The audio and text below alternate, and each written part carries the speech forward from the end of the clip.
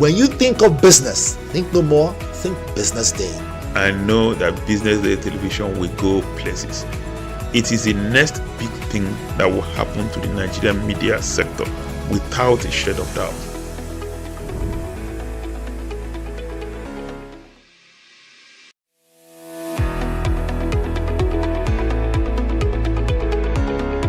This is Business Week, a weekly program brought to you by BusinessDay Television. And we're live from Lagos, the nation's commercial capital, bringing you the latest insight into the stories that matter for business and the economy. I am Deborah Eze. Onyeka Valentine. I am Destiny Momo. My name is Elizabeth Moses.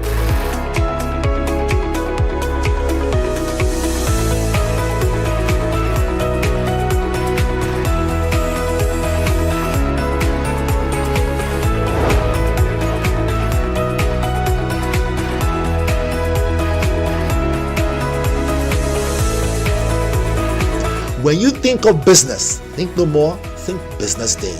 I know that Business Day television will go places. It is the next big thing that will happen to the Nigerian media sector without a shred of doubt.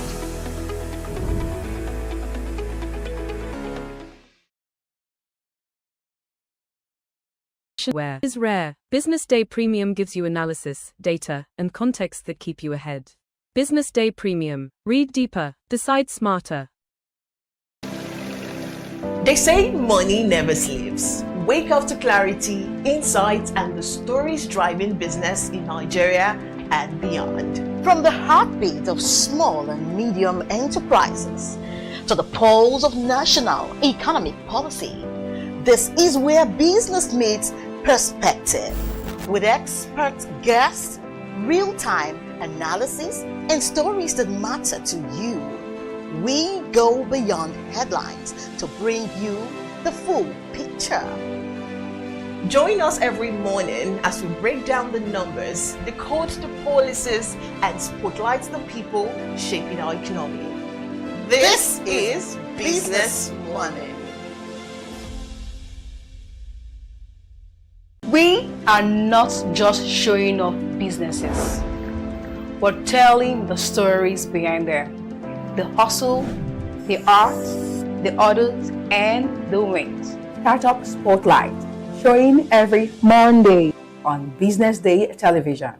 Welcome to the Triumph Against Odd podcast. Most people go through their lives without knowing what their superpower is, right? But if you're lucky enough and determined enough to find your superpower before you get to a certain stage of your life, you will be incredibly successful. Look, the first thing is you just decide not to look at the challenges, because if you do, it's going to end you. The closest thing I think is that I had a deeply military background, which is a bit of a never say die background.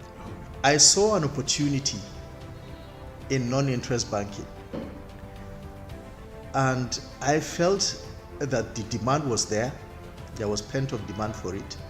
People were yearning for it, and I felt that if we did it properly, if we brought in professionalism into it, and if we brought in our experiences, our various experiences from various backgrounds into it, that it could succeed. Very few people do that because very few people explore their superpowers. They just explore bread and butter issues. I need to eat, and Yes, there will be challenges. This is a very difficult business environment. The government keeps working on how to make business easier. The first problem to overcome is really just starting, right? We thought about this idea for over 2 years before we even took the first step. You cannot ignore this country. No, and to be from here, I think is an incredible privilege. Nigeria will be ascendant in my lifetime. This is Business Week, a weekly program brought to you by BusinessDay Television.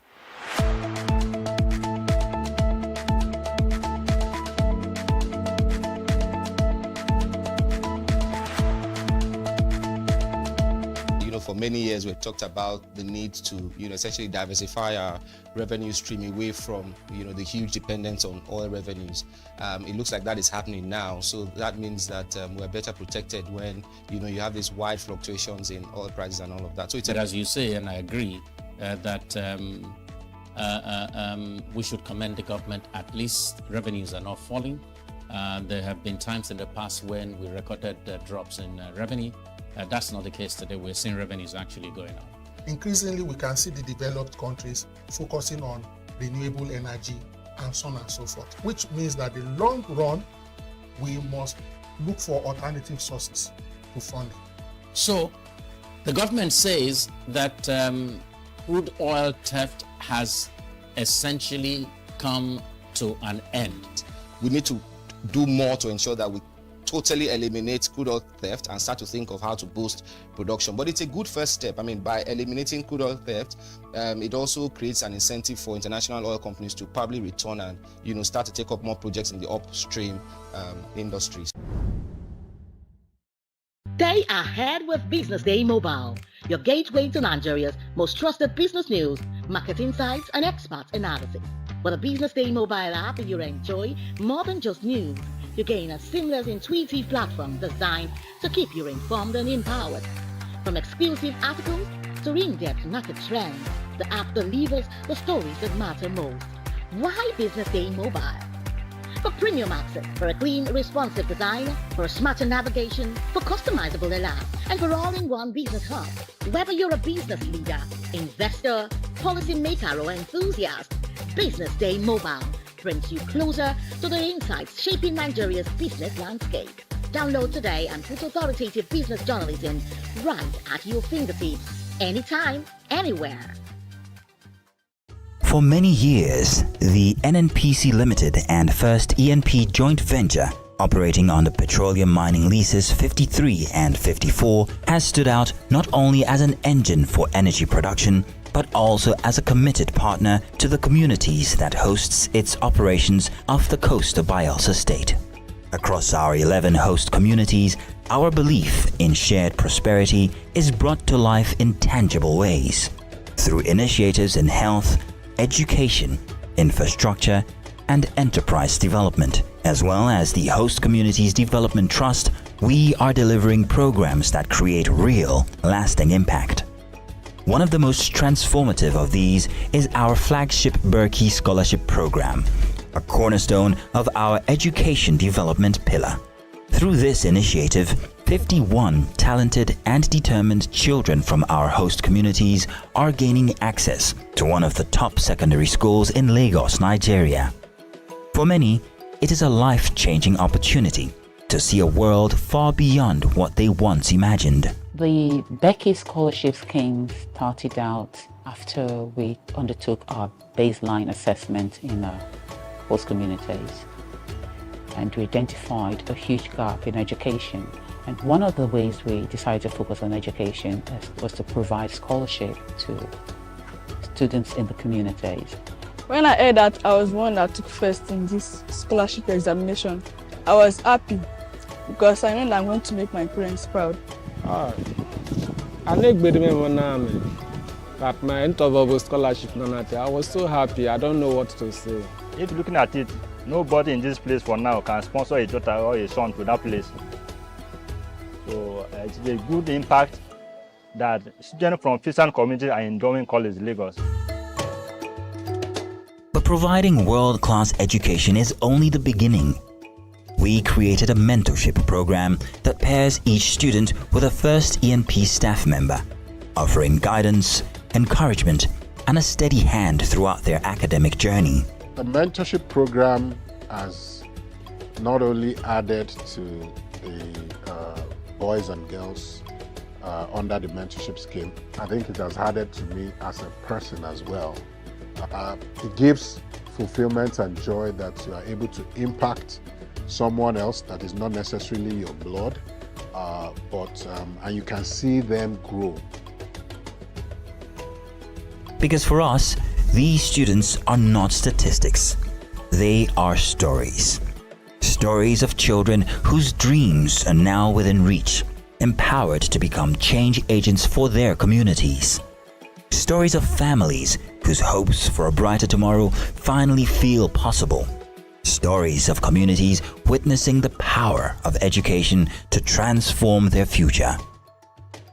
I can remember when the first set came. Very timid, shy, unsure of what will happen, but I've seen a lot of transformation.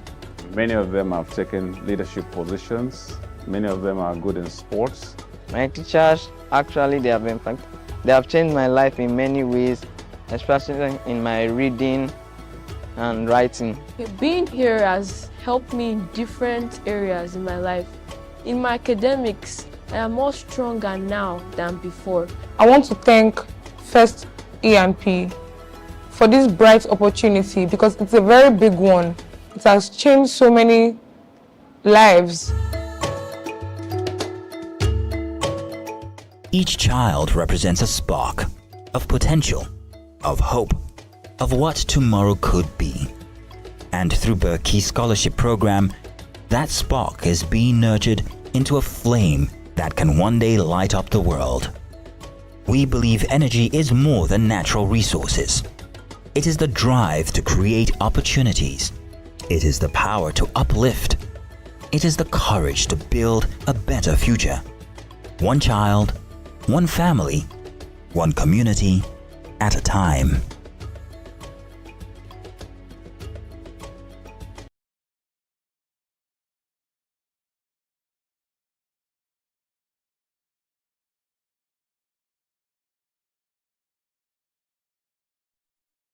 Welcome.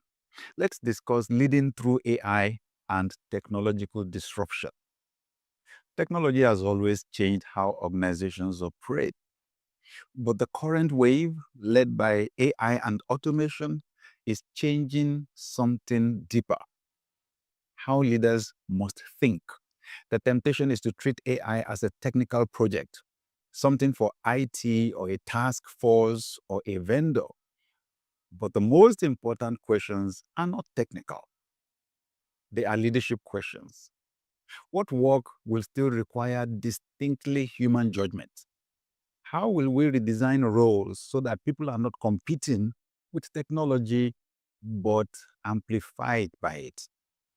What ethical lines will we not cross, even if crossing them appears profitable? How will we prepare our teams, not just with skills, but with the mindset required for constant change? You can delegate tools and implementation. You cannot delegate the values, the boundaries, and the direction. In my conversations with senior leaders, those who navigate technological disruption well do one thing consistently.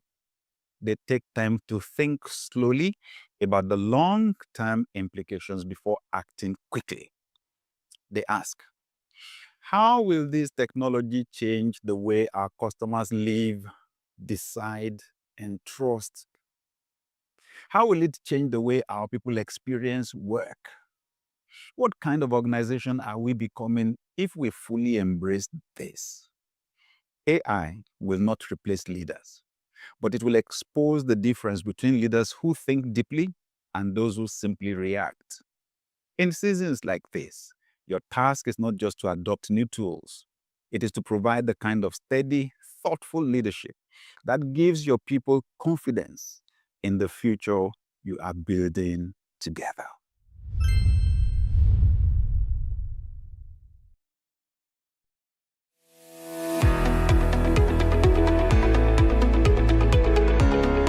This is Business Week, a weekly program brought to you by BusinessDay Television. And we're live from Lagos, the nation's commercial capital, bringing you the latest insights into the stories that matter for business and the economy. I am Deborah Eze. Onyeka Valentine. I am Destiny Momo. My name is Elizabeth Musa.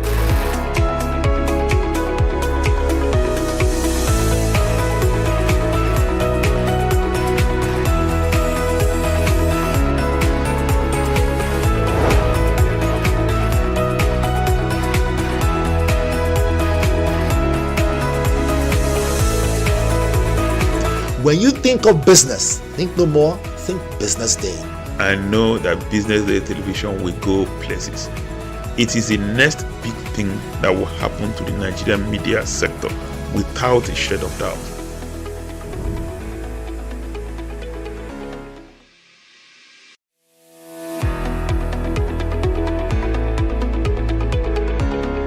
This is Business Week, a weekly program brought to you by BusinessDay Television. And we're live from Lagos, the nation's commercial capital, bringing you the latest insight into the stories that matter for business and the economy. I am Deborah Eze. Onyeka Valentine. I am Destiny Momo. My name is Elizabeth Musa.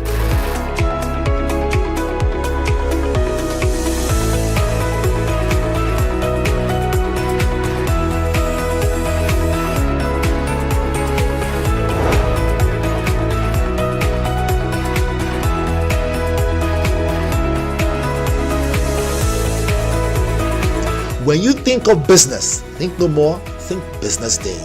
I know that Business Day television will go places.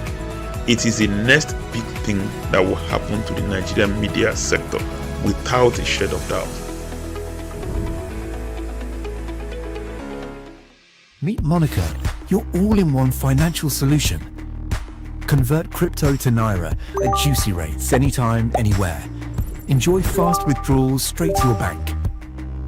Buy airtime, data, and pay bills in seconds. No stress, no delays, just seamless transactions. Monica, the smarter way to move your money. Download now. Okay now, dependable insurance. After God, like the next insurance. See as the boys the Allah. All the ladies the Allah. Ensure your car protection from accidents. Unforeseen loss, you can see them. Mistakes are meant to happen. If you don't jam the car, they'll jam yours. Will you beat them? Ah yes, you will get them arrested. Your plans for that day is affected.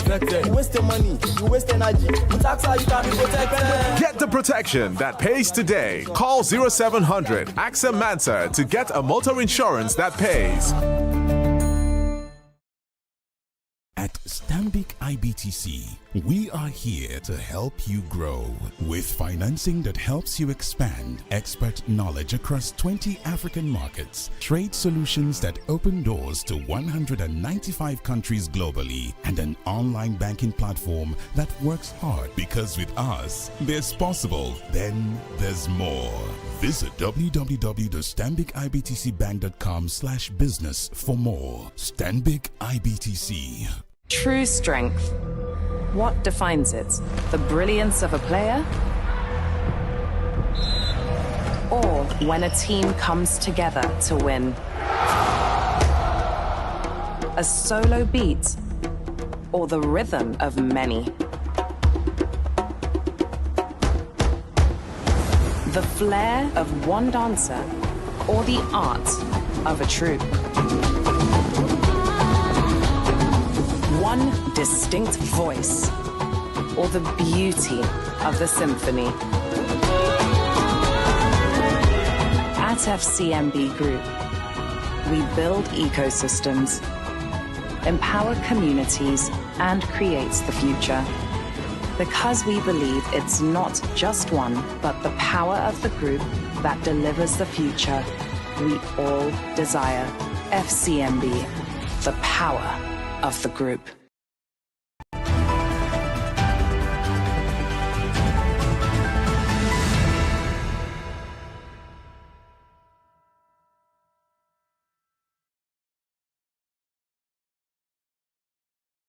Breakfast show. It's a beautiful Tuesday morning and we've got enough back to keep it going this morning. Thank you for joining us. My name is Elizabeth Musa.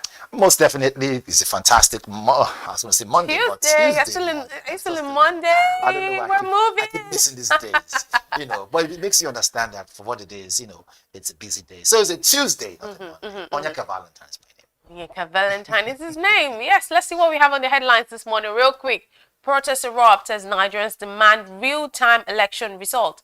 These are some of our headlines this morning. Again, banditry crisis. Federal government rejects northern government's call to suspend mining. And still in Nigeria, gunmen abduct 9 from Benue church vigil. And finally, Epstein survivors call for full release of files in video. Those are some of our headlines this morning. But real quick, to just touch on some of the stories this morning. Speaking of protests erupting as Nigerians demand real-time election results, this is what you get for prioritizing corruption. Well, you made me laugh again. When you say, as serious as corruption is, and as much as it's eating deep into our society, our economy, I like the fact that sometimes we use some certain words to be able to, create a soft landing. But truth be told, this thing about, real-time election results uploading, if we can achieve it, if Nigerians can say we can now afford to smile because whatever we put in there is what we'll get out, I don't think the world will catch up with us. Unfortunately, even when you protest to now say, look, this is what we want, some people within that same protest will create a different fraction to put it down. Is this healthy politics? Of course not. Is this healthy? Well, put it this way, for what it is, politicking, yes, not. You see what I said? I said, yes, not. Not only to say that, look, it is not. Exactly. But we see this is every now and then. We still want to grow, want to become a better people, want the world to respect us. But are we respecting ourselves?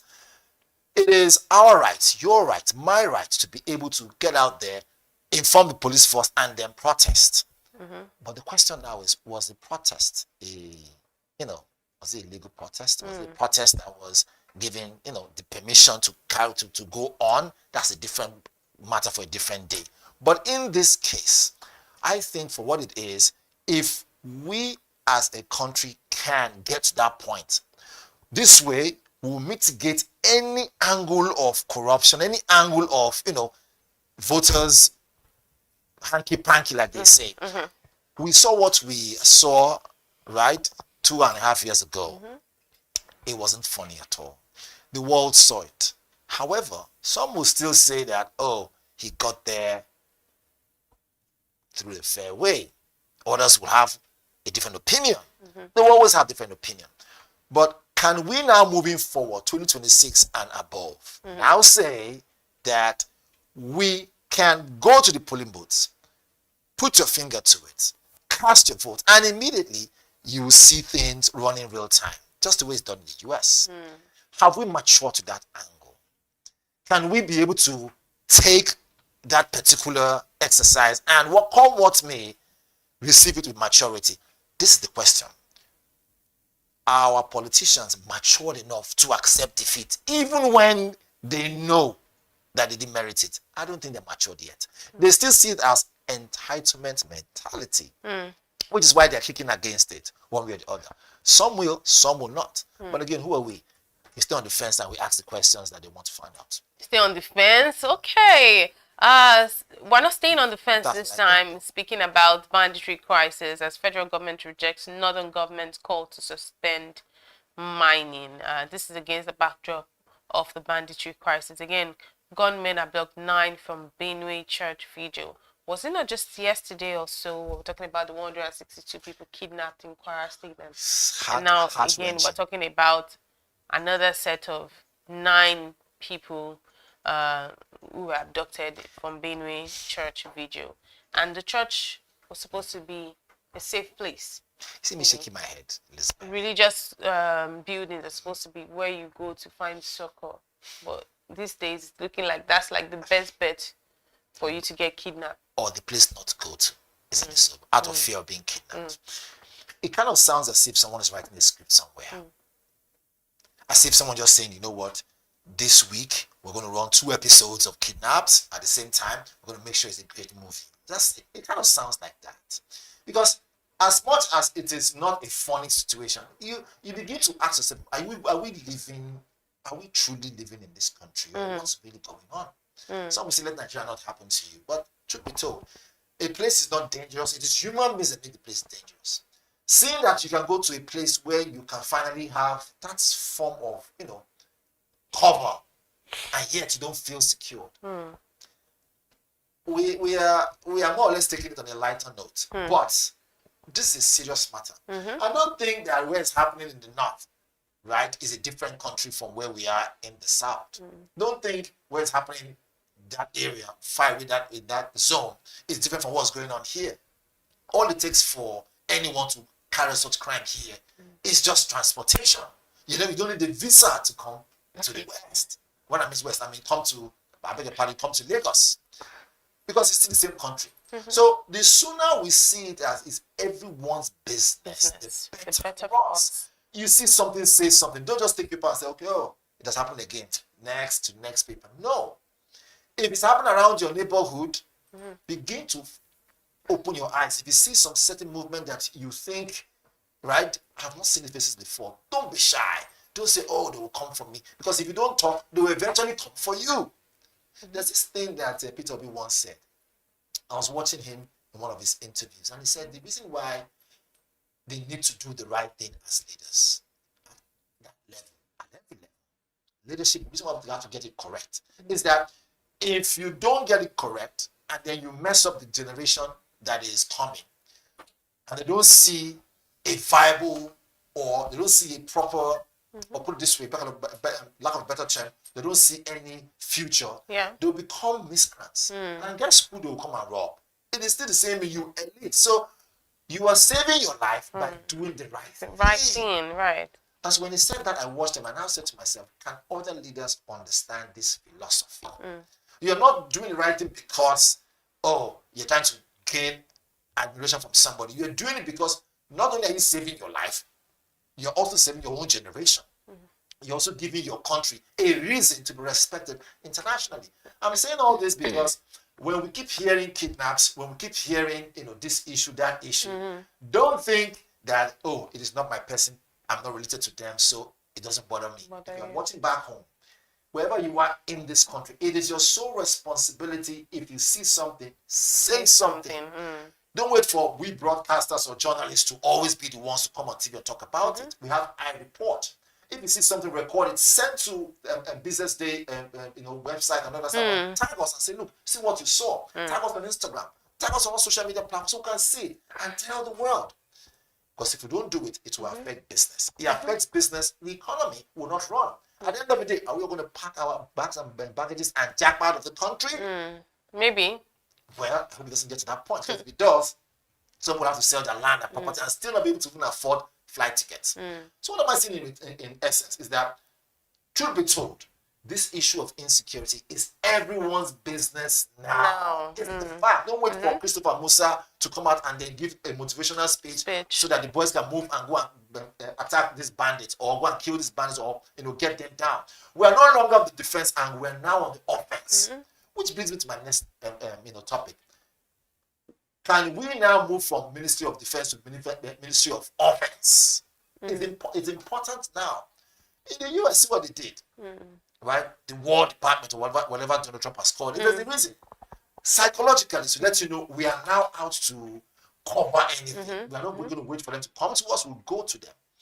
Now, if everyone who's in Nigeria understands that this is a business for all of us. Once you are a Nigerian, you come from a local government, you have NIN, and you carry a Nigerian passport. Because not everyone who's in Nigeria is Nigerian. We know people who come from different parts of the border, sneak into and from us that Nigerians are not Nigerians. We'll sniff them out. Let us begin to be proud of our country. This idea of patriotism doesn't just come by mercy. It should show your work. Whatever you do, if you're a police officer right there, you see something, say something. If you're a passerby, you see something, see someone trying to vandalize government property, say something. We in the broadcast angle here, what are we doing as host of the shows? What are we doing? We're talking about it. We're definitely saying something. Because someone out there will say, Elizabeth is doing something great. Valentine is doing something great. Let them follow through. It's all of us. We are all in this thing together. And speaking of saying something, Epstein survivors are calling for full release of files and video. Now, we've been seeing this one ongoing for a while now. You're definitely seeing almost all of the most powerful people happen to be in that list. Elizabeth, again, this now begs the question. Do you still think that Donald Trump really loves Christians in Nigeria?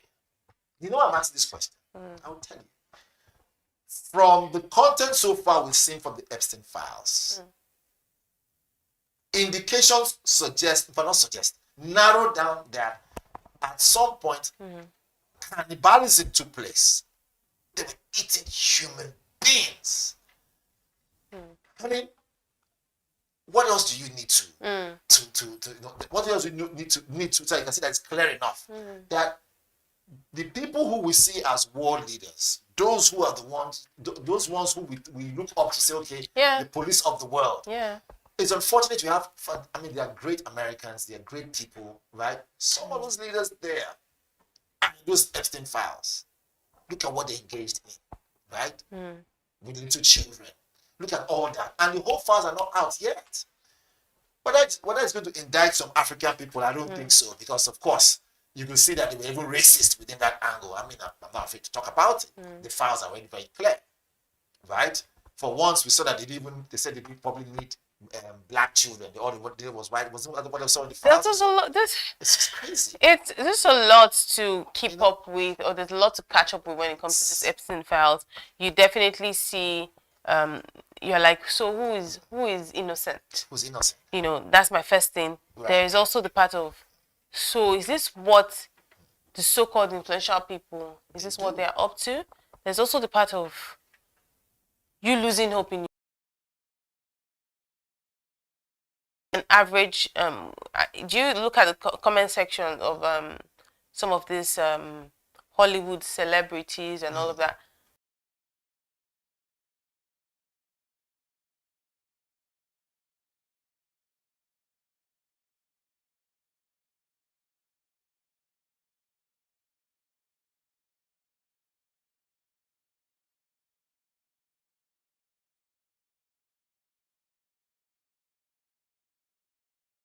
The window.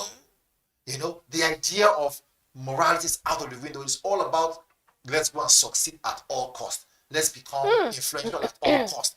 Come what may, even if it costs the lives of other people, we'll sacrifice them to make it happen. You see, this idea of satanism has always been there, whether people like it or not. Just where you have Christians, you have Islam, you have Muslims, you also have people who devote themselves to the Satan, devote themselves to Satan and their followers, whatever it is. Now, what I'm trying to say is that this Epstein files and this whole episode that is going on now in the US, for those who are following very well, what this will mean is that if you do business with some of those people, you need to ask the question, does this mean that, wait a minute, that I was enjoying being rich from a negative source? If you're someone who has morals, do you know what that to do to you mentally? A lot, actually. Again, those who are in the creative sector, we already know, right? Most of them, without even knowing, sign contracts, thinking they're signing business contracts, or they're signing contracts to send their whole soul and being to somewhere else. You can just imagine. You know, so it's, again, like I said, there are some Africans who are getting grants from these people. Let's be honest. Who are getting support. A lot of people are sort of tied to the without even knowing it. You might have a business here in Nigeria and you're being funded by all those key companies that have the CEOs part of that file and who were also part of that whole episode. And they're giving you money and they're signing off grants and you're living large and living well, not even knowing the source of where the money is coming from. The picture is bigger than we can even try to paint it, really. It's a big, big picture. But that's why we have to leave it this morning on the newspaper headlines. Up next is the newspaper review. Do stay with us.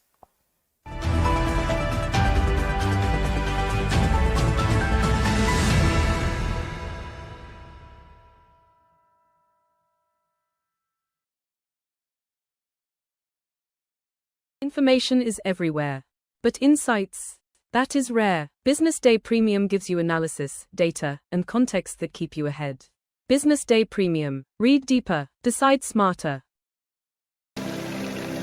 They say money never sleeps. Wake up to clarity, insights, and the stories driving business in Nigeria and beyond. From the heartbeat of small and medium enterprises to the pulse of national economic policy, this is where business meets perspective. With expert guests, real-time analysis, and story. And determined enough to find your superpower before you get to a certain stage of your life, you will be incredibly successful. Look, the first thing is you just decide not to look at the challenges, because if you do, it's going to end you. The closest thing I think is that I had a deeply military background, which is a bit of a never say die background. I saw an opportunity in non-interest banking,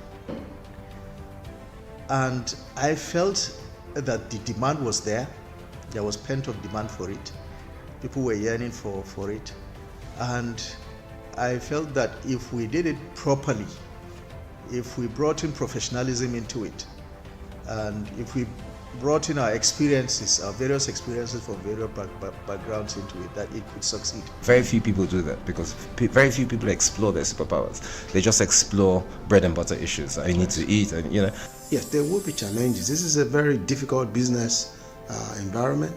The government keeps working on how to make business easier. The first problem to overcome is really just starting, right? We thought about this idea for over 2 years before we even took the first step. You cannot ignore this country.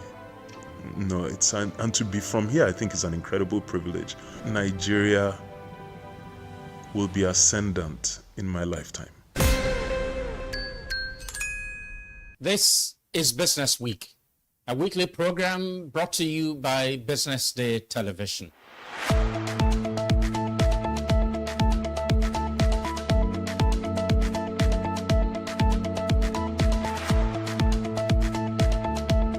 For many years, we've talked about the need to, essentially diversify our revenue stream away from, the huge dependence on oil revenues.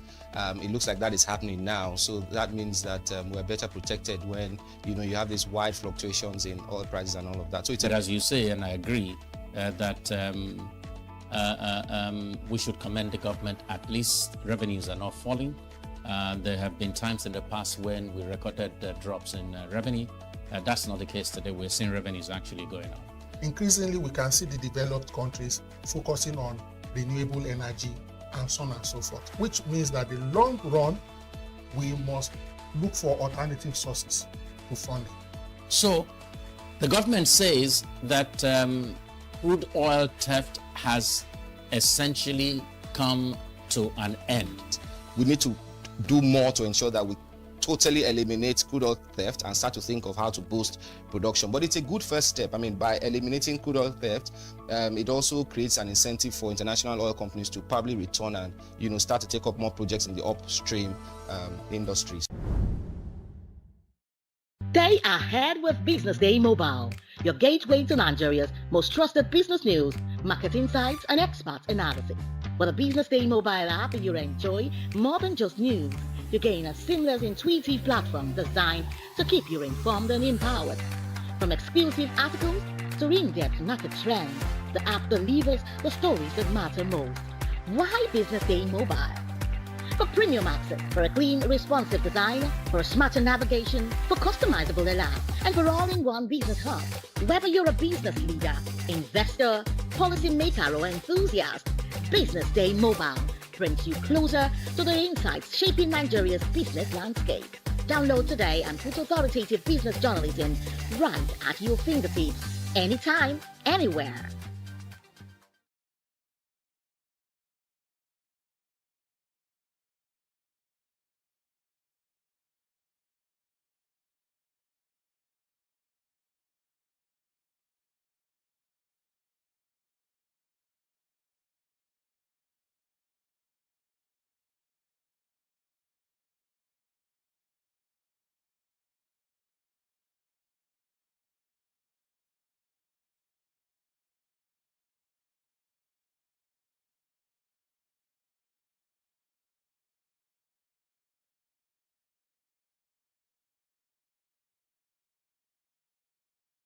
Attention business leaders. Want to make informed decisions? Join the ranks of the best with Premium Business Day. Access in-depth analysis and expert opinions to stay ahead. Subscribe now at premium.businessday.ng and unlock premium content. Plus, you get 50% off your first subscription. Don't miss out. Make smarter choices and seize new opportunities. Sign up now and elevate your business game. Visit premium.businessday.ng today.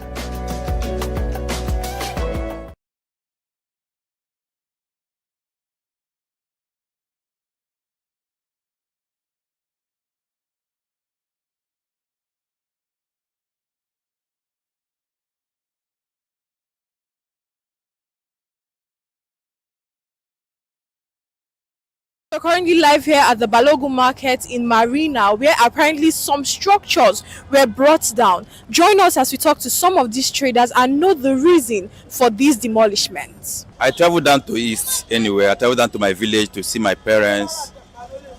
So unfortunately, I received a call that my space had been demolished. So I was like, what is the problem? What happened that they demolished my shop? They said that there's some, is it government task force or what, that come inside the premises and demolish the place without even a quick notice. How can they demolish someone's place without even a quick notice? Okay, let's assume that my people is not here to help me. I could have started this. They could have destroyed both my goods and my shop. I have stayed here more than 10 years. There is no issue here. We don't have the only issue that we have here is that once Loma come, they will give us information that maybe they are coming on so day to collect money for Loma. We'll contribute money for Loma and pay them. I call most of my colleagues here. They said they have met His Excellency Mr. Songolu. Then he now came down here, but they didn't really get things from him because he was driving. When they meet him in this secretariat, as in this government house, he drove down back. Then I don't think they meet him because they just say that he visited here. They now go back to where the fire incident occurred. So before they come back here, he left already. So they didn't really get actual strong word from him. But you can see now they are fencing all this place. Yes. It take a lot of time. Once this place closed, I don't think we still have stand here again. So what they want us to do, is it not street? They are sending us to street. If somebody that couldn't be able to hold himself, they can do otherwise. So they should. We are pleading. They should try and know what to do for us, please. At least we pay. Nobody that's staying here that is not paying. Actually, it's a car park, but there's a lot of shops they created here. Then we pay a very good sum of money. And some of us just paid. Some paid in November. Some paid this December that just ended. So they should come to our rescue, please. On the 31st of December 2025, the Lagos State Building and Control Agency came and they started demolishing our shop. They did not give us any notice. They did not present any order for the demolition. They just said it's order from above. That is what they told us. They give us, it was maybe hours, and not that they even give us hours, as they are destroying it from one end. So we are packing. Everybody was packing their goods. We went to the State House at Marina on I think that was Friday.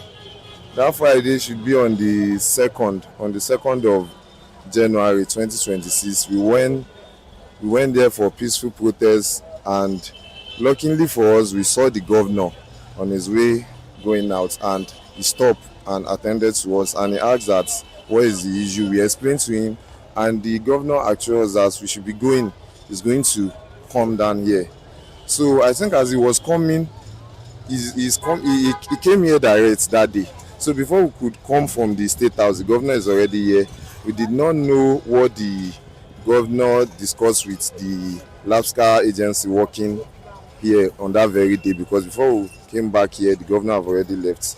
Although we submit our allocation and all our documents to the representative at the State House that we are legal here, we are not illegal. We were moved to here since 1999 when they wanted to build the Afri land at William Street, and they give us allocation. In fact, we just renewed our allocation with the local government. They give us 15 years allocation about 2 months ago. So we submitted the copy of everything to their representative at the State House. But till today, which is on the 8th of January, we have not had any feedback from the governor and from the agency. So as you can see, they have demolished everything. They sell all our container as they are building. They are demolishing it. People that are buying it are here already. So they sell everything. We are not allowed to even take our container that we did by ourselves. They said they cannot release it to us. So since then they have been doing the fence. You can see the fence. These are the fence. They are still working. But as we have no option, because most of us here we are just hustling, so we have no option and we have nowhere to go. That is why we are still inside the sun. We are selling inside the sun. As they are doing the fence, we are still selling to manage ourselves. What we expect from the government is that they should reinstall us here. Let them go through the documents we submit to them.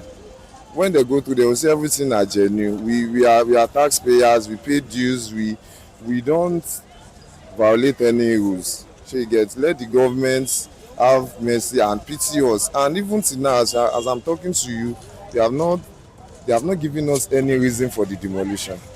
Till now, there's no reason for the demolition.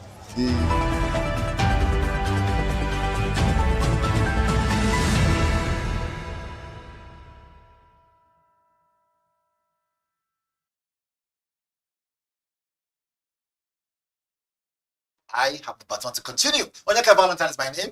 Most definitely, we are switching over to the newspapers. For those of you who are just joining, you didn't miss much. When we kickstarted, we had what we had to talk about that had to do with those headlines. But today, newspaper still continues.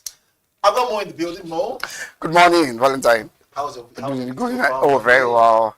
Oh, maybe I've just been had a bout of flu, and I had that yesterday, and I'm so sorry I couldn't be here. I think the bout of flu together with a very crazy traffic that I encountered. But I'm sure you guys had a very good time yesterday. I watched the show, and that was amazing. Thank you for having me, and it's a pleasure. Mohammed, I mean, like we always say, without you, sometimes the analysis doesn't enter into full swing. But let us jump into this. We have our stories all listed out. So right here.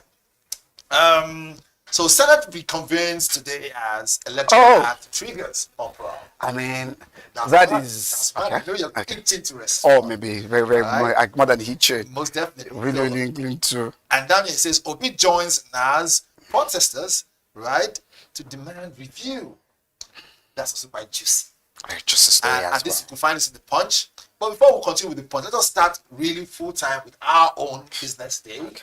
All right, so that we give everybody full gist of what we have. Here. So over here it says FX market gap widens first time in 3 years. And this is from our own here business day. We're starting with that. I have to tease other ones, but let us jump into this fully. So FX market gap widens first time in 3 years. Mo. So that's another very depth analysis done by Mother Moses and Eniola to give us an insight into the movement of the foreign exchange market. Before 3 years ago, when this administration came in, before the liberalization, or we can call like unification of the parallel market and the official market, we all know that gap between the official markets and the parallel market, or people that we call the black market, as they call it. Maybe the official term is the parallel market. The gap sometimes can widen to as high as 400 naira between the official rate and the parallel market rate. And when the presidency made an announcement, those twin announcements that was actually groundbreaking and reverberating, subsidy has gone, and the unification of the exchange rate. We see the closure of the gap. Most of the time, the gap between the foreign, I'm talking about the official from the banks, and the way you actually be able to get when you source it outside yourself, has not been beyond between 10 naira and 20 naira. But last week, maybe we recorded the first time where the gap widened to between 90 and 100 naira for the first time in 3 years. Yes, there was actually a surge for physical demand for cash, for dollars. That was actually what has been the driver. These days, I was trying to actually be able to see some reasons behind it and to be able to provide in-depth analysis to it. In fact, I was doing that this morning. So what's actually driving this gap, widening that gap between the official rate and the parallel market rate? Because of time that we have, I'm sure you'll be able to get the deeper insight into what is actually contained. That's actually the cause of this disparity. But I can tell you that for the first time in the last 3 years, this is the first time that we are seeing the gap between 90 naira from the official rate. So official rate as at last week closed that. Luckily, we're not going to about 1,300 threshold. 1,300, yeah, 300 threshold, yes. Is it a good thing or? Yeah, because that's what we wanted anyway. It's not. I think it's a good thing because, in fact, it is far below the budget expectations. Don't forget the budget expectation was 1,500, and now we are doing about 1,300. We did 1,300 last week, 1,400 about 3 weeks ago. We did 1,300, but now it's about 1,390. Official market is still like about the 1,470 or thereabout. I closed last week, so we had like about a $90 margin, right. 90 naira to $1 margin between the official market and forex market. No, I'm talking about $90 as the difference between the official rates and the parallel rate. So official was doing about 1,390, while the official market, while the parallel was doing about 1,468 naira as of last week. So the gap widened that much, because most of the time what you see is about 10 naira difference, 20 naira difference. So last week we saw that gap, and I'm saying, just like Madam Moses and Eniola were able to point out, I think there's actually a surge in physical demand for dollars last week. Yeah, there was a surge last week. We recorded that because I think I know of 2 friends that are into car importation. They suspended the business in the last 3 years. They started again this year. In fact, I was marveled. People are not demanding for dollars to import cars. Right. I know them. I saw them last week. He just brought in like about 4 other new cars now that came in on Saturday, and was even telling me about them. You know, we call them tokumbos, as they call them. And so most of these people are demanding dollars to import these cars, just like we have other importers as well. So at the time when the exchange rate discrepancy happened, a lot of them pulled out of the business. So you now see people started buying local, hand-to-hand kind of cars. Then we saw some of them actually coming in as well. Jetor. Okay, sorry, we have to give them free advert. Sorry about that. Of course.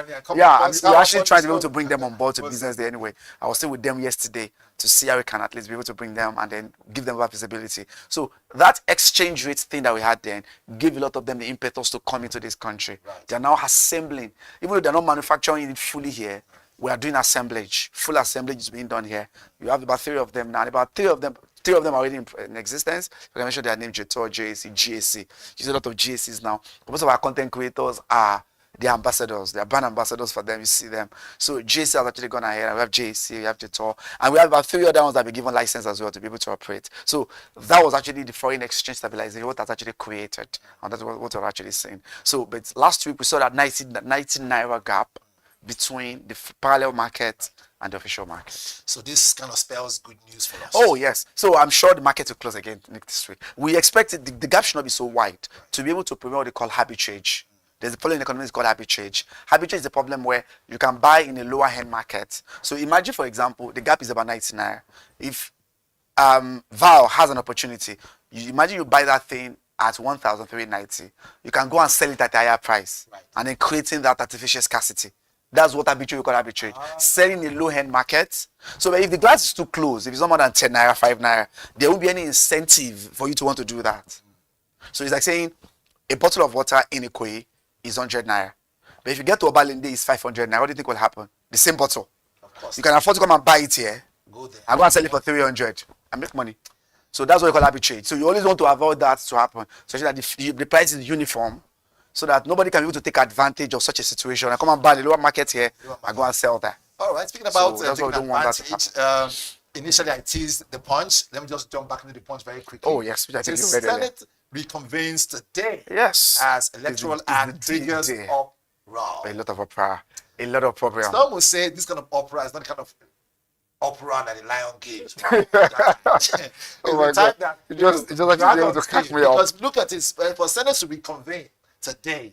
It's an emergency session. So it was not intended. Yes. It was actually not intended. I am sure you know the pushback and the clapback that followed what happened last week when the Senate President made that statement about retaining the provision, Section 60. There are three important sections there, don't forget. Section 3, Section 60, sub 3, Section 60, sub 2, and Section 60, sub 8. Those three. There are a lot of other amendments that were done, but those are actually what took a lot of people's attention. What was there? It was really about transmission of results, electoral transmission of results. Should it be by real time? That's where the problem lies. The Senate President is actually saying that 40% of Nigerian state, 40% are not on internet access. They don't have internet access. Before we go further with that, okay. This one here probably, is more or less hard to mention. It says down here, over 75 million Nigerians face retirement without pension. That is a story that when I saw it, I said to myself, does this mean that we are trying not just to, put this way, when you retire, people, you're telling them time to go to your grave? The Pension Act is mandatory for formal organizations. And that's PENCOM saying this. Yeah, PENCOM. That's actually the regulatory body, National Pension Commission. And what I'm sure there's data and their survey has pulled out that, first of all, let us be able to have an idea. What is the working population? The total size of the labor force that we have in this country that are working. For us to have 75 million, I am sure here, because that's the last time when NBS released that, they released that about 185 million Nigerians are working. Because the definition of employment in Nigeria now is that if you work for 1 hour in a week, you are employed. That's the standard. Right. If it's just 1 hour work, people are saying, like, what type of work is that? But just imagine all these gig workers, all these people that work for foreign companies. Right. In 1 hour, only God knows how much they earn in dollars. So ILO International Standard, we define the employment to say that if a person has a job for 1 hour in a week, is considered employed. Right. And that was what drove, first of all, our unemployment rate from the high of about 38% that it was in 2023 to about 4.5% that we have now as our last year. Now the question is, of those 180 million poor, 75 million of them do not have pension access. So what could have happened? This is where we needed PENCOM. I don't know if I can get into that, but we have the PFCs, we have the custodians, the people that we dilute our money to. This is just a regulator. So that means the PENCOM needed to do more to bring in people into it. And they're trying to be able to introduce a lot of dangles that they dangle at people. What are those things? For example, like I say, if you be able to contribute, if you're not up to 5 years to your retirement, you are entitled to a mortgage plan. You can take your pension for mortgage, 25% of it. Those are some of what they are doing now. And in fact, one of a company that just be able to partner with us yesterday in Business Day was what they're trying to do. They got the 300,000 housing estates of the federal government to ensure we provide housing, which is a major challenge here. But they now ensure that you don't be able to pay for it up front. Your pension plan, you have a plan to be able to get 25% of your pension amounts to be a counterpart funding to be donated to that particular purpose. I think we need to be able to look at it. But I need people to finish up on the Senate thing, and I would like to just put on time. So I think it's very important. We are actually on the lookout for what they're going to do today. We are really wanted to be able to see. We really want to see what they will do. I'm sure you know about the protest that happened yesterday. But Akpabio has actually tried to be able to clarify that the only thing that they removed, and we have to be very careful, is the word real time. Real time. What does that mean? And that's very important. We'll be able to notify our. So if you check Electoral Act of 2022, which was used for the 2023 election, it was there that results must be transferred electronically. But because of electronically means that as Valentine voted here, bam, it should go online instantly. Instant. Good. But let's now talk about you are in a place where there is no internet access and destiny is there. Does that mean that we are going to cancel their own elections there? She voted, it cannot actually be able to appear online. But we have that problem in these nations. So what does that mean? Does that mean that the votes in those localities with nullity, should we be able to vote them out? We have to be very careful with all this. Most of the time we use our phone, we talk about the network is bad, right? We have that. So if that happens that day, because of the word real time, it is that anyone whose results cannot be uploaded instantaneously online, does that mean we are going to roll out those elections? We'll have to be able to deliberate on it today. I think that's just my own point of question. Speaking about deliberating on it, I tell you we can go on. And I know it's only going to be electoral. Papers are inundated today with the electoral act. It's the major issue today. All our papers are the major issues today around across even the Vanguard right here. The electoral act. It's everybody's talking about it. We're all waiting to see what's going to happen. They'll convene by 11 a.m. this morning. So we know that what Senate will do. We have known what House of Rep will do. They've actually agreed there will be real time there. But because of time, I would have liked to be able to provide some background to this. So we'll see what the Senate is. The Senate we are waiting for today before it will not be harmonized, and then we'll use that for 2027 election. Okay, before it gets harmonized, and we'll see what next election period will hold. Like. Real time or not?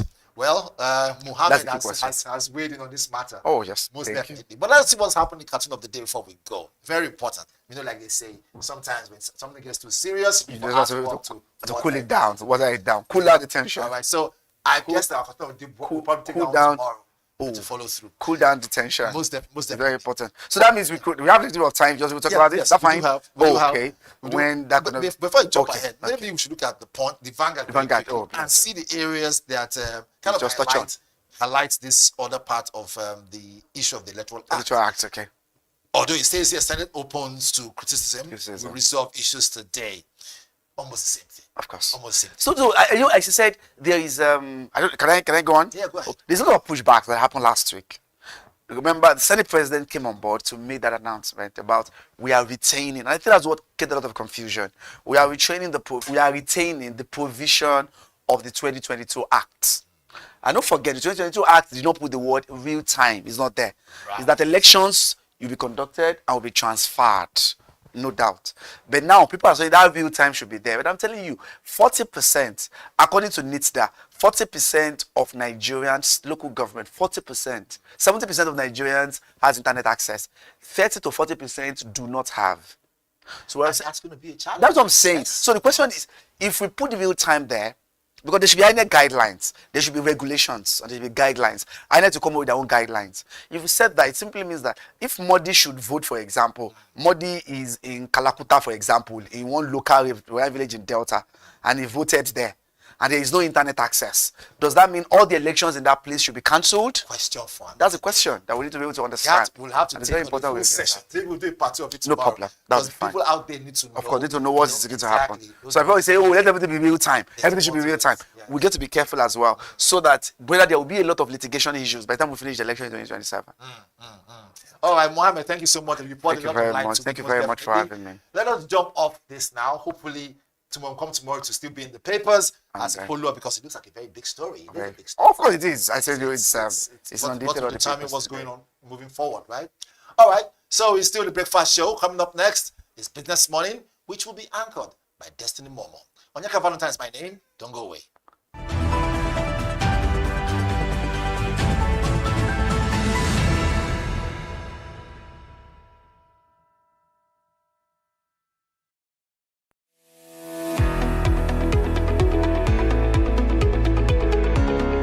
This is Business Week, a weekly program brought to you by BusinessDay Television. And we're live from Lagos, the nation's commercial capital, bringing you the latest insights into the stories that matter for business and the economy. I am Deborah Eze. Onyeka Valentine. I am Destiny Momo. My name is Elizabeth Moses.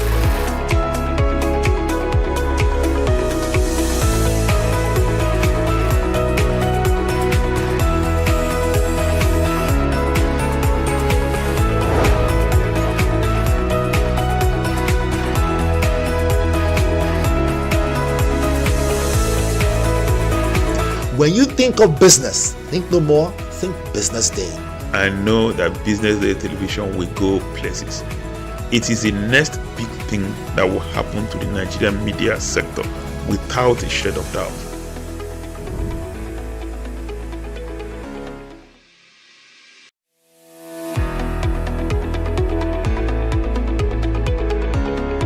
This is Business Week, a weekly program brought to you by BusinessDay Television. And we're live from Lagos, the nation's commercial capital, bringing you the latest insights into the stories that matter for business and the economy. I am Deborah Eze. Onyeka Valentine. I am Destiny Momo. My name is Elizabeth Moses.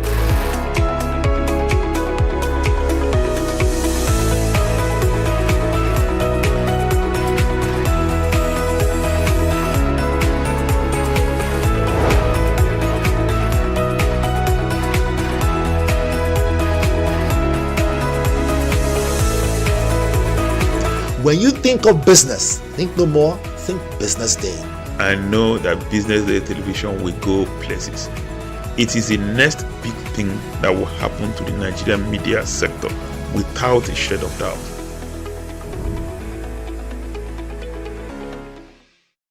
Welcome. Let's discuss leading through AI and technological disruption. Technology has always changed how organizations operate. But the current wave, led by AI and automation, is changing something deeper: how leaders must think. The temptation is to treat AI as a technical project, something for IT or a task force or a vendor. But the most important questions are not technical. They are leadership questions. What work will still require distinctly human judgment? How will we redesign roles so that people are not competing with technology, but amplified by it? What ethical lines will we not cross, even if crossing them appears profitable? How will we prepare our teams, not just with skills, but with the mindset required for constant change? You can delegate tools and implementation.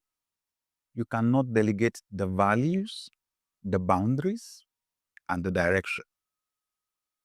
In my conversations with senior leaders, those who navigate technological disruption well do one thing consistently.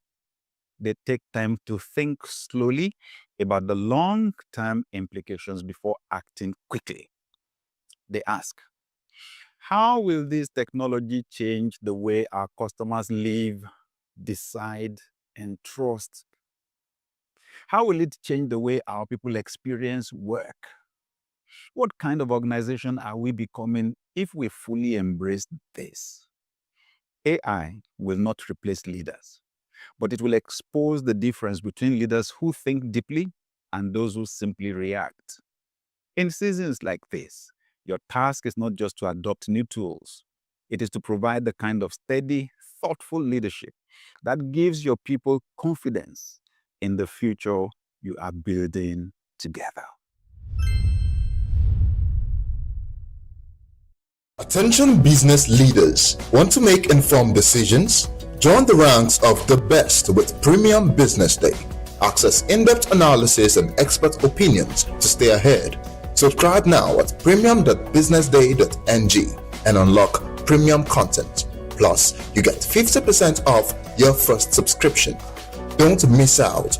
Make smarter choices and seize new opportunities. Sign up now and elevate your business game. Visit premium.businessday.ng today.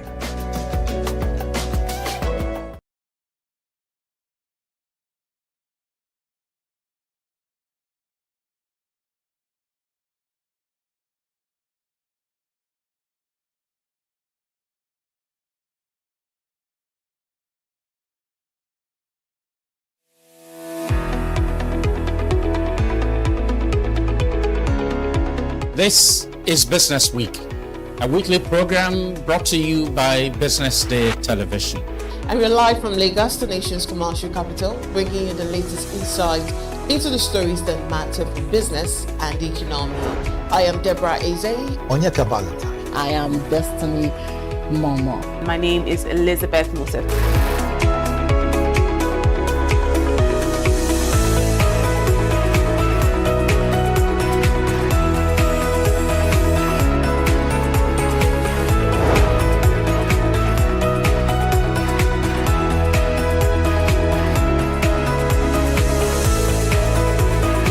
When you think of business, think no more, think Business Day. I know that Business Day television will go places. It is the next big thing that will happen to the Nigerian media sector without a shred of doubt.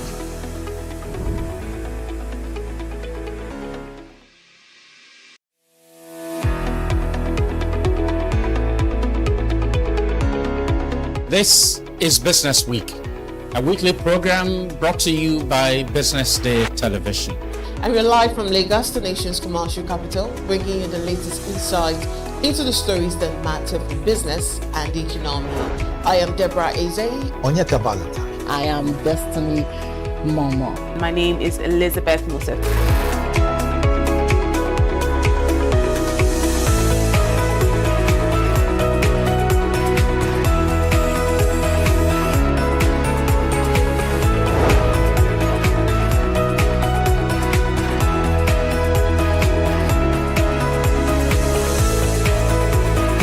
When you think of business, think no more, think Business Day. I know that Business Day television will go places.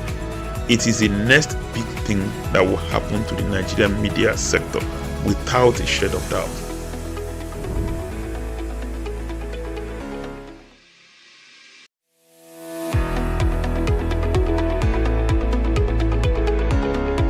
This is Business Week, a weekly program brought to you by Business Day Television. And we're live from Lagos, the nation's commercial capital, bringing you the latest insight into the stories that matter for business and the economy. I am Deborah Eze. Onyeka Valentine. I am Destiny Momo. My name is Elizabeth Musef.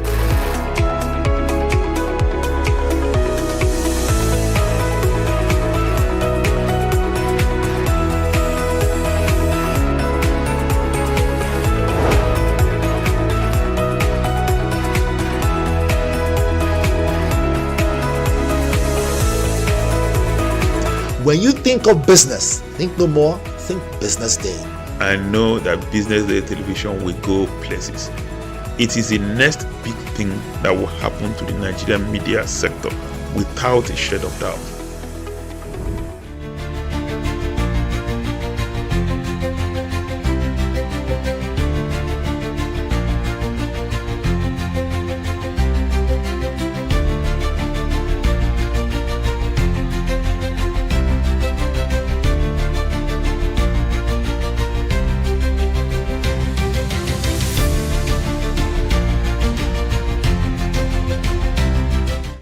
Good morning, you're still watching The Breakfast Show right here on Business Day Television. This is the Business Morning, and I'm Elizabeth Musa.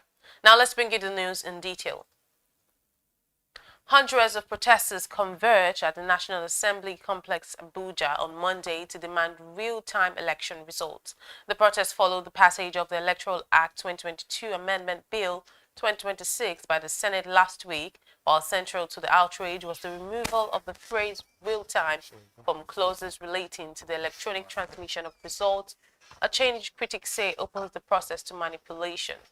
While the Senate has repeatedly maintained that electronic transmission was not discarded entirely, protesters insisted that the absence of real-time electronic transmission undermines transparency and allows for post-election interference. The demonstration tagged Occupy the National Assembly was organized by the members of the Immediate Movement alongside pro-democracy campaigners who accused lawmakers of attempting to weaken electoral safeguards ahead of the 2027 general elections.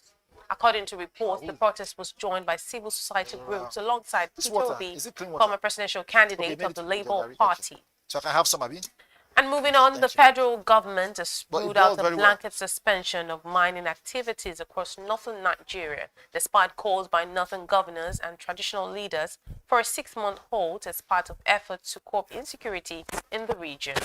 The Minister of Soil and Minerals Development, Dele Alake, revealed this on Monday in Abuja, stressing that a total shutdown of mining operations would have grave economic consequences, for both the north and the country at large.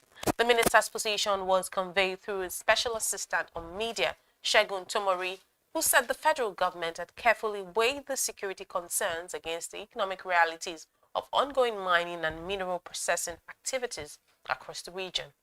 In his words, the position of the federal government remains that there can't be a blanket suspension of mining activities across the north because it will have far more adverse economic implications for the region and the nation. Still on, gunmen have abducted 9 worshippers from St. John's Catholic Church, Ojije, in the Otokon district of Ado local government area of Benue State, and the fresh attack that has heightened fears over worsening insecurity in the area. According to reports, the abduction occurred late on Sunday night while the victims were participating in a vigil in the church, with the assailant said to have stormed the area under the cover of darkness, firing sporadically to create panic before forcefully whisking the worshippers away to an unknown location. The incident was confirmed on Monday by a former councillor who represented Ukwenyo ward in the Ado Local Government Legislative Council, Emmanuel Uda.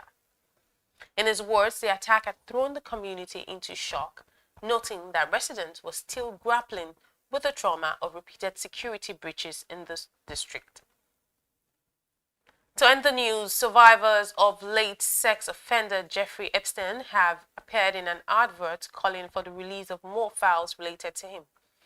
In the 40-second video from the World Without Exploitation group, released in the United States on Super Bowl Sunday, survivors held up photographs of their younger selves, saying, "We all deserve the truth." The United States Department of Justice was required by law to make all the files public in December last year. However, only some have been released, many with redactions. The DOJ revealed that the files not published were either unrelated, duplicate, or had been withheld under deliberative process or attorney-client privilege, or because they depicted violence. Let's go on a quick break. When we're back, we'll be discussing our first topic on the Business Morning today. Do stay with us.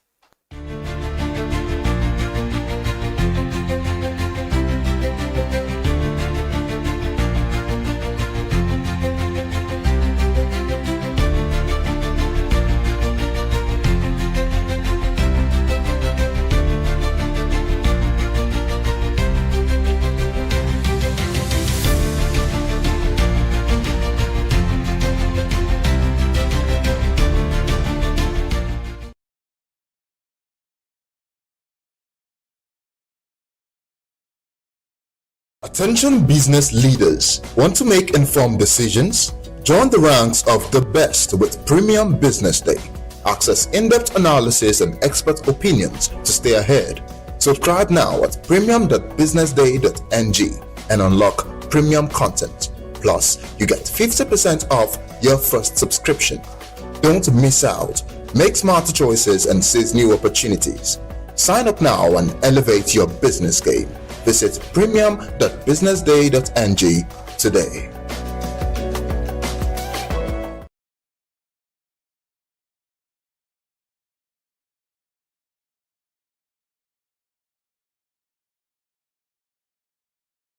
Information is everywhere, but insights, that is rare. Business Day Premium gives you analysis, data, and context that keep you ahead. Business Day Premium. Read deeper, decide smarter.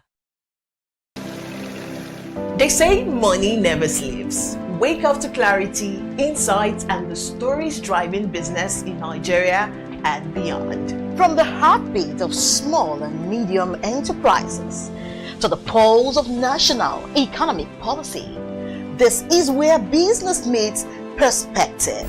With expert guests, real-time analysis, and stories that matter to you.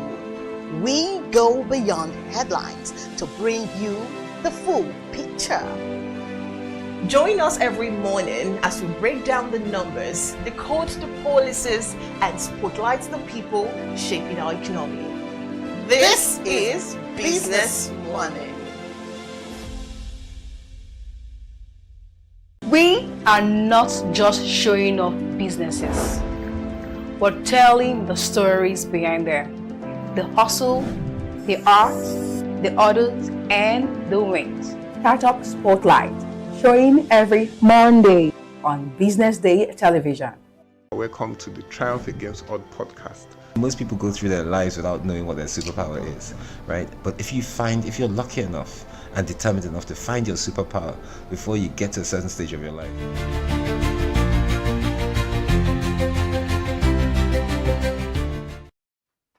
Welcome back. You're still watching Business Morning on Business Day television. I'm Elizabeth Musa. We go straight into our conversation this morning. At the World Economic Forum in Davos, global leaders renewed promises on clean energy and climate action. But in Nigeria, those pledges collide with the harsh reality millions still lack reliable electricity. Africa's largest economy relies heavily on generators, driving up costs for households and businesses, even as the world pushes toward net zero emissions. Experts warn that without urgent investment in power infrastructure, renewables, gas to power, and grid upgrades, climate goals will remain out of reach for developing countries. For Nigeria, the challenge is clear: turning global promises into affordable, reliable power that fuels growth and lifts millions out of energy poverty. The question now is this: will Davos' commitments finally light up Nigeria or keep the energy gap wide? Well, joining me this morning is Joy Usomieme. I hope I got that right. She's the Regional Manager for Africa World Energy Council, a dynamic project governance and advocacy leader. Thank you so much for joining us this. No, thank you so much. Thank you for having me here today. So leaders spoke about net zero obviously at Davos, yet energy access funding remains a fraction of climate finance. Isn't the world effectively choosing decarbonization over human development? I wouldn't say that especially, but one thing I would want to speak about from the aspect of the Paris Agreement. Sustainability is when people and the planet are actually striving together collaboratively. So Paris Agreement has come to stay, and we just have to find a way around it to ensure that we all align with the Paris Agreement. Now, your question about the world choosing human development over the Paris Agreement conversation, I don't think it's actually correct. In some circumstances, when we look at some of the decisions at the COP agreement and all of that, it is very important that the world must hear our voice as Africans and what our perspective are, because as our regional plans are different, so our needs are. So one size doesn't really fit all. So when some people are 300 years ahead, our country is about 60 years or so. So we are not at the same pace. When the West talks more on energy security and saving the planet, our regional client, our major problem is energy poverty, energy access. So, but what we need is a collaboration between both to ensure that there is enough knowledge exchange, technical and knowledge exchange to enable us drive one agenda. It doesn't have to be the same way we drive the agenda, but we have to drive it according to the regional specific needs. It's about how much fresh money was committed at Davos specifically for energy access, and when will these communities begin to see this impact and not just promises? I would say, as one of the heavy spectators at Davos, I would say the Davos conversation was so much centered around energy security, innovation, and artificial intelligence to eliminate bureaucratic processes. For the conversation around energy access, Mission 300, powering up our grids, gas to power, there was not so much heavy focus on the access part of it. It was more region. It was more of the security, energy security part of the conversation that Davos had. And I thank you for pointing out it's more about energy security. Now, private investors say energy access in Africa is too risky. At Davos, what was done to lower this risk, or is this an excuse that we're still tolerating? Okay, I joined the African Collective at Davos to talk about financing for energy. One thing you would realize globally that when it comes to the finance conversation, we are being categorized as high-risk region, and the EU has recently taken us out of that bracket of high-risk region. But the question I put together for one of the people on the panels, that's the lady from, I think, somewhere around Bank of America. She's in charge of global investment. And I asked her, as the EU has taken us out of, sorry, is my background disturbing? Can you hear me? We can hear you. Please go on, carry on. Conversations where EU has just said that Nigeria and three other African countries have been exempted from the high-risk region. How does that affect investments? How do we now see investment coming into helping us close our energy poverty gap? And the response was there is still political mix. So because of the political uncertainties, we still have that issue of finance. flowing directly to African developmental projects. However, if you look at the Mission 300 and the World Bank, the conversations around the funding for the World Bank, the African Development Bank, there has been some reliable, the world is reliable financial capital flowing into, but these capital are more grant related than actual investments for actual capital for ROI, if you understand what I mean. So all the development projects around energy access and all the mini grids within the country that the international community has been trying to support and to help 300 million people get access to electricity before 2030, that conversation is still on, and those monies are still there. And locally in Nigeria, you have the REA as one of the major custodian of those deployment processes. In Tanzania, January last year, 5 of them came together. It was the World Bank, African Development Bank, SC4, Global Alliance for People and Planet, and you had the Rockefeller Foundation came together to commit to this commitment to ensure that 300 million people out of the 686 million people would have access to the power grid. So in these conversations, we are seeing these conversations happen. What we just want to see is prudent implementation and accountability to show that these monies that are being given out in terms of grant disbursements for us to have access to power are judiciously utilized.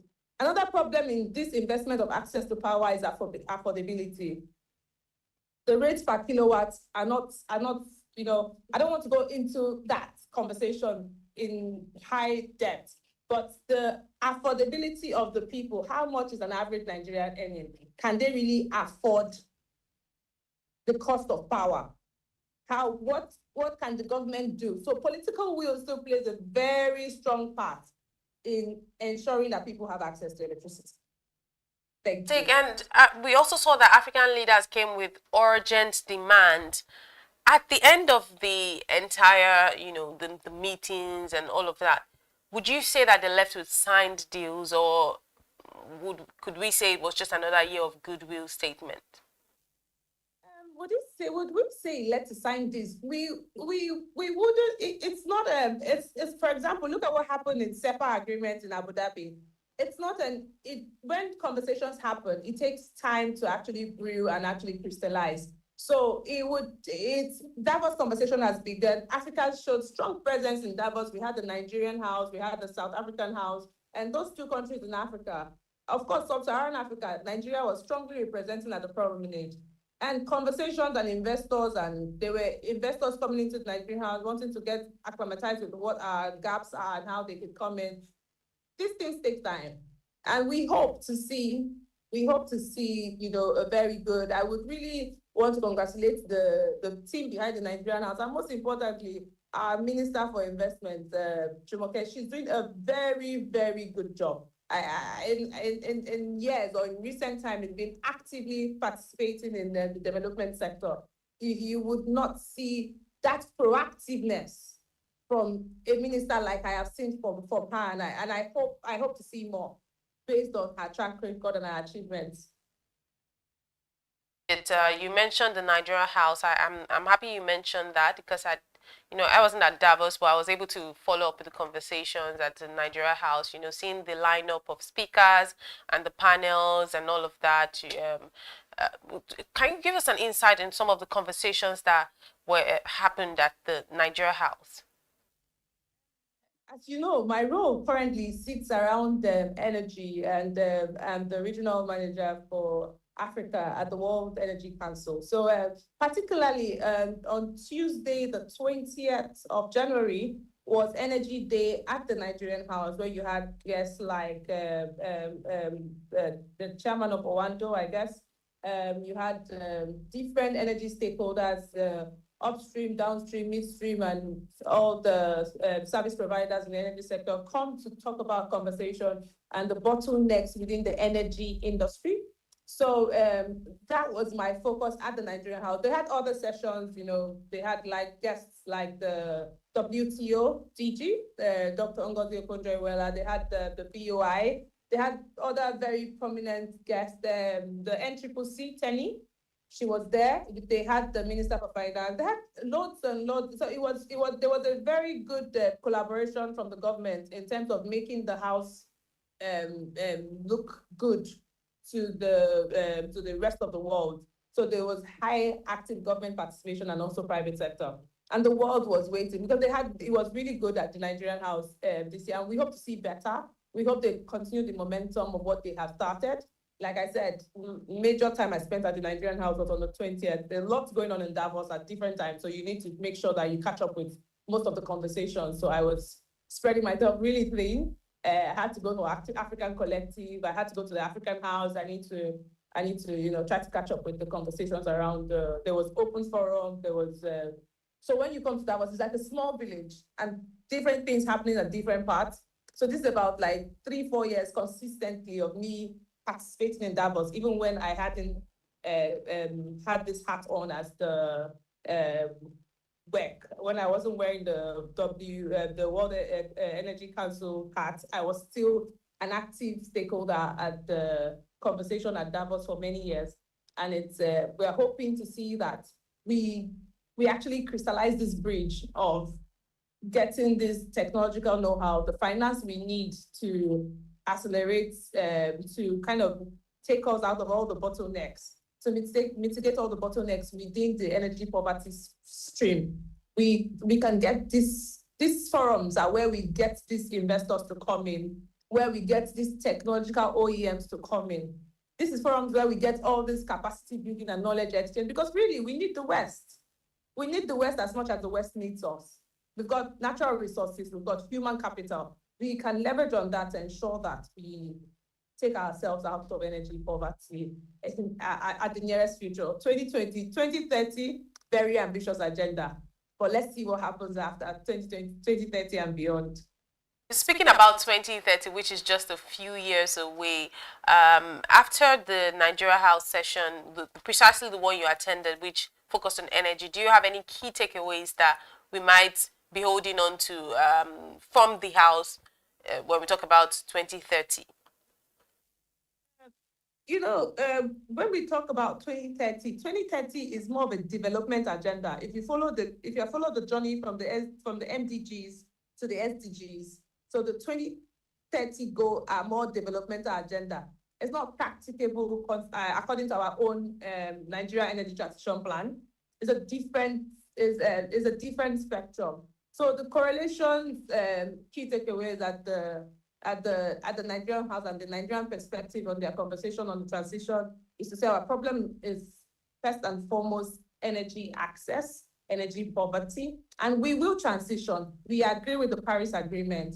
We are not taking any forms of energy out. We would also be inclusive in with our energy streams in terms of embracing the renewables. These were the conversations that happened, that energy transition is not taking out any form of energy, but including all forms of energy. Just like what happened in the past, when there was transition from coal to hydrocarbons, there was no back and forth about it. It was a smooth transition from coal to hydrocarbon, and that's how it's still going to be a smooth transition from the hydrocarbons to the renewables.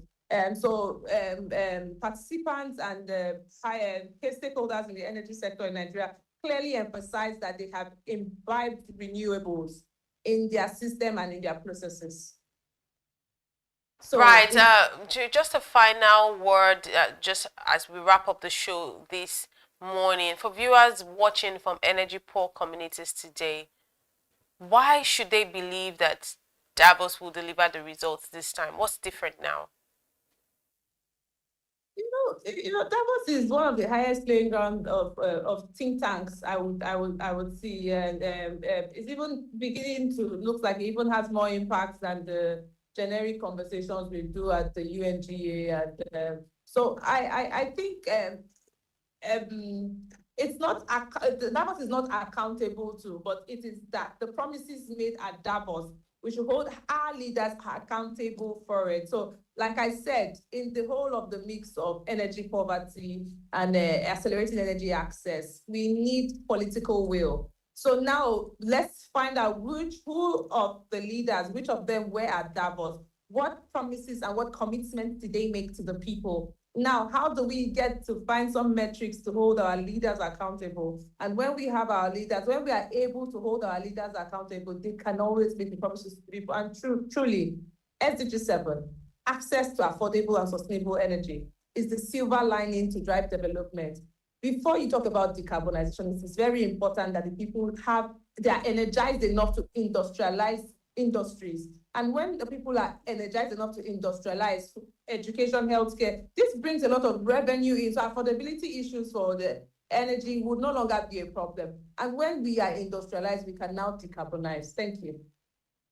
Joy, thank you for joining us this morning on the Business Morning segment here on the Business Day Breakfast Show. Up next is our next conversation. Do stay with us. We'll be back after this break.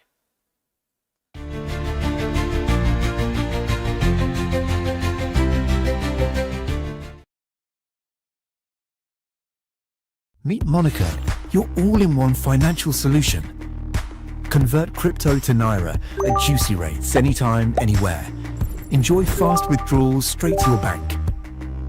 Buy airtime, data, and pay bills in seconds. No stress, no delays, just seamless transactions. Monica, the smarter way to move your money. Download now.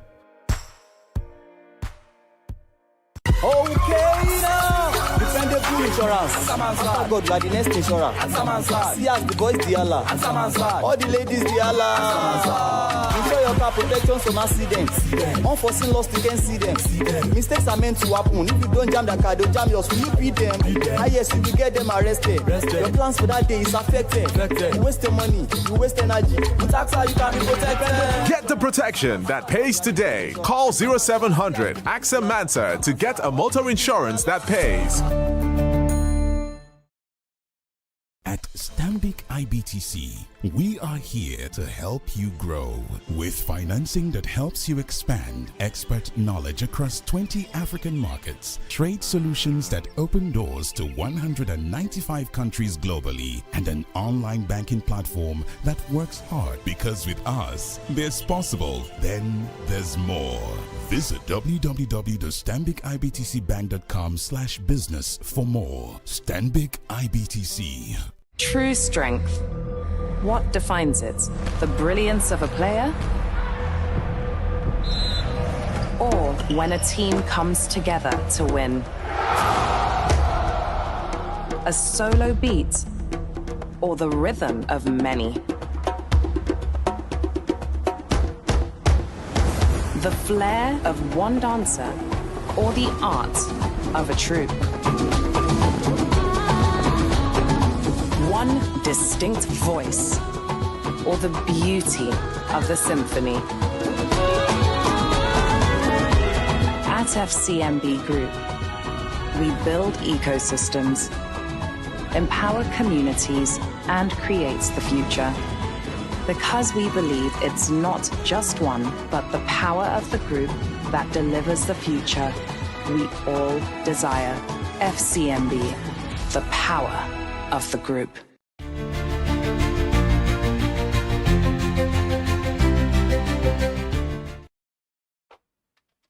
Welcome back. You're still watching the Business Morning right here on Business Day television. Brands across the world are competing for consumer attention, but marketing experts say many companies are overlooking a key strategy: empathy-led marketing. Analysts say brands that connect emotionally with customers are increasingly gaining a competitive edge. In today's crowded marketplace, consumers are no longer responding to aggressive advertising alone. Experts say customers now expect brands to understand their needs, values, and everyday challenges. Empathy-led marketing focuses on building trust through authentic storytelling, responsive customer service, and socially responsible messaging. Industry observers note that brands that demonstrate genuine care often enjoy stronger loyalty and long-term customer relationships. However, experts warn that empathy must be sincere.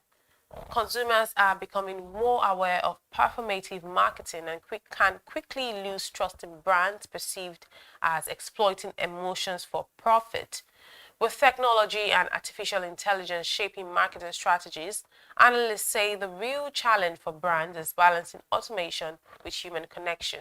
Experts also say as consumer expectations continue to evolve, empathy may soon shift from being a competitive advantage to becoming a basic requirement for brand success. Well, joining us this morning is Jide Olowokere, as a digital marketing strategy lead and author of Rules of Empathy. Very, very welcome to the show this morning, Jide. Thank you so much for having me today. I hope you're well Many today. brands claim to practice empathy, but consumers often describe marketing as manipulative. Where's the disconnect here between perceived empathy and genuine customer understanding? All right, I think for me, my view from the get-go has always been very, very simple. I feel that most brands don't fail due to the lack of talent or tools. I think they fail from the lack of clarity. And over the years, I've worked across design, marketing, and product, and the same pattern keeps showing up every now and then. You see businesses jump to execution or tactics before they even slow down to ask the right questions. That is putting their consumer in front of the problem. And that is why empathy really, really matters. For me, we cannot isolate empathy. It has to be part of a strategy we call design thinking, because this forces us to observe, to listen, and to understand what we're trying to build or create for the business in the first place. So for me, brands over the time have been manipulative, and that is what it is. They talk about empathy, but they don't practice it. So, because empathy is an operational word, it sits right in the middle of design thinking. And in the course of this conversation, I will also be breaking down what design thinking is all about. And most teams over time, they skip this step and they jump right into campaign. And you see people telling you, we need a website, we need a logo design. But is that what you really need? So brand need to understand how to slow down with their consumers or audience and figure out the problem first. And that is where empathy steps into the game. Again, in an era driven by data analytics and automation, how can these brands then learn to balance data-driven targeting with authentic human emotional intelligence? I think data is very useful. It's something we all need. It helps us in automation. It gives us a lot of insight. But data doesn't explain the emotional drivers behind consumers' behavior. So that this is where empathy fills that gap. It forces brands and leaders within that space to look beyond their spreadsheets or data and understand truly what people are really trying to do. Because if you don't understand what frustrates your customers, if you don't understand their pain points, if you don't understand what is motivating their choices, you can't provide adequate solution to their problem. So brands need to understand the story behind the consumer story. So this is where data now comes very, very handy. So data becomes more useful because it has a context now. That is the balance. You allow automation do the heavy lifting, and you allow emotional intelligence guide the interpretation of that data that you've gotten. Otherwise, you will just be precise, but you are still wrong because you are not putting in play the thought and the feelings of the consumers you're trying to provide solution to their problems. And let's talk about performative empathy, especially during crisis or social issues. We get to see that a lot. I'm sure you have, like, I can mention a number of examples, which I don't want to mention now. But we get to see this performative empathy, especially, during crisis. And what can you say about this? This thing that brands do about, performative empathy instead of building long-term trust with audiences. How can they avoid this? Brands and businesses needs to come to a ground realization, and I've seen this play out across the public and the private sector. We are acting, we are putting our act out there without understanding what the problem is. So empathy helps here because it encourages both the private sectors and people within the public sector and people within an organization to look beyond real experiences that the customers are having and project what the brand really, really is. So performative empathy happens when brands skip the listening stage and they immediately jump straight into statements. And you see this when there are crises. So before you talk, they act, and brands that struggles are the ones that rush out with polished statements without any real change in behavior. So just use an example of a company that supports its staffs, its customers, and the community, for example. Trust is always there because you've been supporting them over a period of time. So when you hit a crisis mode, you don't just perform empathy at this stage. You just continue being who you've already been, who you already are. So that is what brands and businesses need to do.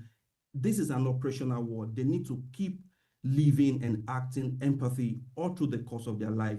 And when crisis hits the block now, they just continue from where they stopped. You say that corporate culture influences the brand's ability to execute empathy-led marketing strategies effectively. I didn't get that.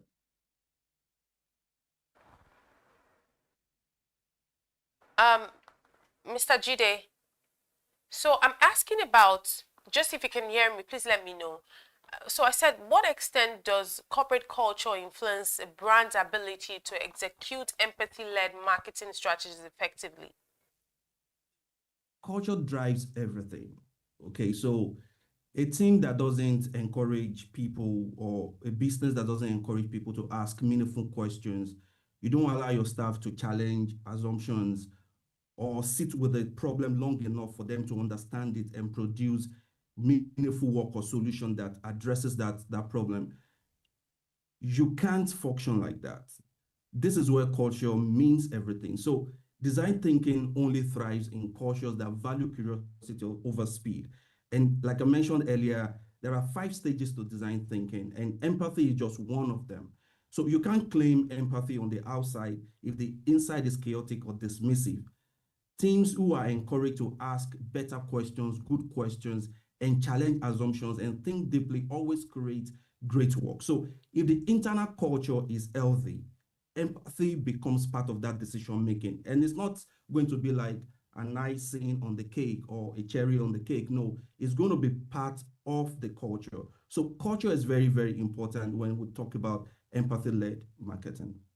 And would you say there are also industries, are there industries or sectors where you've seen empathy-driven marketing more difficult to implement, and how can we overcome these barriers?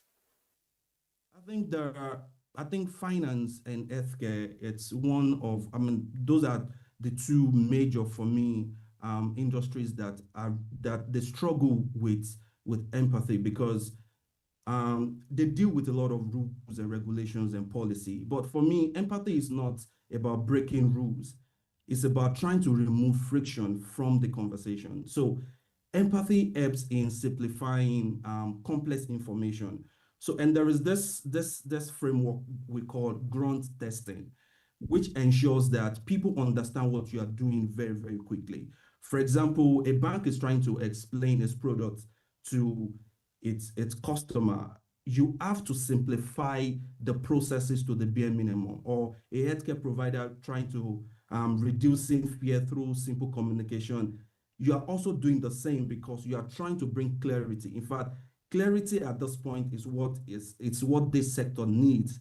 And finance and healthcare, they struggle a bit, but if they can bring clarity to their conversation and the way they communicate, I think it will also help them in showcasing that they are empathy-led industry. Thank you for that response. And now that you've talked about that side of things, let's talk about how we can make sure that, brands don't let empathy-led marketing now cross, ethical boundaries by exploiting, emotional vulnerabilities of consumers. How can brands ensure that this doesn't happen?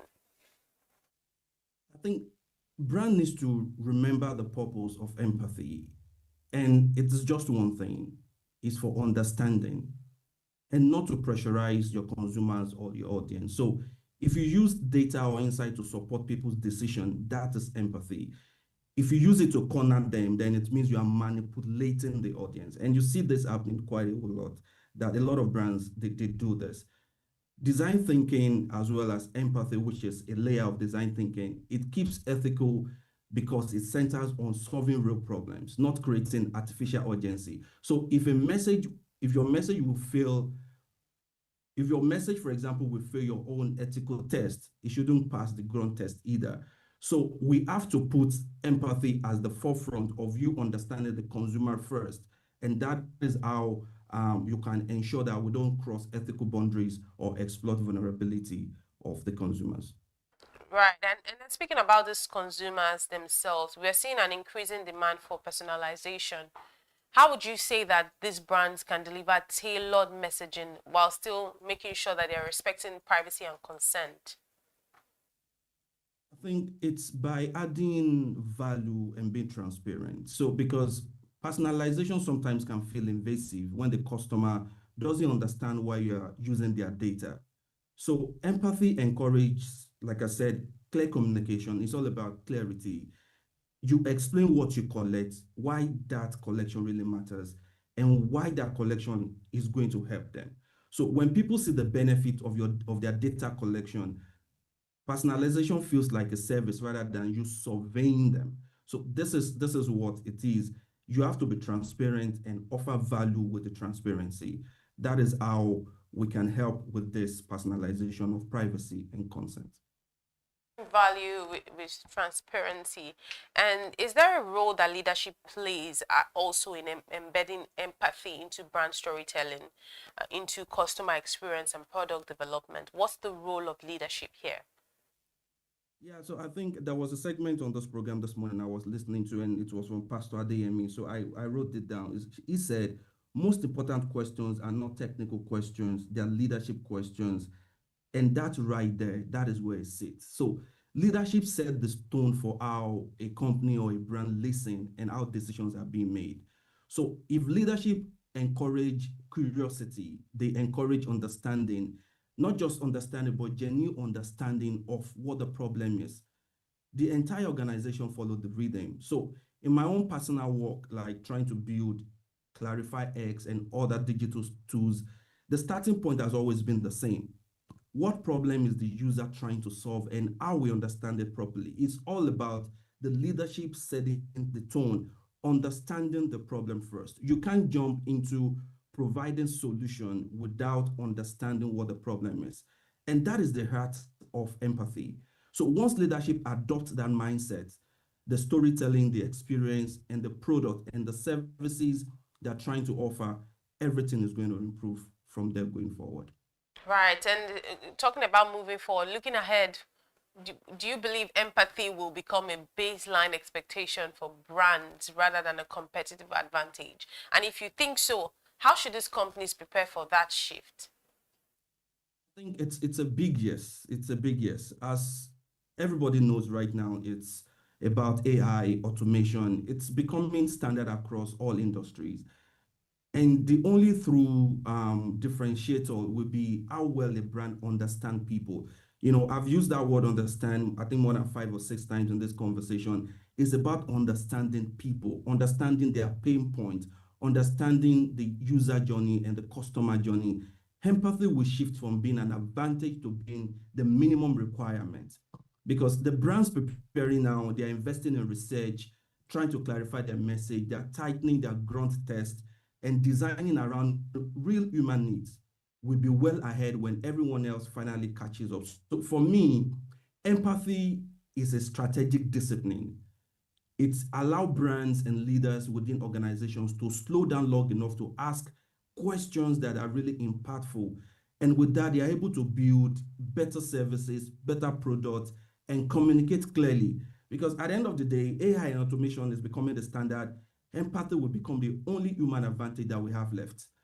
The brands that will win won't be the ones that are having the biggest billboard in town. They will be the ones that understand people the best and pushing their message with clarity and empathy at the same time. Thank you very much, Mr. Jide Olokere, for really giving us this insightful conversation this morning. It was lovely speaking with you, and we hope we can have you some other time. Thank you so much for joining us this morning. On Business Morning today. Thank you for staying with us as we track the latest trends shaping markets and the economy. Remember, business decisions are stronger when backed by the right information. My name is Elizabeth Musa. Do stay tuned for more updates on the big story and join us again tomorrow for another edition of Business Morning on The Breakfast Show.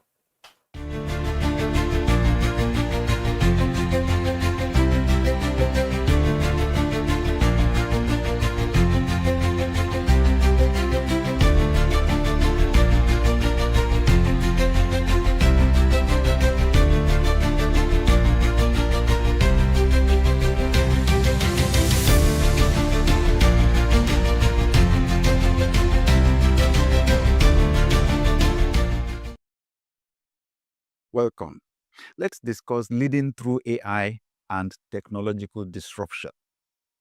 Technology has always changed how organizations operate, but the current wave, led by AI and automation, is changing something deeper: how leaders must think.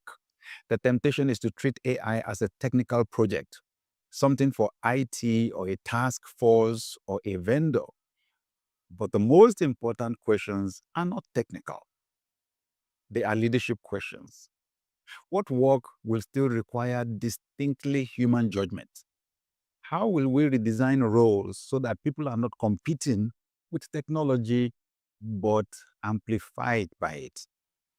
What ethical lines will we not cross, even if crossing them appears profitable? How will we prepare our teams, not just with skills, but with the mindset required for constant change? You can delegate tools and implementation. You cannot delegate the values, the boundaries, and the direction. In my conversations with senior leaders, those who navigate technological disruption well do one thing consistently.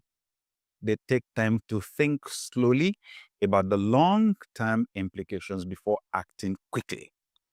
They ask, how will this technology change the way our customers live, decide, and trust?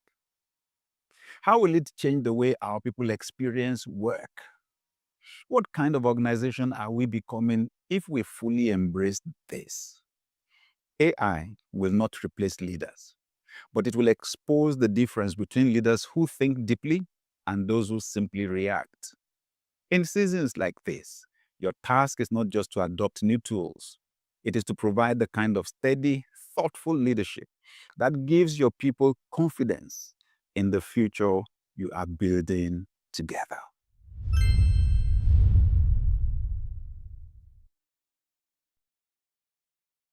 Information is everywhere, but insights, that is rare. Business Day Premium gives you analysis, data, and context that keep you ahead. Business Day Premium. Read deeper, decide smarter.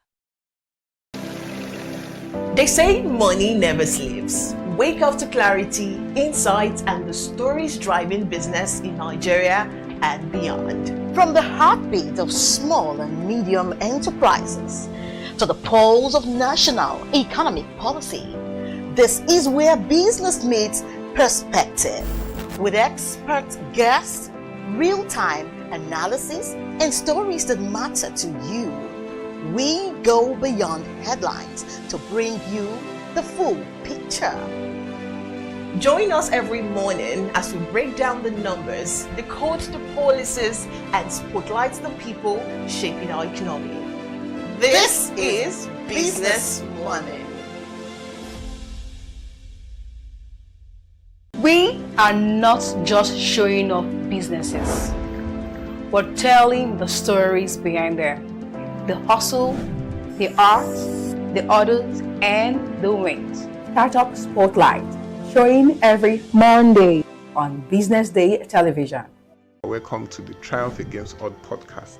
Most people go through their lives without knowing what their superpower is, right? But if you're lucky enough and determined enough to find your superpower before you get to a certain stage of your life, you will be incredibly successful. Look, the first thing is you just decide not to look at the challenges, because if you do, it's going to end you. The closest thing, I think, is that I had a deeply military background, which is a bit of a never say die background. I saw an opportunity in non-interest banking, and I felt that the demand was there. There was pent-up demand for it. People were yearning for it, and I felt that if we did it properly, if we brought in professionalism into it, and if we brought in our experiences, our various experiences from various backgrounds into it, that it could succeed. Very few people do that because very few people explore their superpowers. They just explore bread and butter issues. I need to eat, and Yes, there will be challenges. This is a very difficult business environment. The government keeps working on how to make business easier. The first problem to overcome is really just starting, right? We thought about this idea for over 2 years before we even took the first step. You cannot ignore this country. No, and to be from here, I think is an incredible privilege. Nigeria will be ascendant in my lifetime. This is Business Week, a weekly program brought to you by Business Day Television.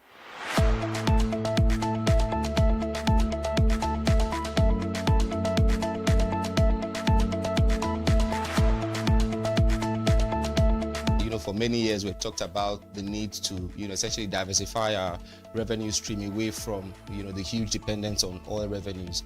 It looks like that is happening now. So that means that we're better protected when, you have these wide fluctuations in oil prices and all of that. So it's as you say, and I agree, that we should commend the government. At least revenues are not falling. There have been times in the past when we recorded drops in revenue. That's not the case today. We're seeing revenues actually going up. Increasingly, we can see the developed countries focusing on renewable energy and so on and so forth, which means that in the long run, we must look for alternative sources to funding. So, the government says that crude oil theft has essentially come to an end. We need to do more to ensure that we totally eliminate crude oil theft and start to think of how to boost production. But it's a good first step. By eliminating crude oil theft, it also creates an incentive for international oil companies to probably return and start to take up more projects in the upstream industries. Stay ahead with Business Day Mobile, your gateway to Nigeria's most trusted business news, market insights, and expert analysis. With a Business Day Mobile app, you enjoy more than just news. You gain a seamless, intuitive platform designed to keep you informed and empowered. From exclusive articles to in-depth market trends, the app delivers the stories that matter most. Why Business Day Mobile? For premium access, for a clean, responsive design, for smarter navigation, for customizable alerts, and for all-in-one business hub. Whether you're a business leader, investor, policymaker, or enthusiast, Business Day Mobile brings you closer to the insights shaping Nigeria's business landscape. Download today and put authoritative business journalism right at your fingertips, anytime, anywhere.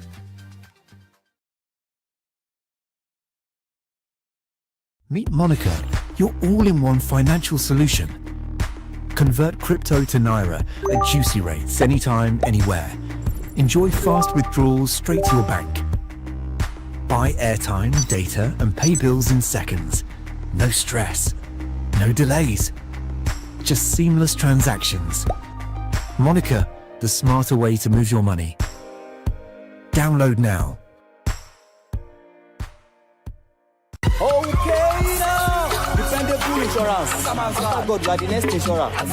See as the boys the Allah, all the ladies the Allah. Insure your car protection from accidents. Unforeseen loss, you can see them. Mistakes are meant to happen. If you don't jam the car, they'll jam yours. Will you beat them? Ah yes, you will get them arrested. Your plans for that day is affected. You waste your money, you waste energy. But that's how you can be protected. Get the protection that pays today. Call 0700 AXA Mansa to get a motor insurance that pays. At Stanbic Stanbic IBTC, we are here to help you grow with financing that helps you expand, expert knowledge across 20 African markets, trade solutions that open doors to 195 countries globally, and an online banking platform that works hard, because with us, there's possible, then there's more. Visit www.stanbicibtcbank.com/business for more. Stanbic IBTC. True strength. What defines it? The brilliance of a player? Or when a team comes together to win? A solo beat? Or the rhythm of many? The flair of one dancer, or the art of a troupe? One distinct voice, or the beauty of the symphony? At FCMB Group, we build ecosystems, empower communities, and create the future. Because we believe it's not just one, but the power of the group that delivers the future we all desire. FCMB, the power of the group.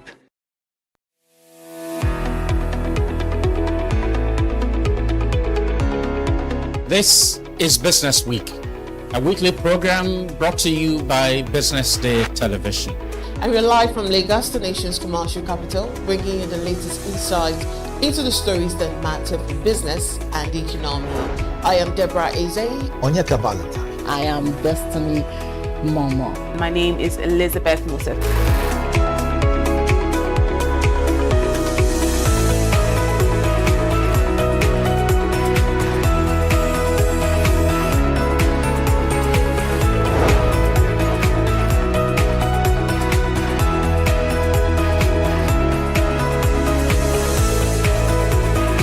When you think of business, think no more, think Business Day. I know that Business Day Television will go places. It is the next big thing that will happen to the Nigerian media sector without a shade of doubt.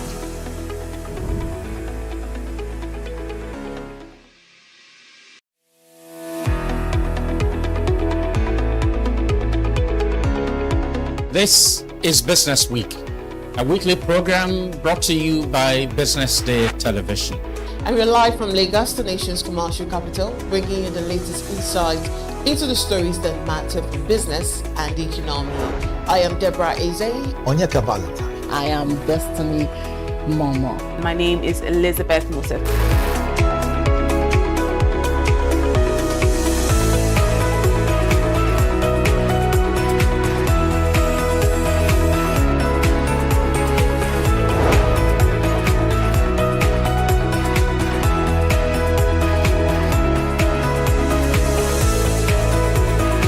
When you think of business, think no more, think Business Day. I know that Business Day Television will go places. It is the next big thing that will happen to the Nigerian media sector without a shade of doubt.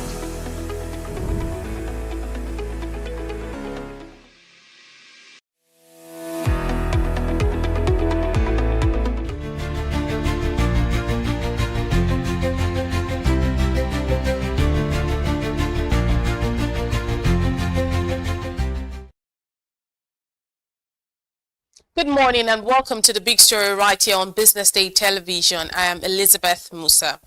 Nigeria's electoral future is once again under intense public scrutiny.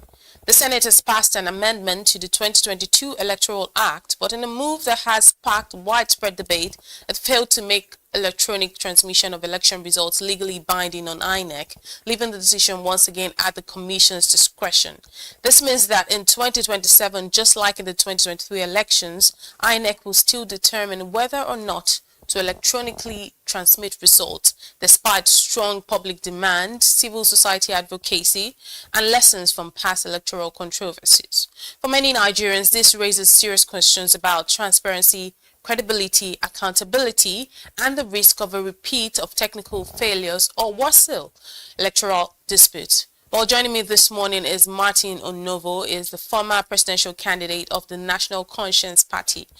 Welcome to the show, Mr. Onovo. Thank you very much.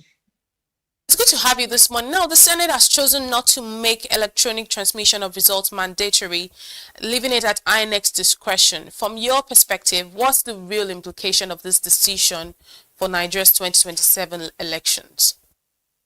Well, in one word, it's completely undemocratic, and I need to substantiate that. For those of us who do not know what democracy means, democracy is from the original Greek demo and kratia. People rule. So democracy is a government where the people themselves rule.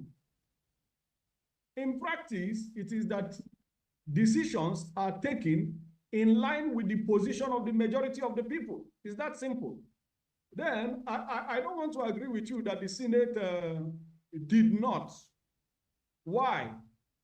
Because the senators themselves, several of the senators have said that they agreed on mandatory real-time transmission of results. Apparently, it is the Senate president that alone is disagreeing and is insisting on the same words or wordings of the Electoral Act 2022. So this is completely undemocratic. Going outside the Senate, the House of Reps agreed. Going beyond the legislature, civil society organizations, election monitoring groups, local and international observers agree. So apparently, it is the Senate president acting with impunity. And we need to hold him personally responsible for that. This is not a Senate decision, in my opinion, because we have had other senators comment and say that they agreed on mandatory electronic, real-time electronic transmission. Those are the conditions. And this confirms that the ruling party knows that it cannot win an election. Because Godswill Akpabio, Senate president, belongs to the ruling party.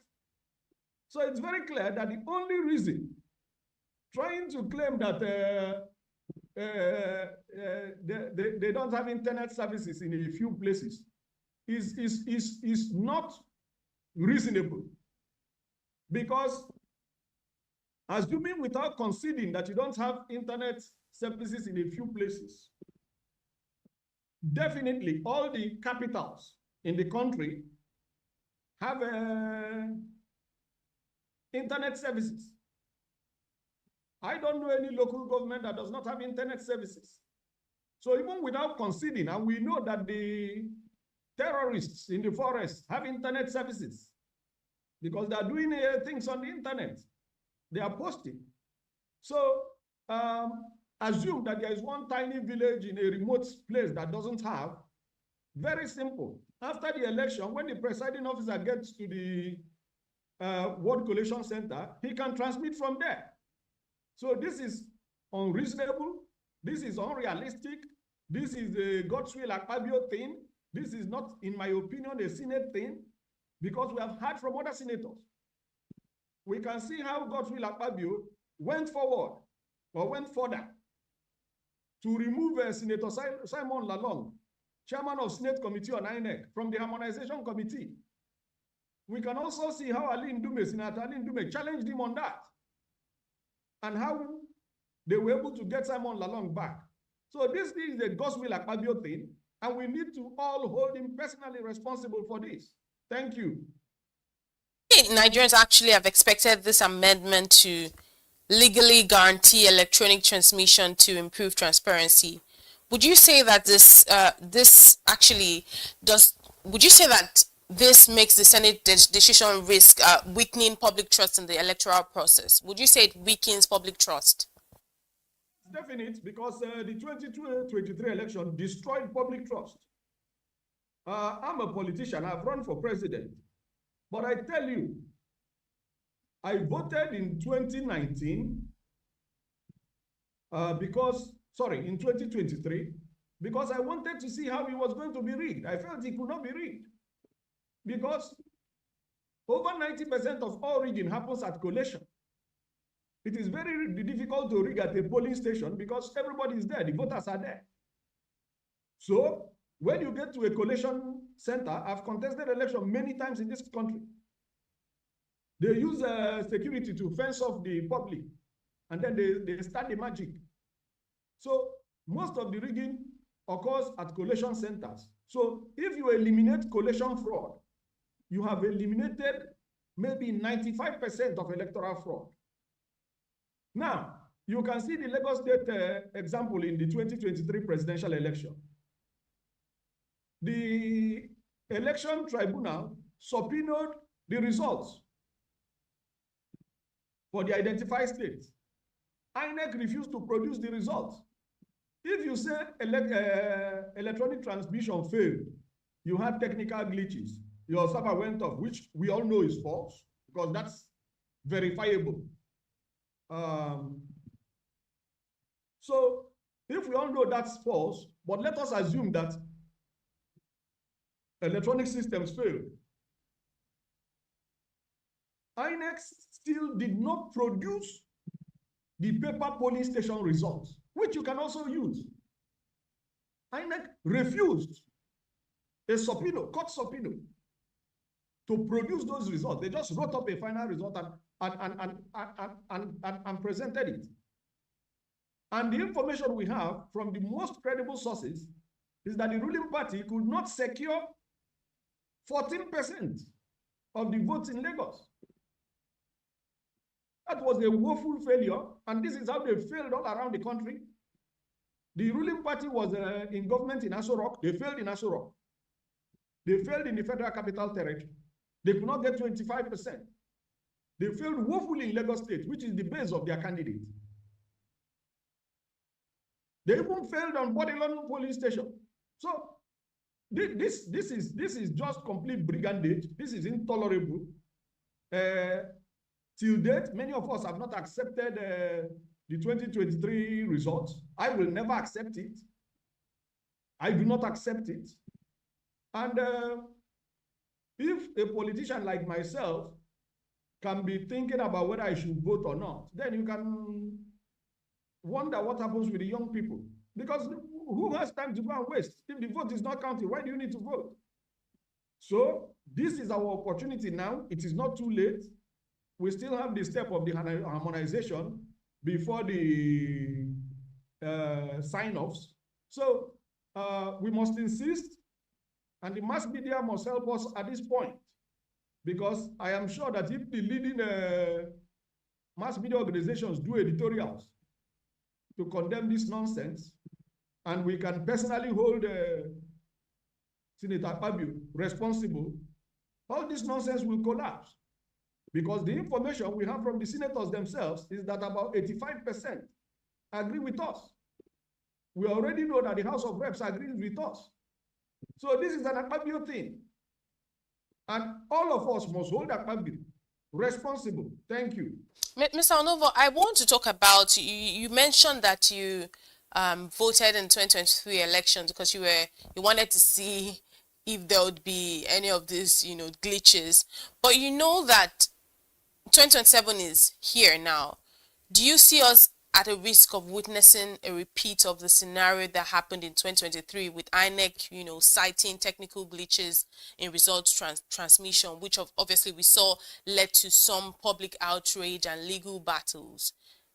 Do we see the same thing happening in 2027? Do we risk of that happening? It's very clear to us. The risk is there, and it's a very high risk. Especially when you factor in the desperation of the ruling party, the extreme, outrageous desperation. So, and the terrible, unfathomable, poor performance, and the complete rejection of the ruling party by the Nigerian people.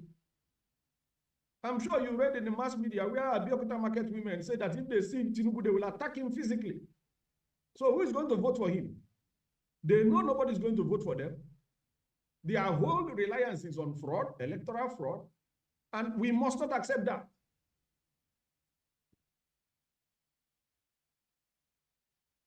Mr. Novo, I don't know if you are done with your train of thought, but you know, in the case that you are done with that, supporters of the Senate position argue that INEC needs flexibility to actually manage technology and logistics, while critics say that, of course, this gives INEC too much unchecked power. Where do you stand in this balance between independence and accountability? There's no argument on the other side. There's no argument. I just defeated that. What do you need flexibility? Flexibility for fraud? What do you need the flexibility for? After election, why do you have a BVAS and IREL? Why are we going back to this discussion? Have these discussions not been completed many years ago? Now, these are steps towards reading. This is laying the foundation for reading. Don't forget what happened in 2023.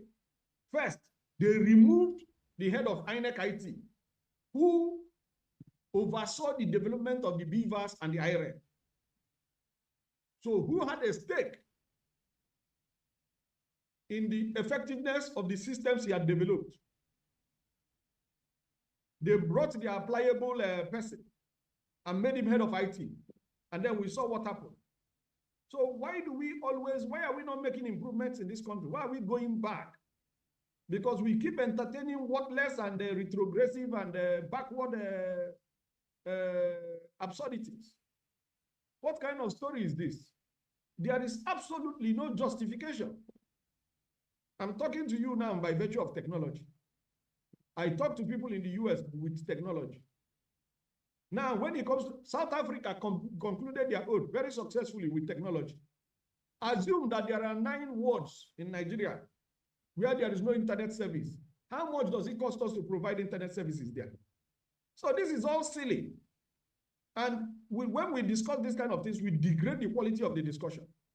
Because there is absolutely no justification. Which flexibility? Flexibility for fraud? Just do the right thing, simple.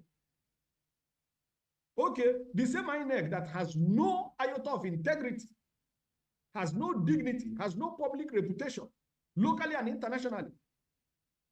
You are asking us to trust them? The same INEC that told us there was a glitch when we know that there was fraud? The same INEC that up till today, okay, you said technology failed. Did your papers fail? Bring the papers. The Form 8CA, bring it. We will see how the ruling party lost the election woefully. This is a maximum dictatorship. And with this kind of questions, the media seems to be encouraging this. Let us just refute this absurdity. That's what we need to do. And that's if we want to make progress. But if we want to keep discussing frivolities and imbecilities and absurdities, well and good. We'll pay the price. We're already paying the price. Pure water has gone from 5 naira to 30 naira. In some places, 40. One orange is 200 naira. People get burnt. A reverend father got burnt inside his car. How many people were killed in Kwara? How can we continue like this? We can't have this quality of discussions. We are asking whether INEC should transmit results. The same INEC that fraudulently disgraced itself. When Jega went to Chatham House to promise real-time transmission of results, where were all these claims of technological constraints? These are all false. The mass media knows they are false. Why can you not denounce them as false? You put your editorial opinion and you declare them false and unacceptable.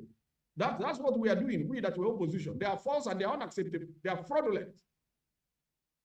So there's no balance. There's nothing to balance.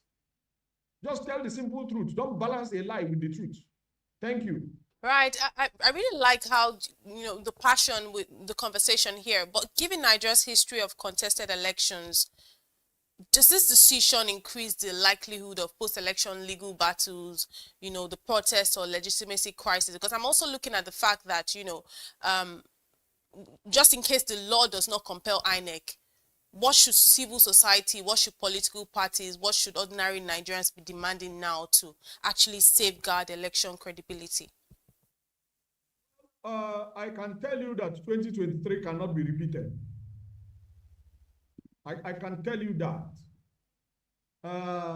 It is better that we warn the ruling party. And I use this opportunity to warn the ruling party not to dare the kind of brigandage they tried in 2023. Because we're on the field, we're on the ground. The Nigerian people are not willing to tolerate it. The consequences may be disastrous for them. They are daring 240 million people. That is imbecilic. That is imbecilic. The people who are doing this thing are not up to 200,000. The vagabonds in INEC, the illegitimate political office holders, their supporters, their data boys, all these people, they're not up to 200,000. They are daring 240 million people. And if the 240 million people get provoked, the consequences will be completely catastrophic for them. Enough. Enough. The ruling party needs to back off. Godswill Akpabio needs to back off. Thank you. Thank you so much, Mr. Onobo. Just before I let you go, just one in 30 seconds to 60 seconds. If you had an opportunity to address lawmakers and INEC directly today, what's a single reform that you would be insisting on to protect Nigeria's democracy ahead of 2027? My opinion does not count. Everybody has agreed. The House of Rep agrees. The majority of senators agree. We want mandatory, real-time electronic transmission. We have designed it. We had it before South Africa. We switched off our IRF portal because we didn't like the results we are seeing. We wanted to cook up our fake results as usual. The late Donyo said, which presidential election in Nigeria has not been rigged? That's how they have been rigging. That's how they rigged me out in 2015. This is what they have been doing all the time. This is not acceptable. This is very dangerous. The ruling party needs to be warned not to push the Nigerian people further. The simple thing, let the votes count. Two pillars of democracy, the integrity of the ballot and the rule of law. Now, they are trying to create a loophole in the rule of law that they will exploit to manipulate the integrity of the ballot. That is not acceptable. That is dangerous to the whole country and particularly dangerous to members of the ruling party and the vagabonds who think that they can get away with any level of impunity. Very much, Mr. Martin Onovo, former presidential candidate of the National Conscience Party. Thank you so much for your passionate submissions this morning on The Big Story. You've been watching The Big Story right here on Business Day Television. Up next is Social Listening. Do stay with us.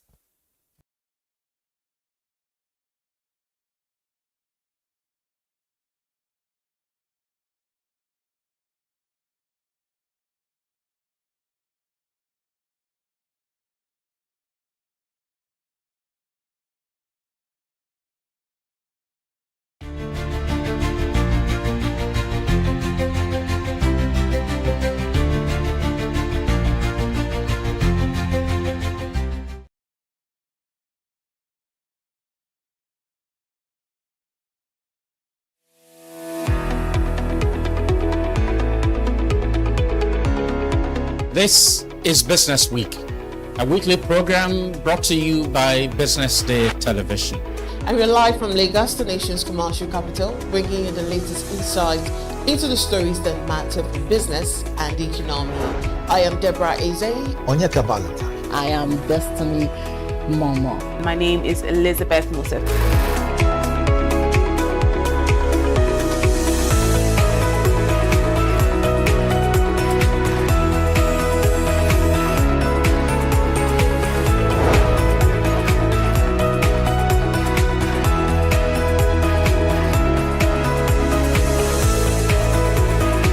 When you think of business, think no more, think Business Day. I know that Business Day Television will go places. It is the next big thing that will happen to the Nigerian media sector without a shred of doubt.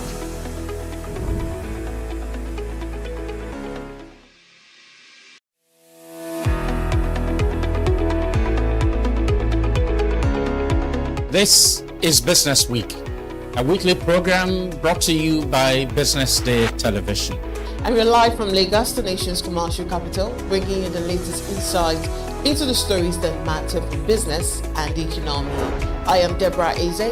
Onyeka Valentine. I am Destiny Momo. My name is Elizabeth Musa.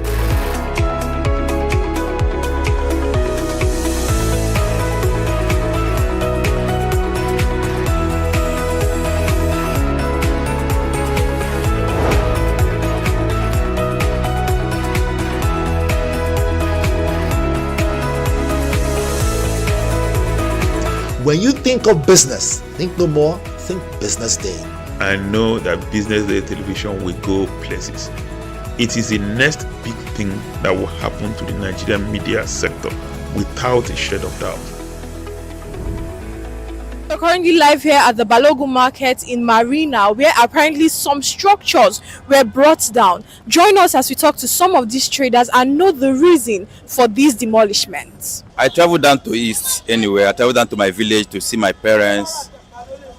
So unfortunately, I received a call that my space had been demolished.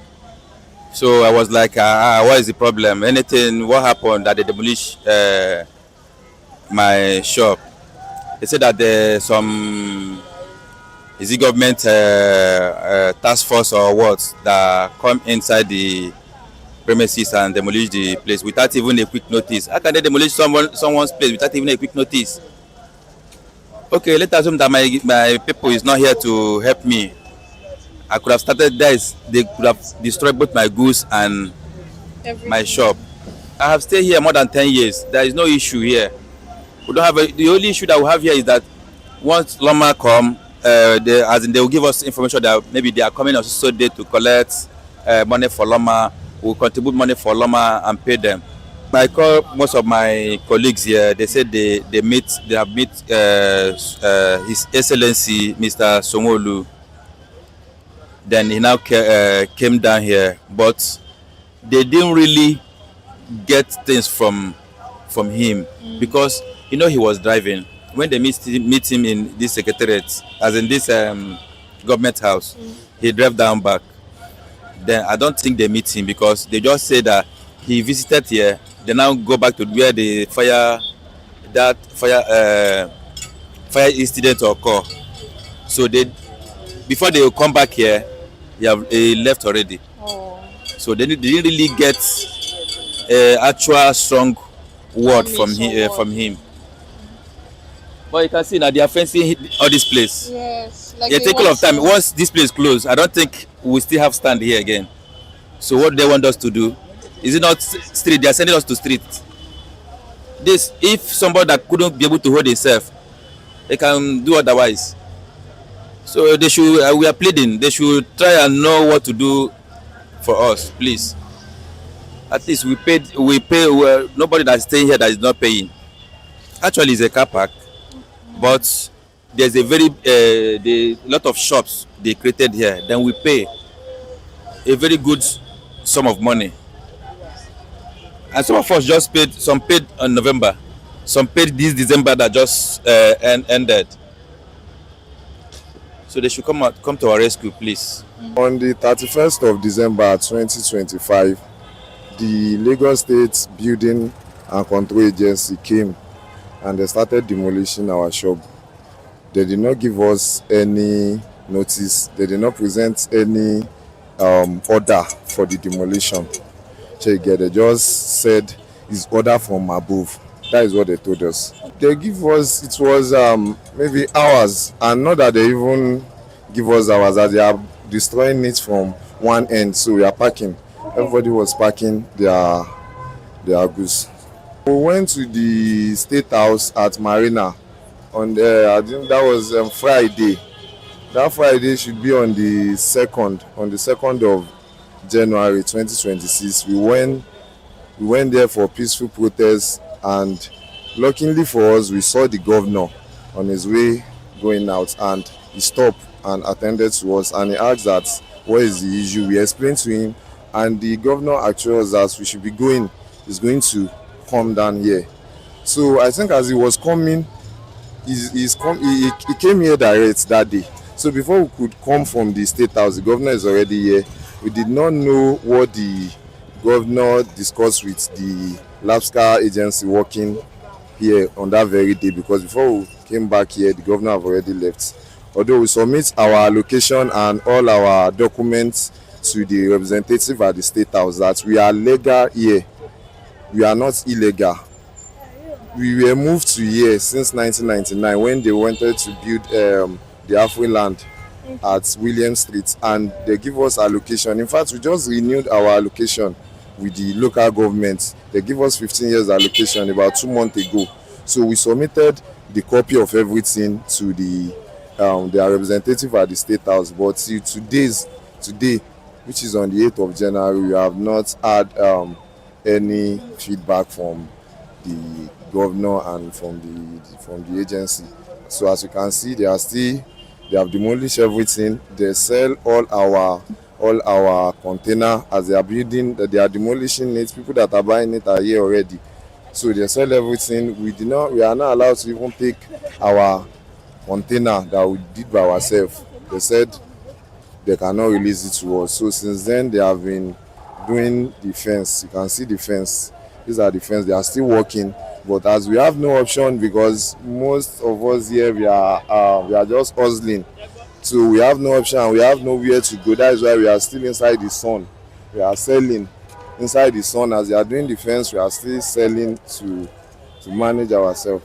What we expect from the government is that they should reinstall us here.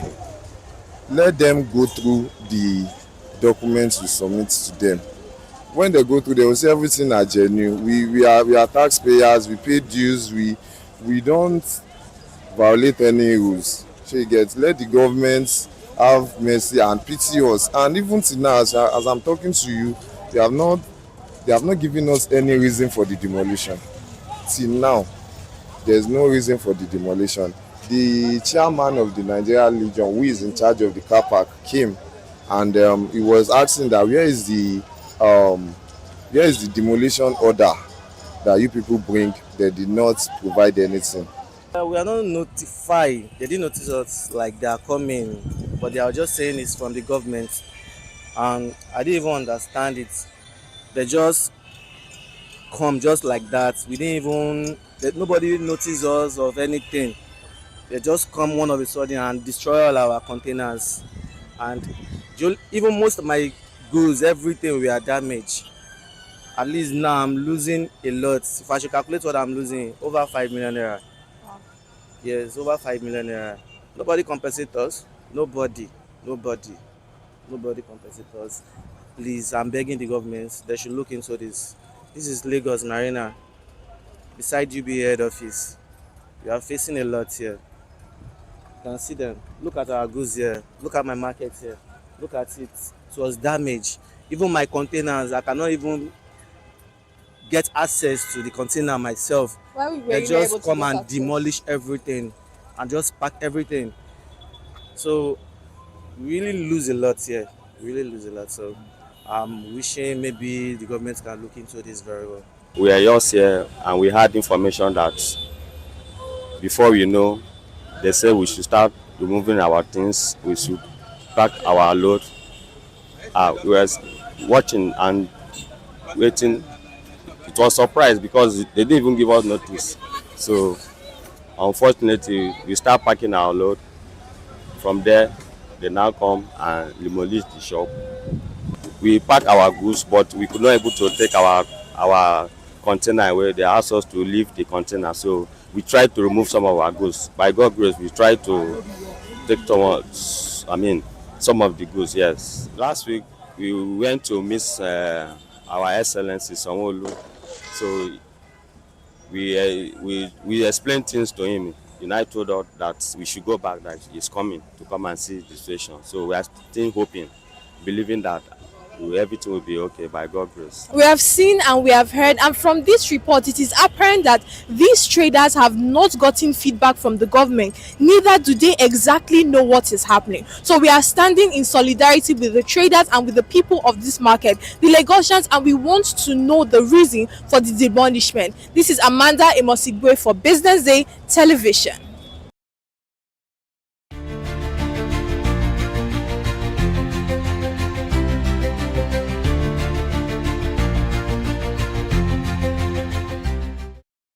Show, and this is Social Listening, where we check out some of the stories making the rounds on social media. My name is Elizabeth Musa, and of course, joining me is... Well, I was hoping you were going to say joining you is, then I would like to give pause, and I'll say something dramatic. But it didn't work that way. Anyways, Onyeka Valentine. Onyeka Valentine. Let's see what's going on social media today. Quite a number of things, but our first conversation this morning is certainly the immediate suspension of the Monday sit-at-home across Nigeria's southeast by the indigenous people of Biafra. In a statement issued on Sunday, Ima Powerful, the group's spokesperson, said the decision followed a directive from IPOB's detained Nnamdi Kanu. Powerful said Kanu ordered the cancellation to restore normal life in the region, stressing that there was no longer any justification for residents to remain indoors on Mondays. Well, before we take a look at the tweet, I would say that this is firstly a good step. 100%. Because the Monday sit-at-home thing is beginning to just overstretch out of and waste precious time. It wasn't economically viable anymore. Even though at some point, at the beginning, they thought there was some level of, impact. But along the line, we're now seeing that, some kind of groups who are now thinking they could capitalize on this matter wanted to weigh in. But it's good enough that he can now say, look, there's no need for this thing any longer. Let's now see whether to add more value economically to the state. It wasn't quite yielding any results to any extent, but let's see how Nigerians are reacting to this conversation on social media to see whether they're with Nnamdi Kanu or if they are for the sit-at-home. Sit-at-home, because firstly, I'm against the sit-at-home. I think that's overstretched. From the beginning, I think it wasn't necessary. Let's be honest, it wasn't necessary. There are many ways they could have gotten their words heard other than sit-at-home. Other than sit-at-home, right. There's a comment from Bashir Ahmad. It says, so I read that Nnamdi Kanu, a convicted terrorist, has ordered the permanent cancellation of the sit-at-home in the southeast. This is to congratulate many innocent people who have suffered quietly under the impact of the illegal order and could not openly speak against it. That's from Bashir Ahmad. Do we have more reactions? OG Anywell says, Nnamdi Kanu influence is massive, commanding from inside. I think it's ridiculous. Like, why should he have so much power and it's calling the shots? Let's not forget, before now, right, he had tried so hard to have them cancel the sit-at-home thing since 2021, right? So that about, say, 3-4 years ago. Those different groups still refused. He tried again, look, guys, let this thing go so that way we can meet government halfway and then begin to see if what we are pushing or whatever they are pushing for, fighting for, could yield something. Those groups, one way or the other, still said no, some of those groups. So it's not the first time that he tried to have them cancel it. He has tried before, it didn't work. But looked as if whenever he tried, a different group will spring out from the so-called IPOB or those who are pushing the agenda or Biafra, as the case may be. However, the first guy that had his contribution there on social, the Twitter, whatever one call it, said convicted terrorist. So for me, I think just the way it's easy for him to have said so, I think every other person who also has been termed the terrorist should be brought to book too, right? I mean, look, so there should be no secret cow in this matter. We know people who, in many ways, regardless where you're from, whether you're Yoruba, Igbo, Hausa, you're Efik, wherever you're from, if you pose a threat to the unity and stability of the nation, right? We shouldn't waste time and have the person, whoever it is, brought to book. what about Sunday Igboho and every other person who, has done serious issues that normally you should be behind bars. Okay? So I don't think, and this is we speaking from the fence, if you have been found wanting and then the state now says you are in that line of committing this kind of atrocity, bring them to book. Don't say this person must go, this other person must be free. No, it doesn't work that way. So I see where, if I'm going to read the tone into that, see what he meant with that message, he didn't have to put it in capital letters. We understand this. That's what we're journalists. We understand it. However, we are all for the peace and tranquility of the nation, right? This is what we want. Peaceful nation is a growing nation. A growing nation really is a thriving nation. We need to move from survival to thriving. And to do that, we must see that economically we must improve, right? Security, we must improve. So anything that will question or put us in a gray light in the eyes of the international world needs to be put aside. However, I don't know if having to sentence Nnamdi Kanu was a major priority. We have other issues that was on ground, still on ground. That be the case. Sit at home, now cancelled, good enough. Like I said before, it wasn't necessarily in the first place. Many ways to know what their messages or their intent heard.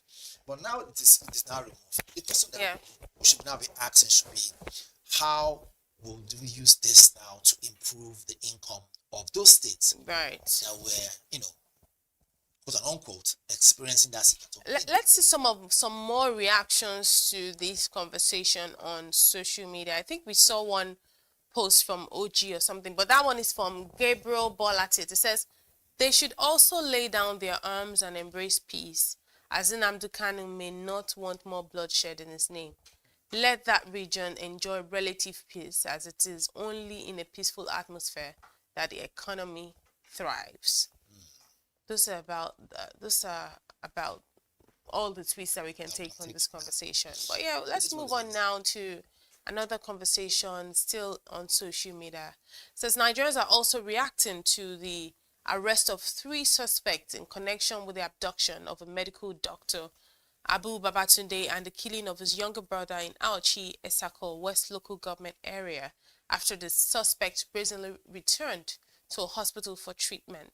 The state police spokesperson Eno Ikwedem said the arrests were made following intelligence-led operations targeting kidnapping networks in Auchi and its environs. The first suspect, Aminu Kabuje, was apprehended on February 3rd, 2026, during a routine bushcombing operation in Warake Forest, assisted by local hunters and vigilante groups. In a dramatic turn, 2 other suspects, Idris Abubakar and Sani Abubakar, were arrested on February 8 at the Specialist Hospital Auchi after returning for medical attention. And now, for me, I think we see stories like this every other day, but I'm quite elated to see that police has arrested these 3 kidnappers, because what we see most of the time is this happened and then they are now at large. At some point, nowhere to be found, or they just tell you, oh, these people were supposedly kidnapped, and then you don't even know the whereabouts.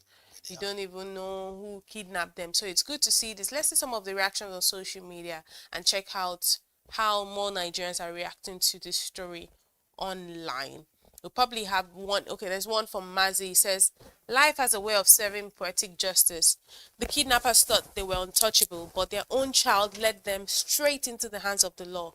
Crime might feel clever for a moment, but fate and mistakes catch up faster than you think. Do we have more reactions? That cruise medic says, life is such a funny thing. You kidnapped a medical doctor and his brother, demanded for 100 million naira, killed the younger brother in the process, and released the doctor after a ransom of millions of naira was paid. Now your own child is sick. You rushed her to the hospital, and guess who attended to the child? The same doctor you kidnapped and almost killed. Isn't it just creating a scenario there? To show you that, look, if you truly want to carry us on, let's take that last one. The last comment is from Favor Q. It says, they look so innocent till you see them in the bush. It is what it is.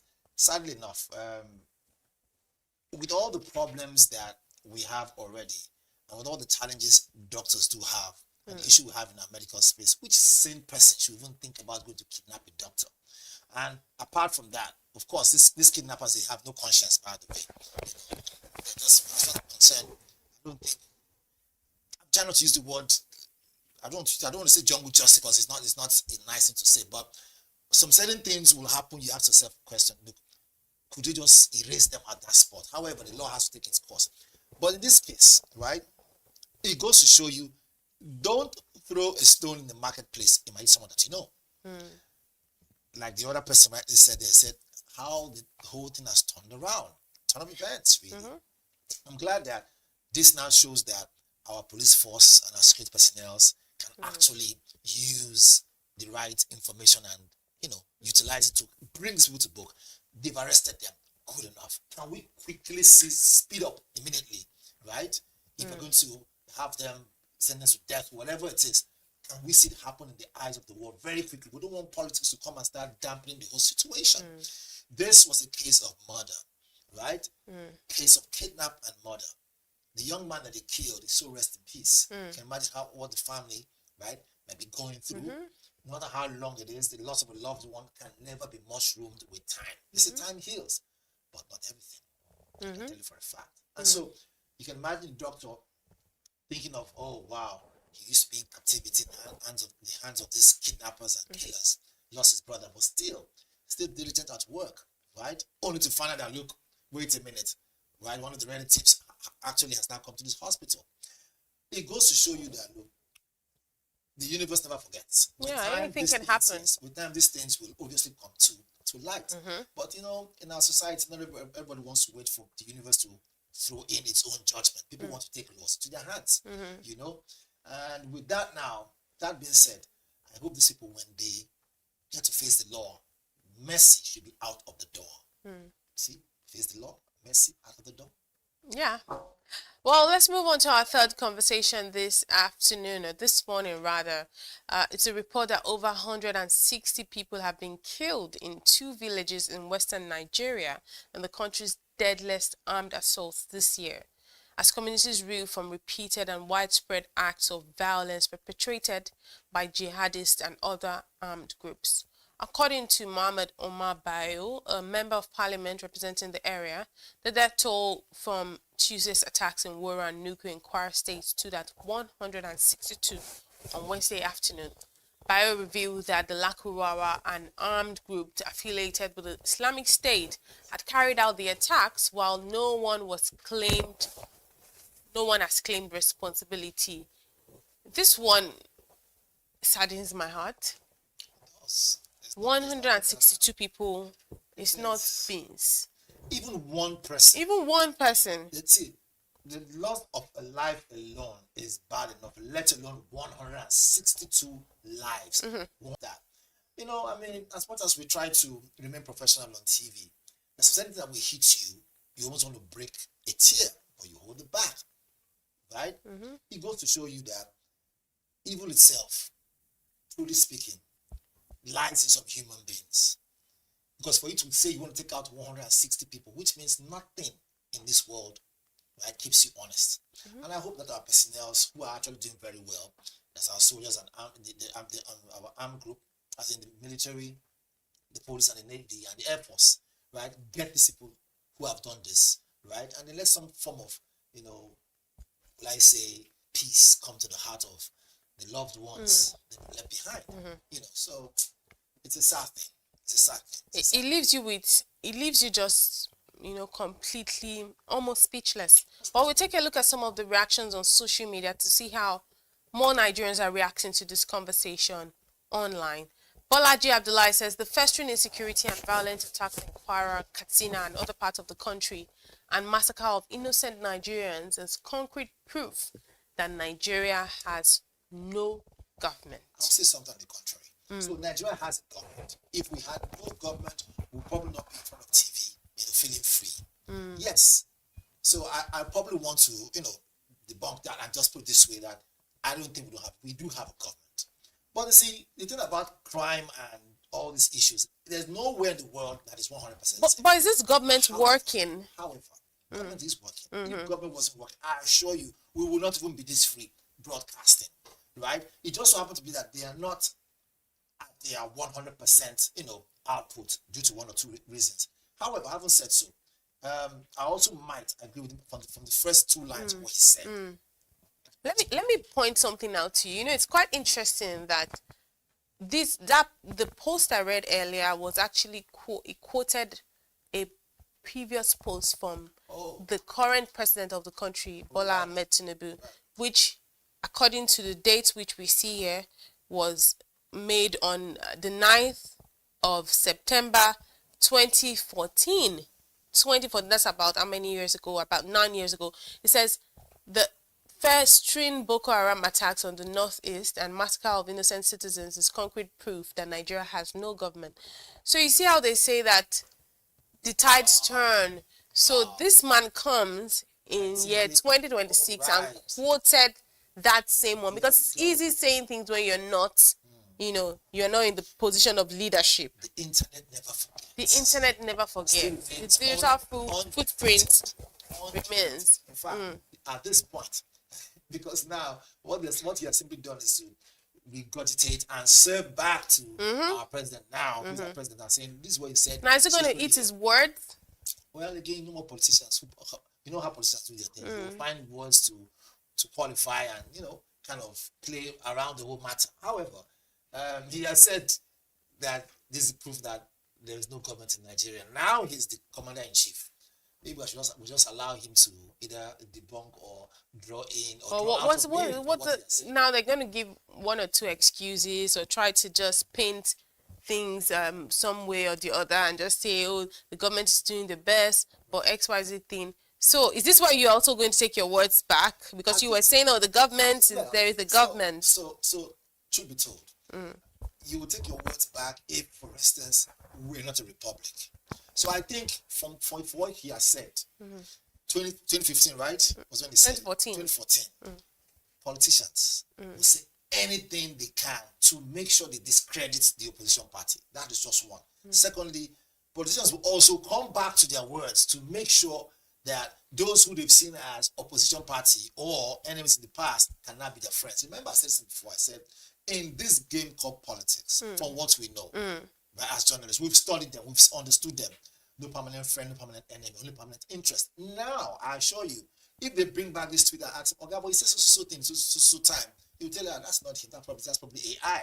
Or maybe someone who can just fabricate something and brought it to the books. That is not out of place too. Anyone can use a particular, AI, whatever it is, and bring out that kind of, post. That's the truth. It's possible. So you will not use that as a criteria. Let's look at what's on ground now. Economically, right? How are we moving forward? Look at our GDP. Let's look at some certain areas. We know security-wise we have a big challenge. But is it 20 steps backwards, 20 steps forward, 20 steps backwards? No. I think it is 20 steps forward, maybe 10 steps now backwards. But there's some improvement. Remember, we have Christopher Musa as defense minister. We have something that's going for us. Let's not look at other things. Well, you mentioned Christopher Musa at this time. Are you saying, is that like your... I'm still trying to wrap my head around it. Is that like the one thing that you think is working in this government? Truth be told, I will say this. What we had before, I didn't say who we had. I said what we had before. It was not to write home about. Now, who we have now. You see what I said? What we have. Who we have now, right? You can see the difference. You can see that the morale of these boys who are battling and fighting Boko Haram, the morale has increased. Right, you can tell that every normal person now will say, look, our boys are trying. We see deployment of soldiers. We see that more equipment are coming. We see partnership. We see our president going to Turkey, coming back, signing deals. We see that even though we're put on the spot by Donald Trump in his usual fashion, at least for what is worth, we have seen some level of partnership. Boots are coming on ground, even though some people will say, no, they don't want boots on ground. But the United States are looking at that long-term partnership. But what is their MO? We don't know about that. That's on the side. That's the challenge that we have in security that we are dealing with. Like I said, it's not unique to only Nigeria. Other countries have these problems. However, truth be told, is the government working? That's the crux of the matter. I would say yes. But is it working towards the angle that everybody wants it to be at that level 100%? Of course, no. Even the United States is not working 100%. Let's not forget about the Epstein files. I don't want to go there. There are other areas that you can say, look, government has their own issues, but let's look at our own country, which is the point of conversation. If someone asks me right now, your government, you have no government, I'll say, no, we do have a government in our country. The problem is corruption is there. The problem is leadership. Remember, So is the government working? So government is working.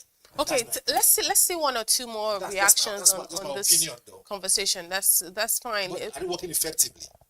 Yeah, I think that's my question, really. There's a comment from Tiger. It says, this is devastating to read, and the pain behind those words is impossible to ignore. When people are attacked in places of worship where they should feel safest, it's a deep moral failure and a tragedy that demands global attention. Lives are being lost, families destroyed, and entire communities traumatized. No group should ever be targeted for their faith anywhere.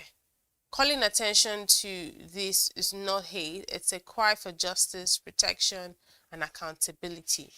The world must listen. Silence only empowers violence. And may the victims be remembered, the wounded find healing, and may those with power act decisively to protect innocent lives and restore dignity. This is not about politics, it's about humanity. That's a good way for us to end the conversation today on the social listening segment. Our hearts go out to the 162 people killed. We hope that very soon we'll be having these conversations from a point of how things have gotten better, not from a point of, oh, here we go again. It has to keep getting better. But that's why we leave it today on the social listening segment. My name remains Elizabeth Musa. And most definitely Onyeka Valentine. Until tomorrow, stay safe.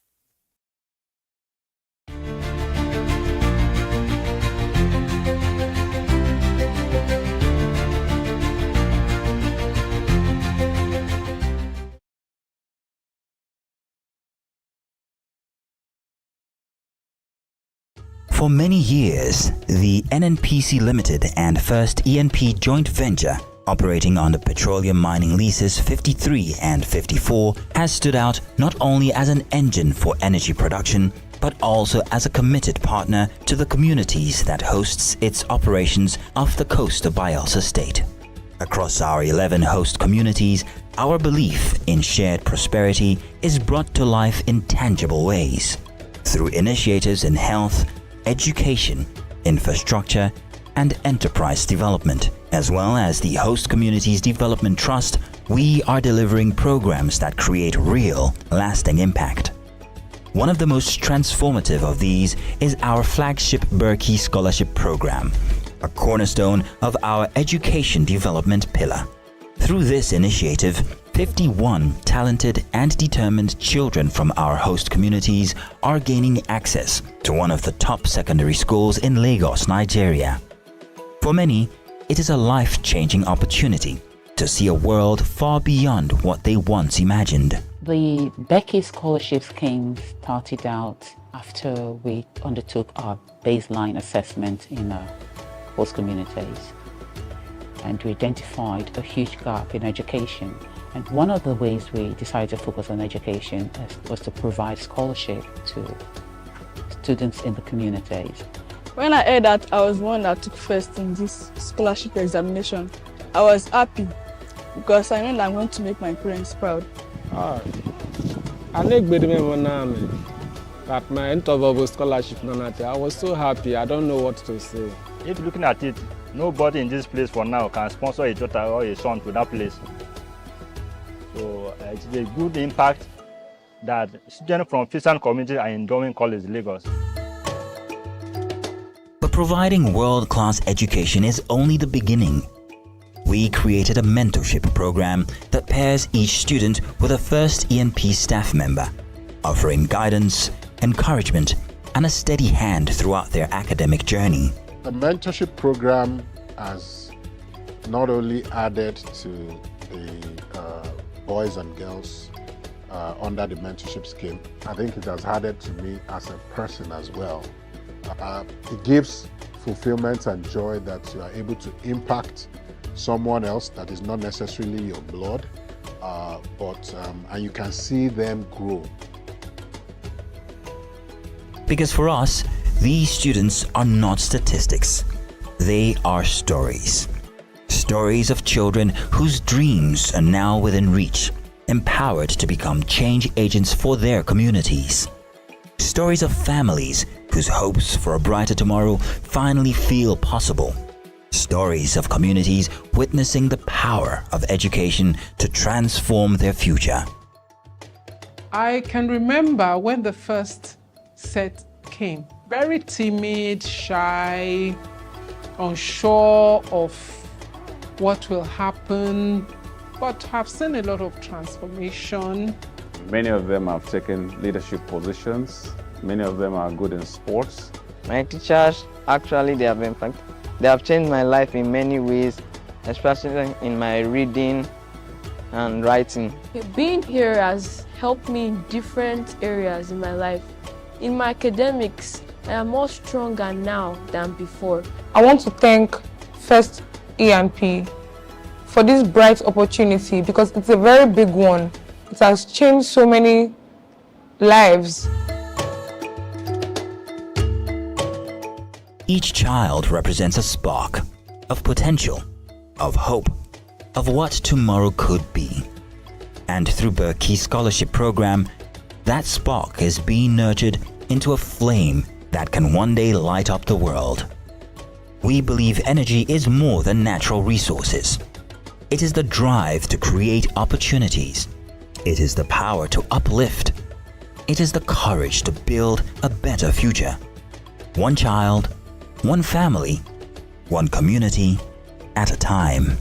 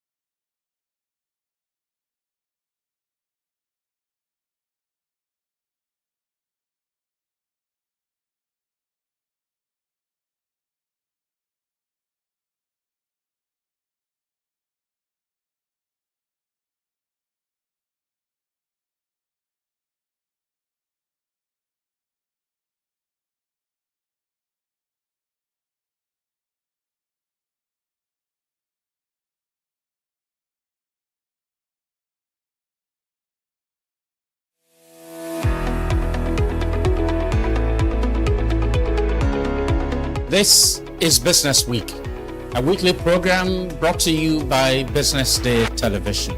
And we're live from Lagos, the nation's commercial capital, bringing you the latest insight into the stories that matter for business and the economy. I am Deborah Eze. Onyeka Valentine. I am Destiny Momo. My name is Elizabeth Moses.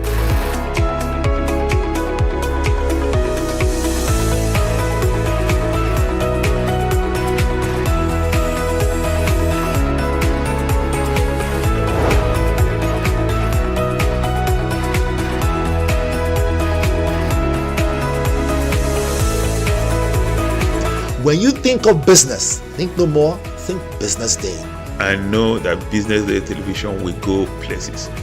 It is the next big thing that will happen to the Nigerian media sector without a shade of doubt.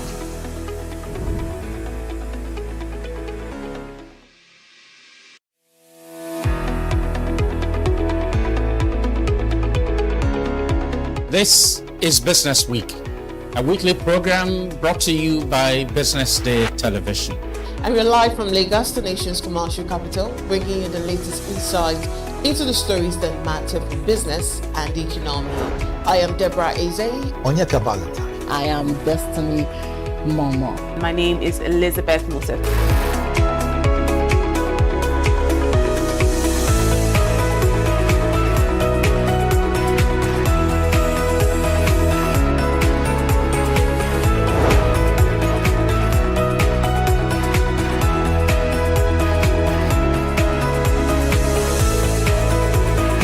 When you think of business, think no more, think Business Day. I know that Business Day television will go places. It is the next big thing that will happen to the Nigerian media sector without a shred of doubt.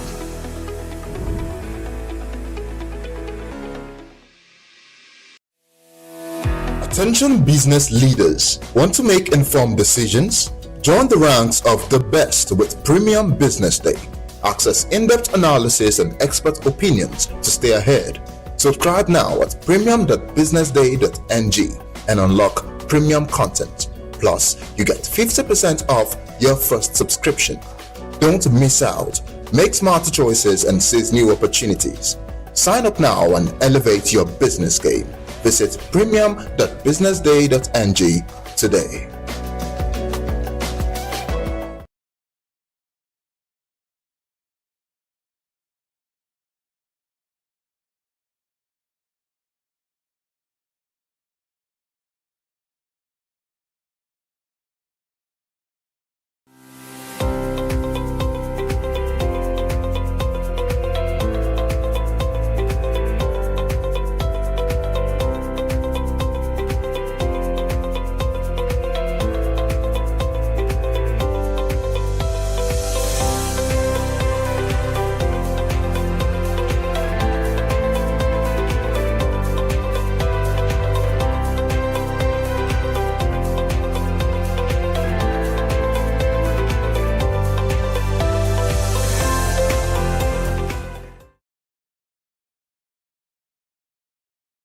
Information is everywhere, but insights, that is rare. Business Day Premium gives you analysis, data, and context that keep you ahead.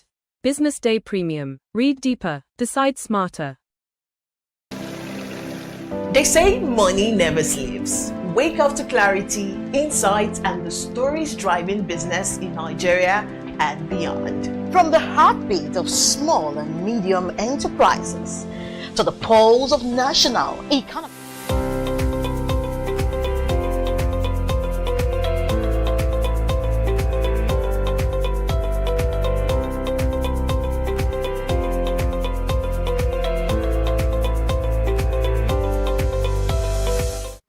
Good morning and welcome to the Business News Hour, coming to you live from Business Day Television. I am Glory Brown Odibu. And now, the headlines. Foreign exchange market gap widens first time in 3 years. Investors gain 1.4 trillion naira as Dangote, Aradel boost NGS rally. Also, 3.6 trillion naira power subsidy plan should go beyond 2028, GENCOs. NCDMB pushes Africa-wide collaboration for energy growth. CBN, NCC propose instant refunds for failed airtime and data. Now let's begin today's Business News Hour with development from Nigeria, where the gap between official and parallel exchange rates has widened to over 90 naira, the largest divergence since the naira was unpegged in 2023.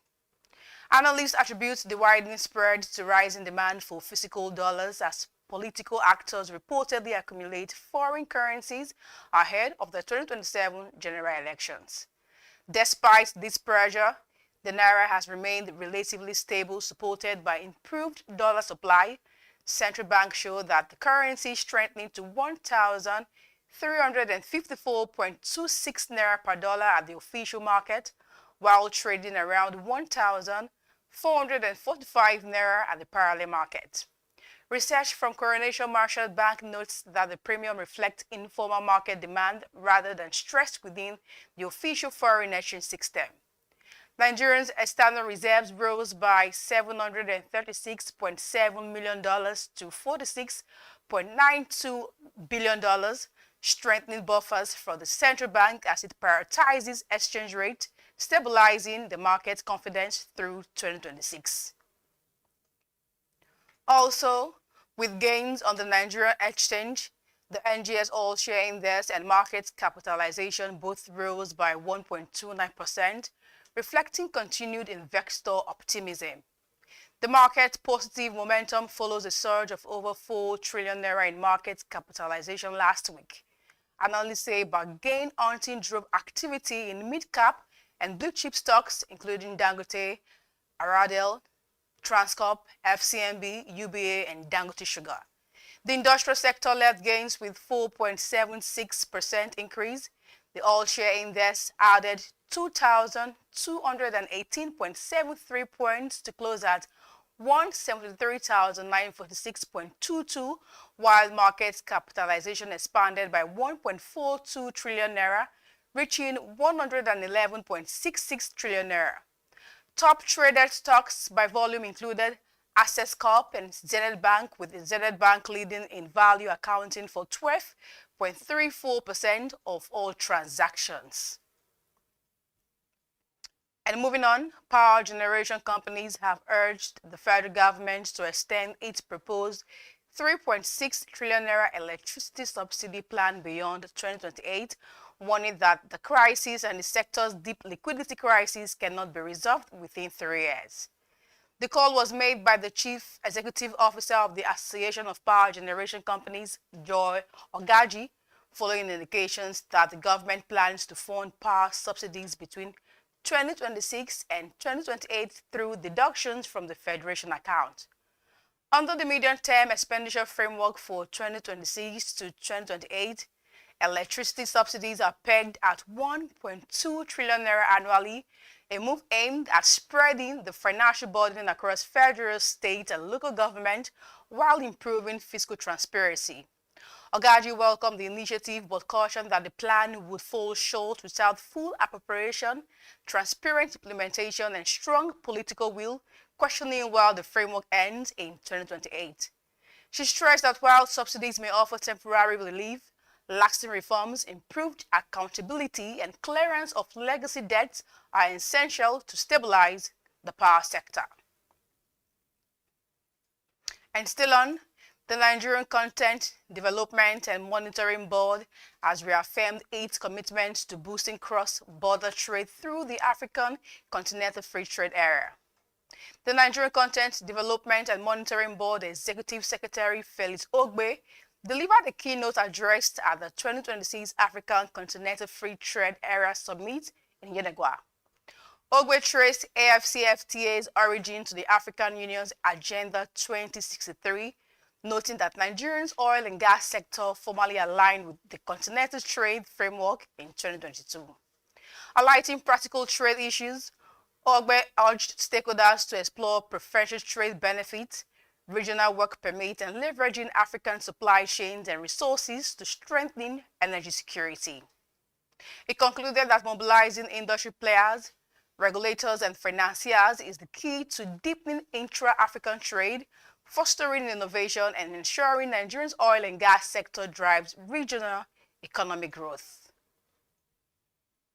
Meanwhile, the Central Bank of Nigeria and the Nigerian Communications Commission has proposed a new framework to ensure customers receive refunds within 30 seconds for failed airtime and data purchases. The exposure draft published on the CBN's website on Monday seeks to standardize and automate reversals, eliminating delays that have long frustrated consumers. It mandates that all stakeholders automate refund processes without human intervention. Under the proposal, banks and mobile network operators must validate ported numbers, stop erroneous recharges, and maintain daily report of successful and failed transactions. Reversals below 20,000 naira required recipient consent, while amounts above that threshold required affidavit and notarized later. A central monitoring dashboard hosted by the CBN and NCC will track refunds, service leverage and levels agreement, breaches and complaints in real time, enhancing oversight and accountability across the value chain. Stakeholders have until 10th February 2026 to provide feedback, after which the framework will be finalized, aiming to restore consumer confidence in Nigeria's digital ecosystem. And in other news, Access Bank proposed acquisition of a 100% stake in South African's Bidvest Bank has officially collapsed after the parties failed to secure all required regulatory approvals within the agreed period timeline. The development was confirmed by Bidvest Group, the parent company of Bidvest Bank, in the regulatory updates to shareholders released on Monday. According to the Johannesburg Stock Exchange listed firm, the transactions were subject to customary conditions presented, including multiple regulatory clearances, which were not fulfilled by the contractual long stop date, leading to the termination of the sales agreement. Bidvest described the outcome as unfortunate and announced that it has since relaunched the disposal process, expressing confidence in its ability to complete the sales through alternative options with a shorter time frame.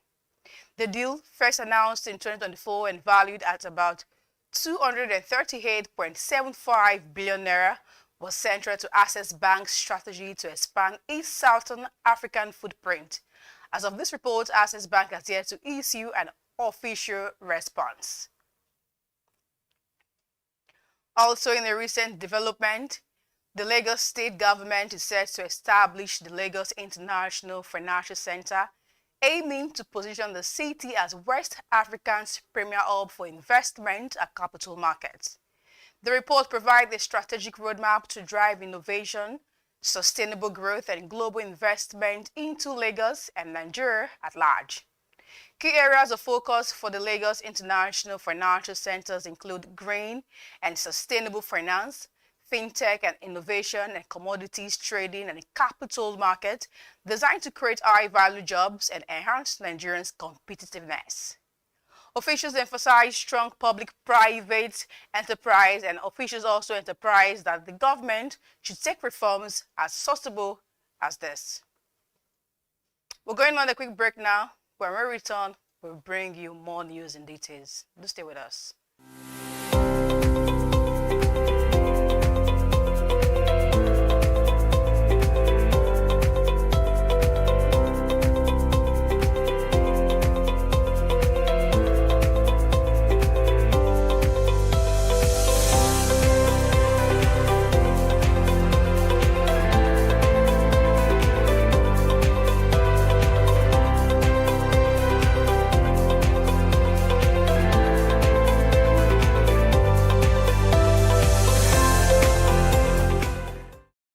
Meet Monica, your all-in-one financial solution. Convert crypto to Naira at juicy rates anytime, anywhere. Enjoy fast withdrawals straight to your bank. Buy airtime, data, and pay bills in seconds. No stress, no delays, just seamless transactions. Monica, the smarter way to move your money. Download now. Okay now, dependable insurance. After God, you are the next insurer. See as the boys the Allah. All the ladies the Allah. Insure your car protection from accidents. Unforeseen loss, you can see them. Mistakes are meant to happen. If you don't jam the car, they'll jam yours. Will you beat them? Yes, you will get them arrested. Your plans for that day is affected. You waste your money, you waste energy. With AXA, you can be protected. Get the protection that pays today. Call 0700 AXA Mansa to get a motor insurance that pays. At Stanbic IBTC, we are here to help you grow with financing that helps you expand, expert knowledge across 20 African markets, trade solutions that open doors to 195 countries globally, and an online banking platform that works hard, because with us, there's possible, then there's more. Visit www.stanbicibtcbank.com/business for more. Stanbic IBTC. True strength. What defines it? The brilliance of a player? Or when a team comes together to win? A solo beat?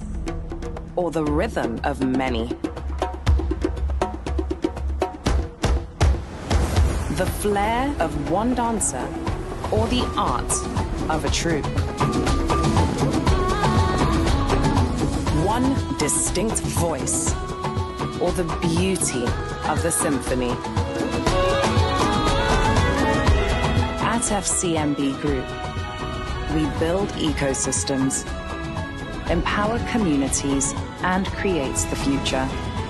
Because we believe it's not just one, but the power of the group that delivers the future we all desire.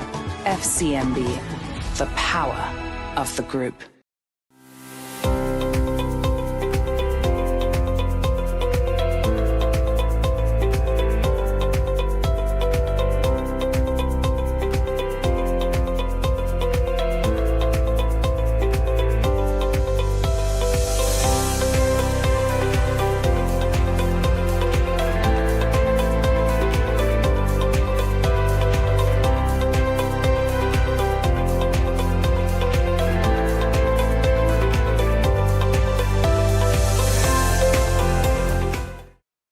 Welcome back to the Business News Hour here on Business Day Television.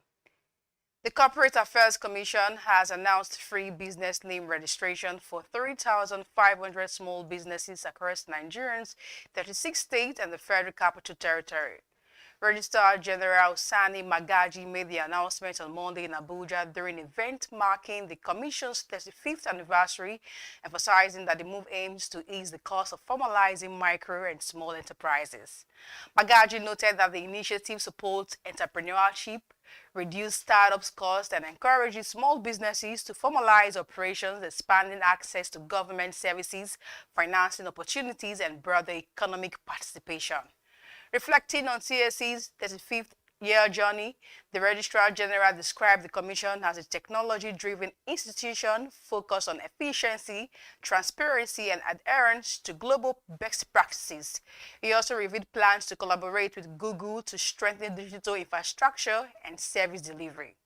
He highlighted a mass deregistration exercise to remove inactive or not compliant entities from the CAC database, ensuring transparency, credibility, and integrity in Nigerians' business environment.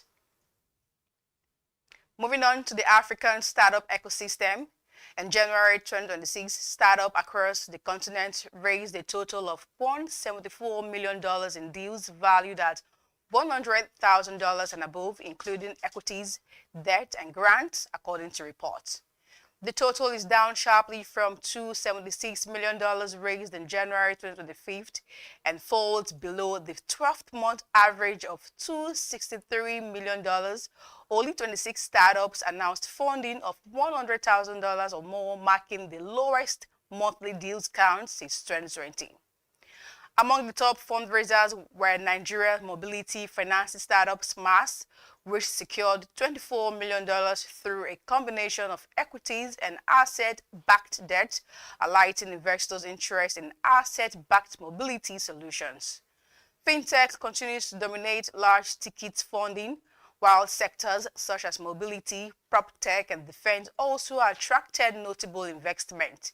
The month also saw exit, including Flutterwave's acquisition of Nigerian's fintech Mono for $30 million. Analysts say the combination of reduced deal flow and ongoing consolidation signals a maturing funding environment with capital increasingly concentrated in established players, while early-stage ventures may face a tight capital market in the month ahead. Up next, Champions Breweries PLC has announced the result of its recent rights issues, recording a total subscriptions of 14.91 billion naira. The company confirmed in an auto advertorial published on Monday. The Securities and Exchange Commission cleared the rights offer, which achieved a 93.71% subscription rate. The company offered 994.2 million ordinary shares at 16 naira per share on the basis of 1 new shares for every 9 held as of September 4, 2025. A total of 170 acceptances for 931.7 million shares were processed and validated. Among these, 167 shareholders fully accepted their allotment, while 3 partially accepted their shares. Fully renounced shares amounted to 86.6 million, while additional allotment of 24.1 million shares. Champion Breweries stated that allotted shares will be credited to investors. According to the Central Securities Clearing System account, by February 12, 2026, refunds for returned funds will be processed the same day. The transactions was led by Rand Marshall Bank with FBN Quest Investment One, Cardinal Stone, and CFG Advisory serving as joint issuing houses. And now, away from that story, the United States Mission in Nigeria has warned that visa overstays by Nigerian travelers could limit opportunities for future applicants. Officials noted that repeated overstays, misuse of visas, or fraudulent activity can lead to stricter visa conditions, revocations of even permanent bans on future travel. Nigerian authorities, including the Nigerian Immigration Service, has similarly highlighted the need for travelers to adhere strictly to U.S. visa rules. The mission encouraged the public to report cases of fraud activities to dedicated units in Abuja and Lagos through email to support enforcement and maintain visa integrity. With policy updates in recent years, Nigerian travelers now face heightened security, reinforcing the importance of responsible travel and compliance with immigration regulations. And finally, to wrap up the Business News Hour, the Central Bank of Nigeria has announced its 304th Monetary Policy Committee meeting scheduled for Monday and Tuesday, February 23rd and 24th, 2026. The MPC, the Apex Bank's RS policy making body, reviews critical economic indicators, including inflation, GDP growth, and exchange rate development before setting key policy instruments such as monetary policy rate, cash reserve ratio, and liquidity ratio. The upcoming meeting follows a series of measures aimed at stabilizing the economy. At its last session in November 2025, the CBN retained the monetary policy rate at 27%, maintained high cash reserve requirement, and kept liquidity ratios unchanged to curb inflation and booster macroeconomic stability. Earlier policy adjustments included narrowing the asymmetric corridor around the MPRO, reflecting a cautious shift in response to mild improvement in inflation indicators. Investors and analysts will be watching closely for the 304th MPC's decision, which are expected to balance price stability with support for economic growth. And with that, we wrap up today's Business News Hour. My name is Gloria Brown Odibo. Thank you for joining us, and continue staying with Business Day Television for the latest updates, in-depth analysis, and the insight shaping the business world.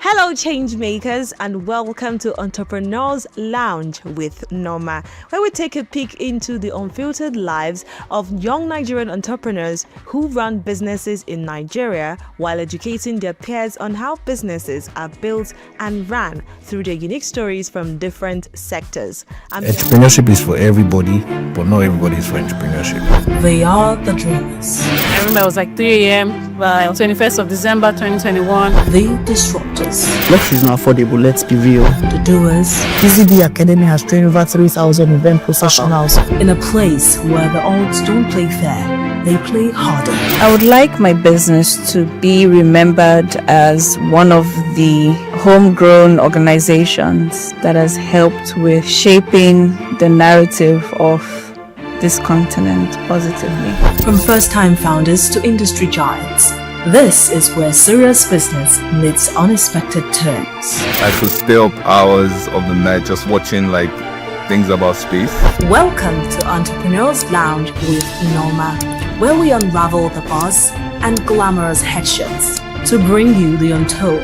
When I went for youth service, where I was sent to, Instead of me to go to work, I went to go and learn how to sew. Raw. I'm blown away by the challenges they're facing. And real stories of Nigeria's fearless young entrepreneurs. And not only yes. Watch Entrepreneurs Lounge with Norma every Tuesday on Business Day Television.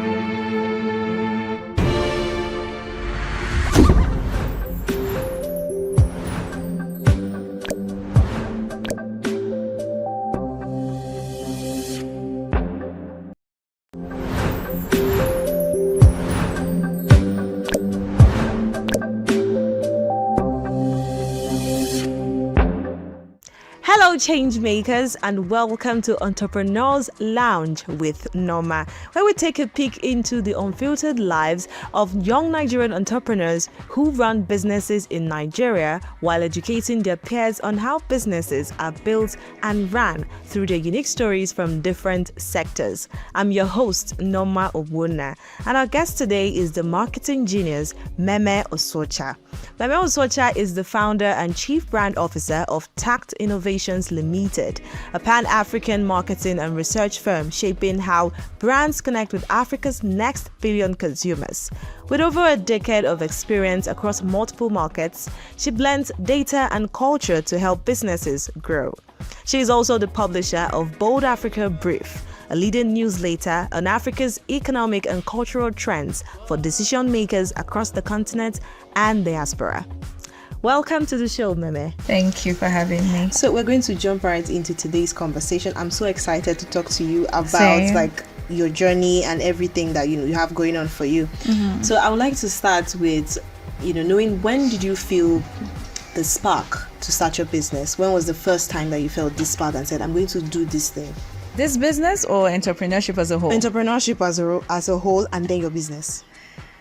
Okay, so I've always wanted to be an entrepreneur since I was in the university. When I got into the university, I tried to sell clothes, but that thing, it didn't work out for reasons I cannot share here. Okay.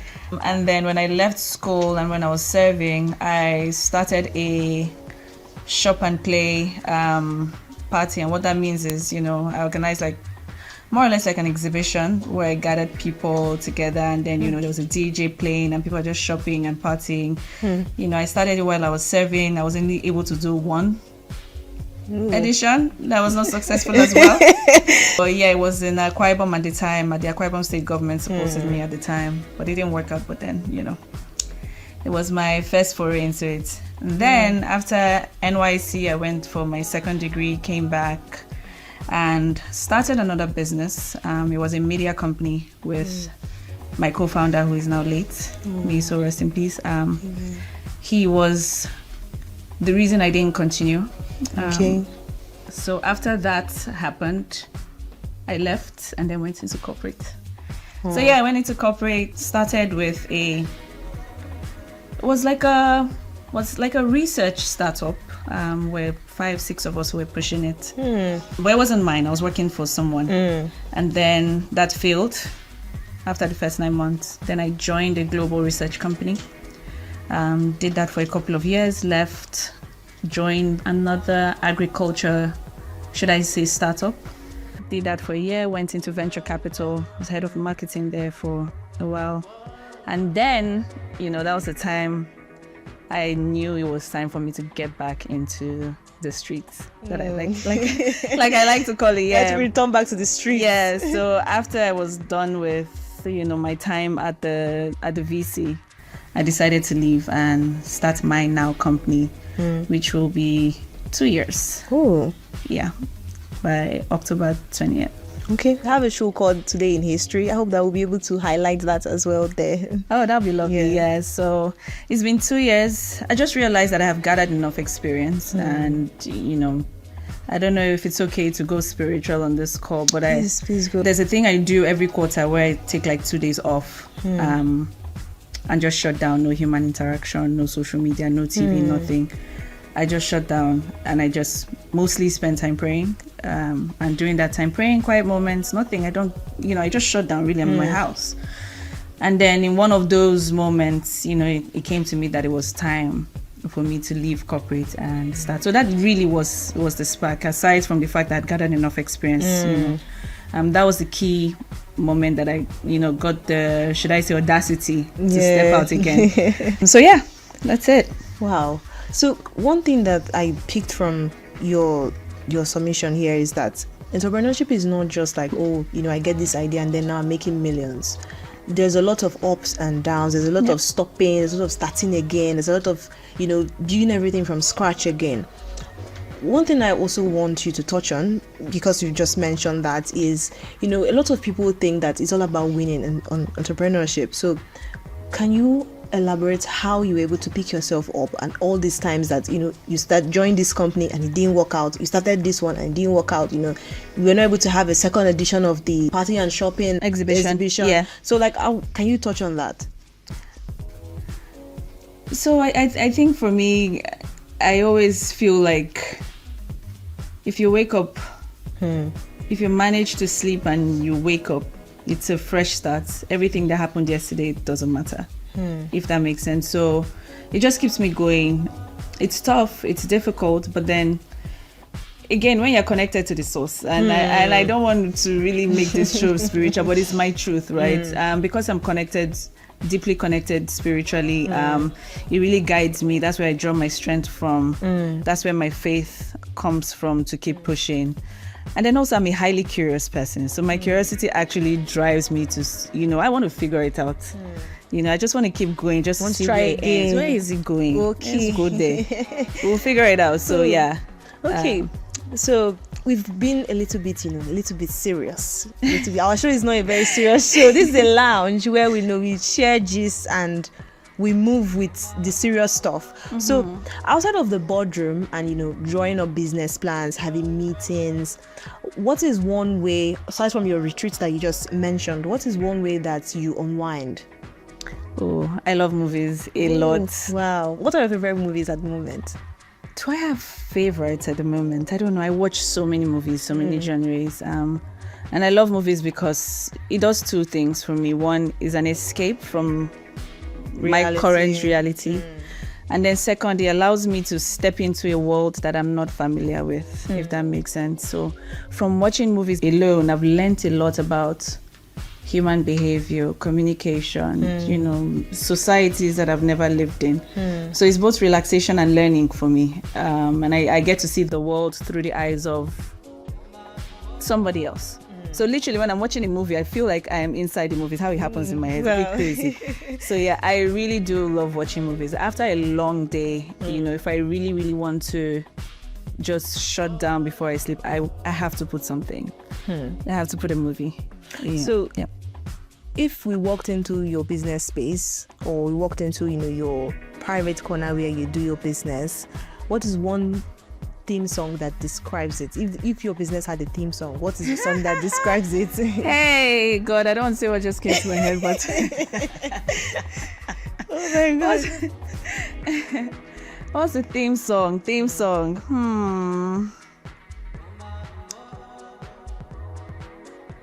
This is a safe space, so feel free. Okay, let me say the first thing that popped in my head when you said it was about. Is it chaotic? No, I don't know why that came to my head, God. but Alignment by Lawrence Oyo. Okay. I'm highly, my mind is chaotic because it's always processing, but then my space has to be completely aligned. Okay, so structured. The Ozeba is for the chaos, and then alignment calms everything down. You get, so yeah, Alignment by Lawrence Oyo is how you would yeah, my space is always in order, just to control the chaos going on. Wow. So if you had 1 hour with one person in the world, first of all, do you drink coffee or do you prefer tea? Which of the beverages do you prefer? Tea. I used to be a coffee person, but now tea. Ooh, okay. Yeah. We have a coffee repentant here in the room, guys. Okay, so if you were to have tea with any top business leader in the world, who would it be?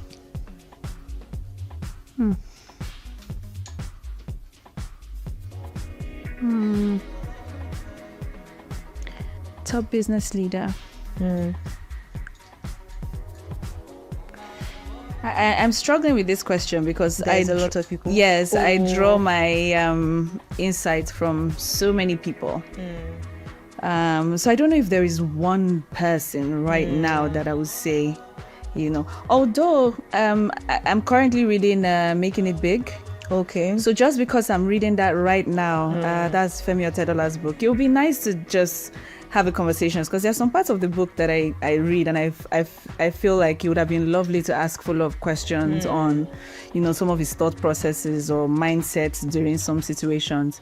So yeah, maybe just for this moment, yes. But I don't know if there's one person top of mind right now really that I'll say is my number one overall. I read about so many people. I write about so many people's journeys as well through my own platform. So yeah.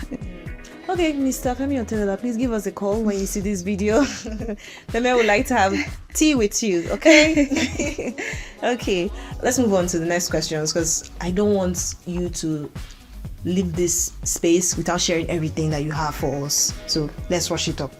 So at what moment did you feel that I'm really doing this thing? Because sometimes in entrepreneurship, one of the things I notice that a lot of people have is that they think, I'm not really making it. They are in a space where they're just seated and they can't even believe that this thing is going to make sense. But then somehow they start to think, I'm really doing this thing. Like, I have started making money first of all, and I started changing lives, and like my brand, my business is impacting other people's lives. At what point did you feel like that?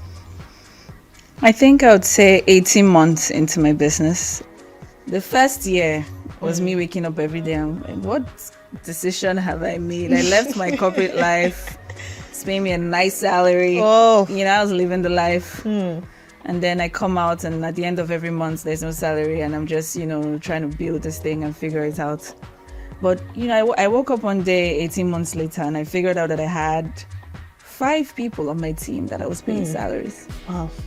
And, when I was just reflecting and looking back, I realized that, there isn't a month yet, and I hope that never happens. It won't happen. But I realized that I haven't owed, salaries, and I was so grateful in that moment that, it means we're doing something right. The money isn't flowing as much yet because it's not even 2 years yet, but the consistency of being able to take care of people who obviously have dependents in one way, shape or form. I think that was the moment that I realized that, yeah, this is really happening, and outside of myself, I'm responsible for other people's well-being. So now let's dive a little bit into your business. So I wanted to know, how important is branding and marketing for businesses? Because some people, they just want to start something, make one small page on Instagram or TikTok and just start selling. How important is it for a business or any entrepreneur that wants to make it in the industry to have good marketing, good branding from the onset, right? I think branding and marketing should be part of your strategy from the moment you decide you want to do a business. Like you rightly said, it's usually an afterthought for many people. Yes. And then at that time, it becomes difficult to integrate some of the ideas or strategies that comes from the consultant or the agency or the company that you hire. It's absolutely important, especially if you're thinking about building at scale.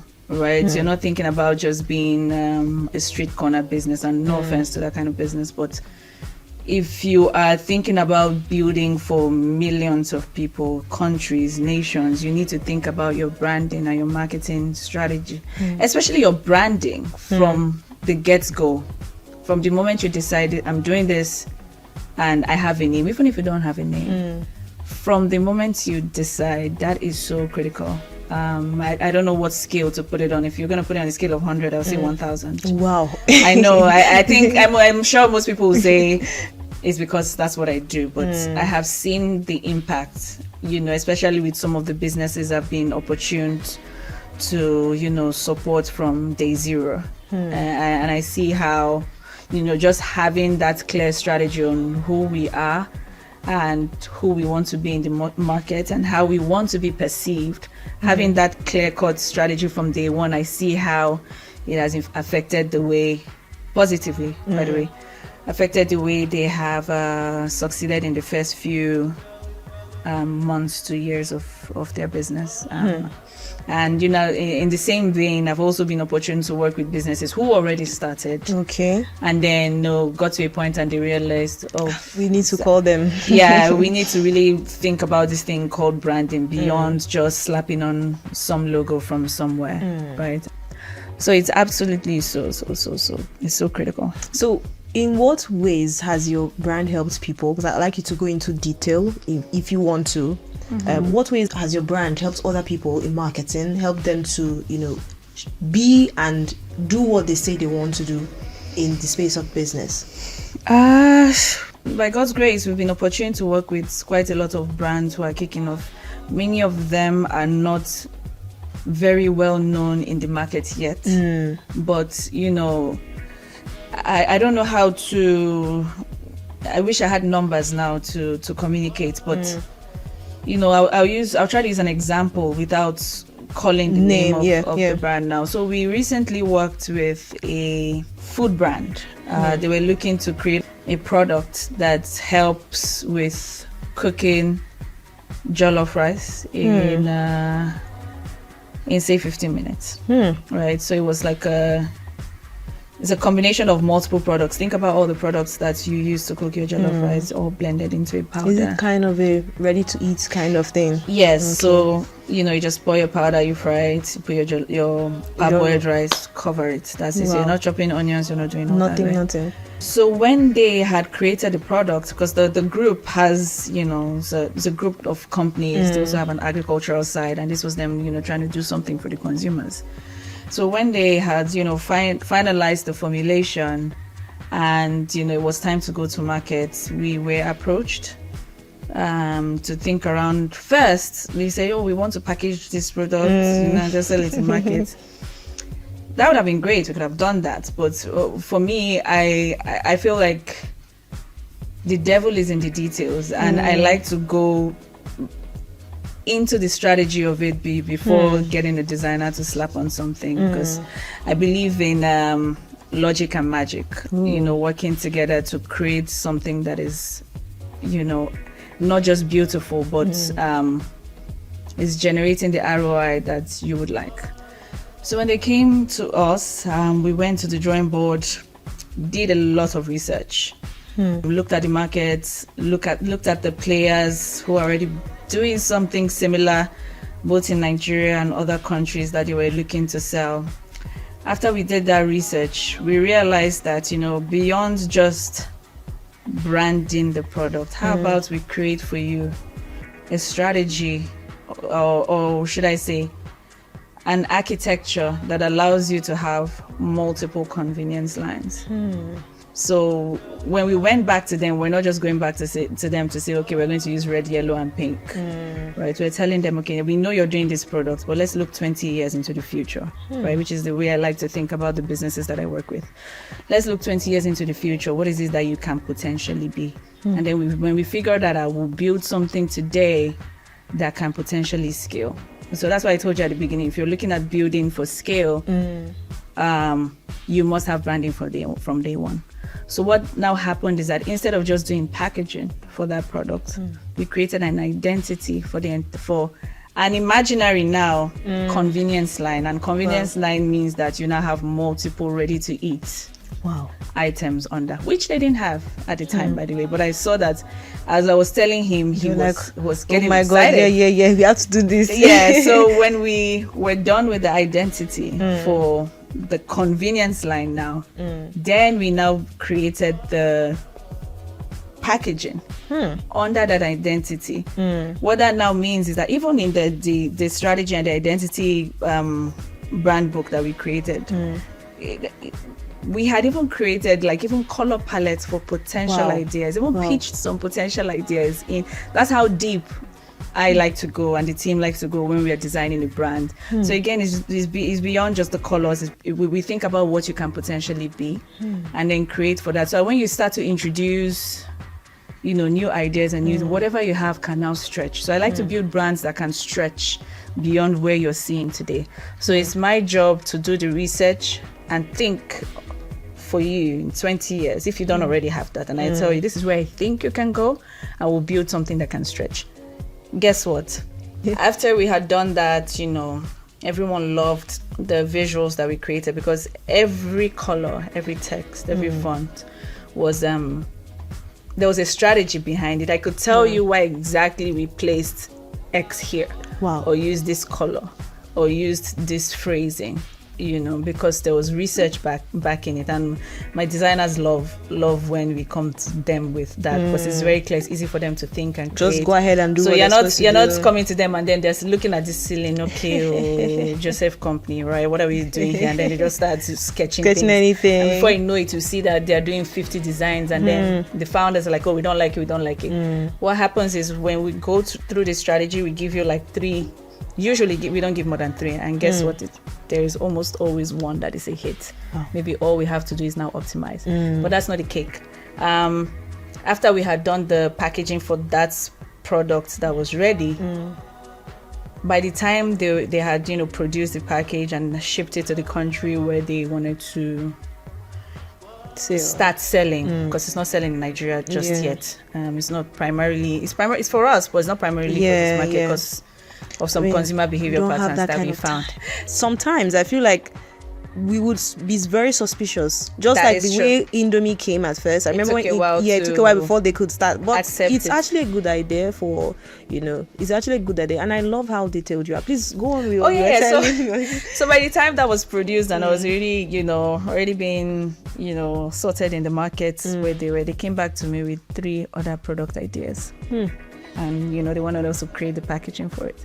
So what we did for them now helped them start to think of product extension, product line extension. What they were not even thinking about. So now they have other product lines that they will roll out very soon, all under that convenience. So what that means is you're not creating a new logo. It's plug and play. You now create different colors for those different packagings, so that each packaging or each product line now has its own identity, if that makes sense. I know it sounds a bit complex, but so I think I was excited when they came back and they're like, we have 3 products that we want to see, so we need the packaging design so that they can wow. So I love how detailed you are with your work. So if someone wants to go into this line of business, they want to start their own marketing or branding company, what are 3 things that you would tell them that you wish you had known? Wish I had known. Well, thankfully, somehow my path led me to where I am now. But 3 things I would say is, 1, you need to understand research. For me, research, working with the global research company that I was opportunity to work with, really gave me the understanding of what it is what it means to actually create brands and market. So it's beyond just saying, oh, we have this, come and buy. It's understanding your consumers, the market, the psychology, what works, what doesn't work. So you really need to understand research, because it really does help you with creating the right kind of campaigns, or the right kind of brand strategies, or the right kinds of copy. So that's 1. 2, you said 3, right? Yes, 3. Yeah. So research is so cool. I wish I could say research 1, 2, and 3, because I feel like research is so the important. Hack. But 2, I think curiosity is so key. You have to be a highly curious person to be able to step into the world of your clients, or where you work. So I think curiosity, personally, I'm a highly curious person, so that helps. But I think being able to develop the capability or the capacity to be curious about things does help. And then lastly, I would say give yourself the opportunity to stretch.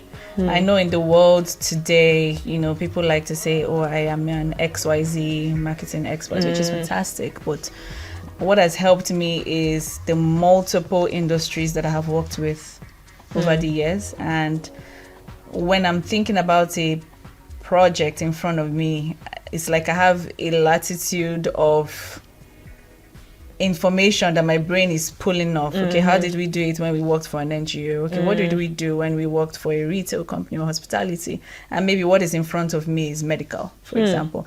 So your thinking, it's broader when you've allowed yourself to stretch beyond just, one thing, one sector. It just allows you to think better.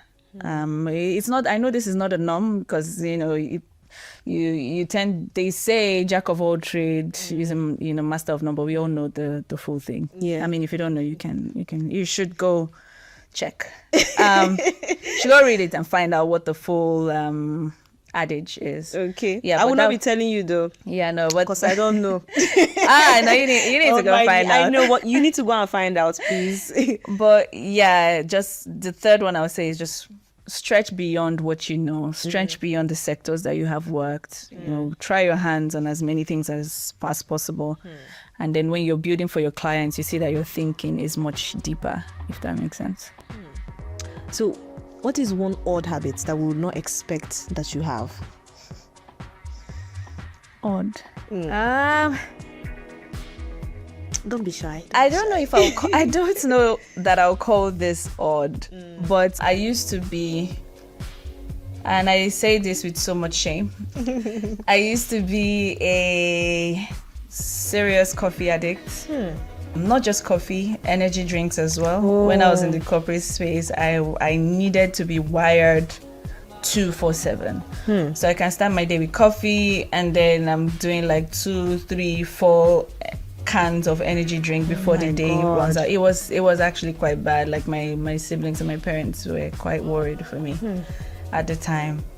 But then, when I needed to recover from being an addict, there was I don't think there's any AA community now for recovering coffee addicts. But I swapped coffee for running and exercising in the morning. Every morning, as early as I can wake up, I literally run. I run like somebody's chasing me. Wow. Yeah, and I like to work out. I like to keep fit, but I just figured that, the first day I tried it, it's not like it was intentional. I just knew I couldn't drink coffee that day, so I got up and I started running. And when I came back, I was wired, like I had taken 3 cups of coffee. Wow. I came back, I took a shower, and I was wired. So now the habit is I don't drink coffee anymore. I swap for running, and when I wake up, I run. In fact, now I've added something else. I mix it up. So I run, maybe I do a sprint. When I'm tired, I do a jump rope. And then I sprint, jump rope. So I do this for like 30 minutes and come back. And when I come back, I am wired. Like I can go for 8 hours straight. Wow, I'm so glad to hear that, because most entrepreneurs that I meet, they usually say they don't have time to like keep fit. They are busy, trying to get the next client or trying to cover this bill, trying to hit this deal. They're always traveling, so they don't have time to settle. So I think it's actually good to meet one that is keeping fit. And please, if you're an entrepreneur watching this, learn from them. Thank you. Please, everybody. It works for me doesn't mean it will work for everyone. I don't even know if this is law, but it works for me. So that's one weird habit. That's another thing. But it's actually a very weird habit. Swapping coffee for running. Like, it's just, I don't know how. I think there has to be a science behind it, but I don't know how we're going to prove think it. about it. Your heartbeat is up. After that, you come back, you shower. And because you're hot, the chances of you wanting to shower with, at least in this climate, with hot water is very slim. So you shower in cold water. So the cold water wakes you up, And then, yeah. Are you among those people that take cold showers? Not all the time. I love a hot shower. I want to be warm and cozy all the time. But in the mornings when I'm done exercising, it just feels like automatic for me. But sometimes I still do the hot shower and I'm okay. But it just is automatic for me to just take a cold shower. But you won't find me taking a cold shower at night. What's the issue? Because there are some people on the internet that I should report you to them. On the internet, they advise that take a cold shower, you prepare, you heat. I'm like, guy. Whatever works for you. It's not like those things are are bad in itself. There's a science behind it, but you need to find what works for your own wiring. Everybody's wiring is different. The fact that I run and jump rope in between and I'm still energetic to go on with my day doesn't mean that, it will work for someone else. Someone else can try it and they're dead. They'll literally come back, eat and sleep. They can't do anything. So that's true. It's different for everyone. Okay. All right. When things get tough, you've already mentioned the retreat. So I know you have time where you take out, telling stories, about good things that are happening, which is what we're doing with one of our platforms, where we shine the light on, amazing ideas, amazing people doing great stuff from across the continent, just to add our own, push in the space of positivity, right? So it's a lot of positive news going out there. But then, we're shaping that narrative, through the brands that we work with, the kinds of brands that come out of the continent. I say that I want to be one of those organizations that have built local brands that can compete globally, right? Just to go back to the example I gave before, when you see that product, it can stand in any shelf in the world and compete without looking like an African brand. I get what you mean. So we want to go into that level of detail when we are working with companies and brands, and we like to apply a global lens with all the local nuances that we have. So we want to be remembered as one of those organizations that supported in shaping the good narrative of Africa as a continent, the nations, and then the brands and products that come out of it. So what about you? What would be your legacy? I want to know, because you seem like a very, not only intentional, but when someone is so detail oriented that that, I'm going to change the world, what is one thing that you want to remember? Any final words for our viewers? So let me give you another opportunity to say something to them, because I know they don't want this to end. Words. Give me an angle. What would you want to say? Maybe one thing for an entrepreneur that is watching us right now. Like Nike said, just wake up and just do it. It's nothing else. Okay. Just do it. Just do it. That's what's keeping me going now. It's not been the easiest 21 months now. I'm actually counting. But it's been just me waking up and saying, hey, I'm awake again and I got to do it. So yeah, just do it. Do the best you can. And if the best you can is to sleep on a Wednesday, please sleep. And then when you wake up, you take it again. Because you will wake up and another day will come. You can't worry yourself to death. Right. So yeah, just do it is the message. Oh, thank you so much, Meme. Thank you. Wonderful, deep submissions, because I've had a very wonderful time talking to you, honestly. Thank you. Now I see why you say people would feel lighter, because now during our conversation I'm thinking, like, even as a person, like, branding for me, I'm thinking about it. What can I do? Yeah. Okay, and you can search her up on social media as well in case you have any questions. Thank you so much, Meme. I enjoyed talking to you. Thank you for having me. Thank you so much.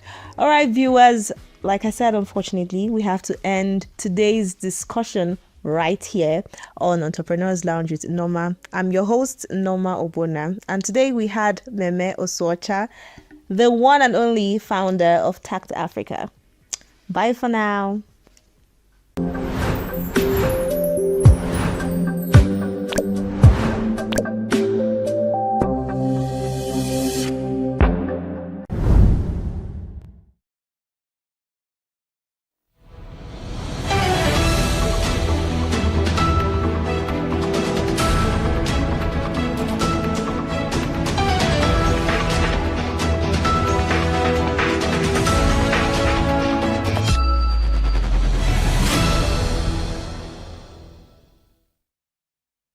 Is the Business Day midday bulletin coming to you live from our studio here in Lagos, Nigeria. Coming up, CBN confirms full deployment of S4 for primary auctions. Federation account inflows jumped to 35 trillion naira in 2025, says AGF. Nigerian lawmakers urge removal of electricity subsidy to boost revenue. Dangote Cement jumps over 80% as all-share index hits 111.6 trillion naira.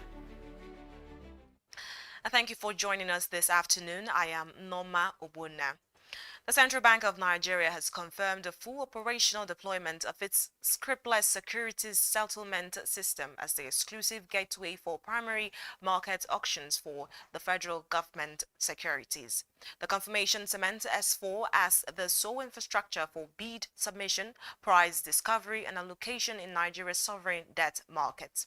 The clarification follows the February 2026 Treasury bills auction, where the federal government offered 150 billion naira in 91-day bills, 200 billion naira in 182-day bills, and 800 naira in 364-day bills under a fully centralized electronic process. Market participants say the auction marked a decisive structural reset of Nigeria's primary debt market architecture. By eliminating fiscal submissions and decentralized aggregation channels, the CBN has effectively concentrated all the primary market activity within a single electronic window, reshaping how banks, investors, and regulators interact in the auction process. And moving on, Accountant General of the Federation, Shemaladin Ogunjimi, says inflows into the Federation account rose to 35 trillion naira in 2025, up from 27 trillion naira in 2024, marking an increase of 8 trillion naira or a 29.63%. Ogunjimi revealed this on Monday at the Federation Account Allocation Committee Post-Mortem Subcommittee retreat in Enugu, represented by the Director of Federation Account, Rita Okolie.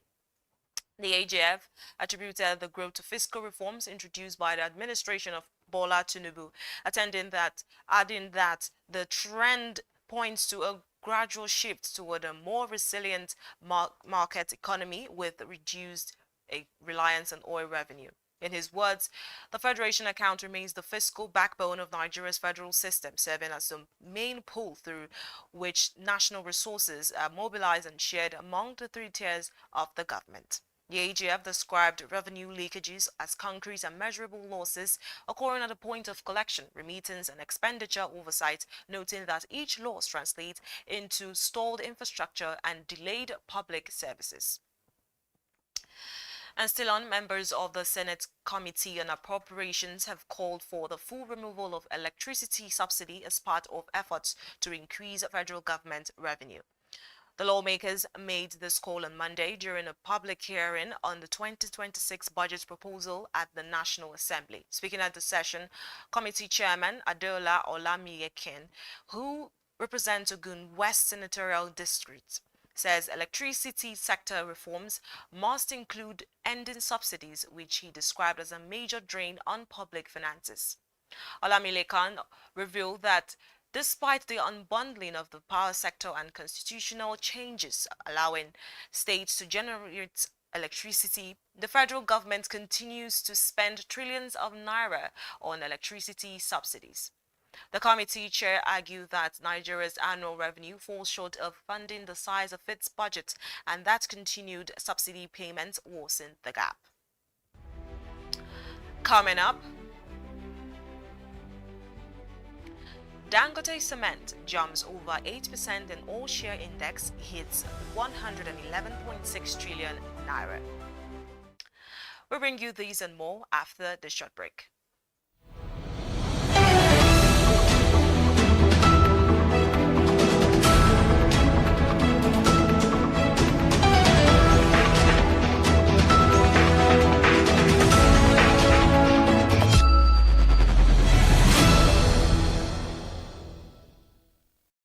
Attention business leaders. Want to make informed decisions? Join the ranks of the best with Premium Business Day. Access in-depth analysis and expert opinions to stay ahead. Subscribe now at premium.businessday.ng and unlock premium content. Plus, you get 50% off your first subscription. Don't miss out. Make smarter choices and seize new opportunities. Sign up now and elevate your business game. Visit premium.businessday.ng today.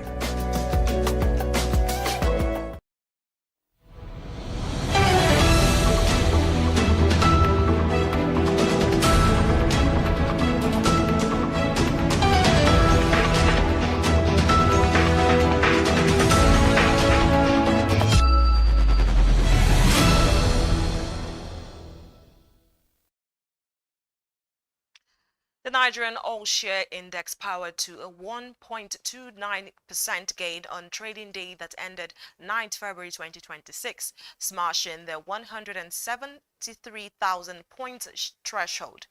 This was a 2,218.7 points jump from an opening of 171 and 727.5 points to close at 173 and 946.22 as bullish momentum swept through large cap counters with Dangote Cement soaring 8.81%. According to reports, the rally came despite a drop in market activity, with volume declining to 775 million shares across 65,960 deals, down from 953 million shares exchanged on Friday. Market capitalization also edged higher, reaching 111.6 trillion naira, with Zenith Bank and Aradel, which posted trading values of 3.4 billion and 2.7 billion naira respectively.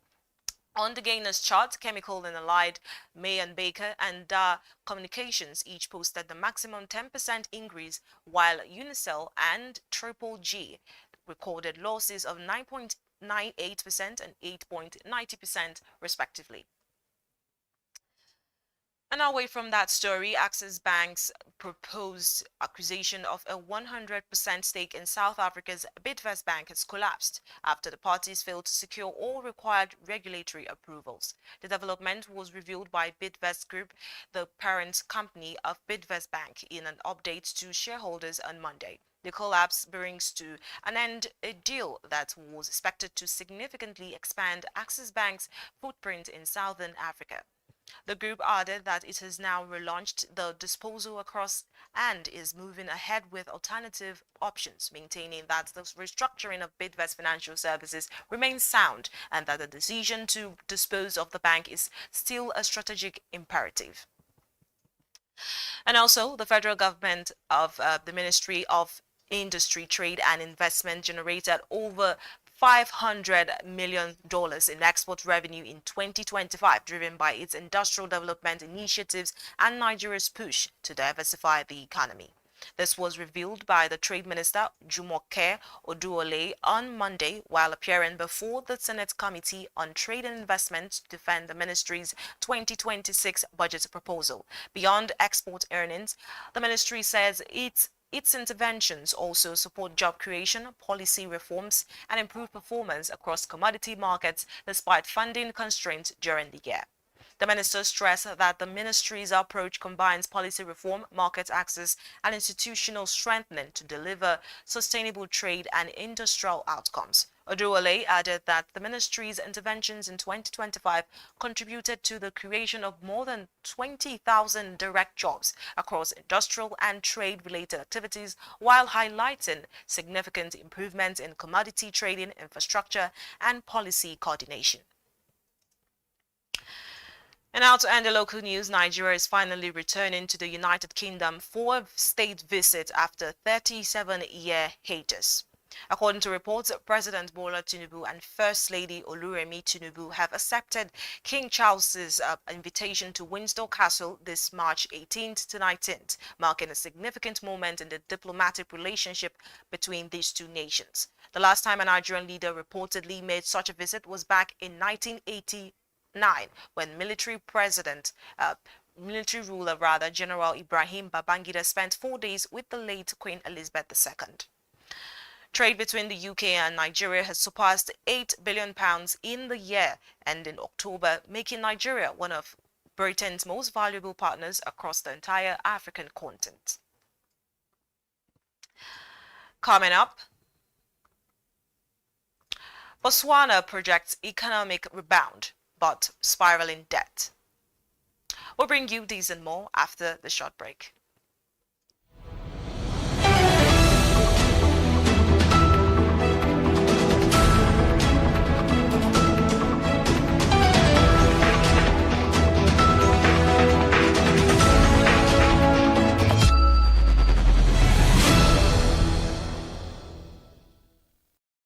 Meet Monica, your all-in-one financial solution. Convert crypto to Naira at juicy rates anytime, anywhere. Enjoy fast withdrawals straight to your bank. Buy airtime, data, and pay bills in seconds. No stress, no delays. Just seamless transactions. Monica, the smarter way to move your money. Download now. Okay now, dependable insurance. After God, like the next insurer. See as the boys the Allah. All the ladies the Allah. Ensure your car protection from accidents. Unforeseen loss, you can see them. Mistakes are meant to happen. If you don't jam the car, they'll jam yours. Will you beat them? Ah yes, you will get them arrested. Your plans for that day is affected. You waste your money, you waste energy. With AXA, you can be protected. Get the protection that pays today. Call 0700 AXA Mansa to get a motor insurance that pays.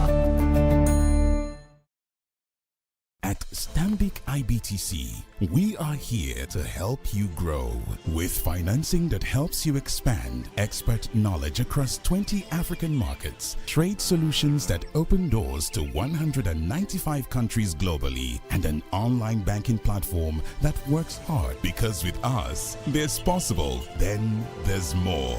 Visit www.stanbicibtcbank.com/business for more. Stanbic IBTC. True strength. What defines it? The brilliance of a player? Or when a team comes together to win? A solo beat? Or the rhythm of many? The flair of one dancer? Or the art of a troupe? One distinct voice, or the beauty of the symphony. At FCMB Group, we build ecosystems, empower communities, and create the future. Because we believe it's not just one, but the power of the group that delivers the future we all desire. FCMB, the power of the group.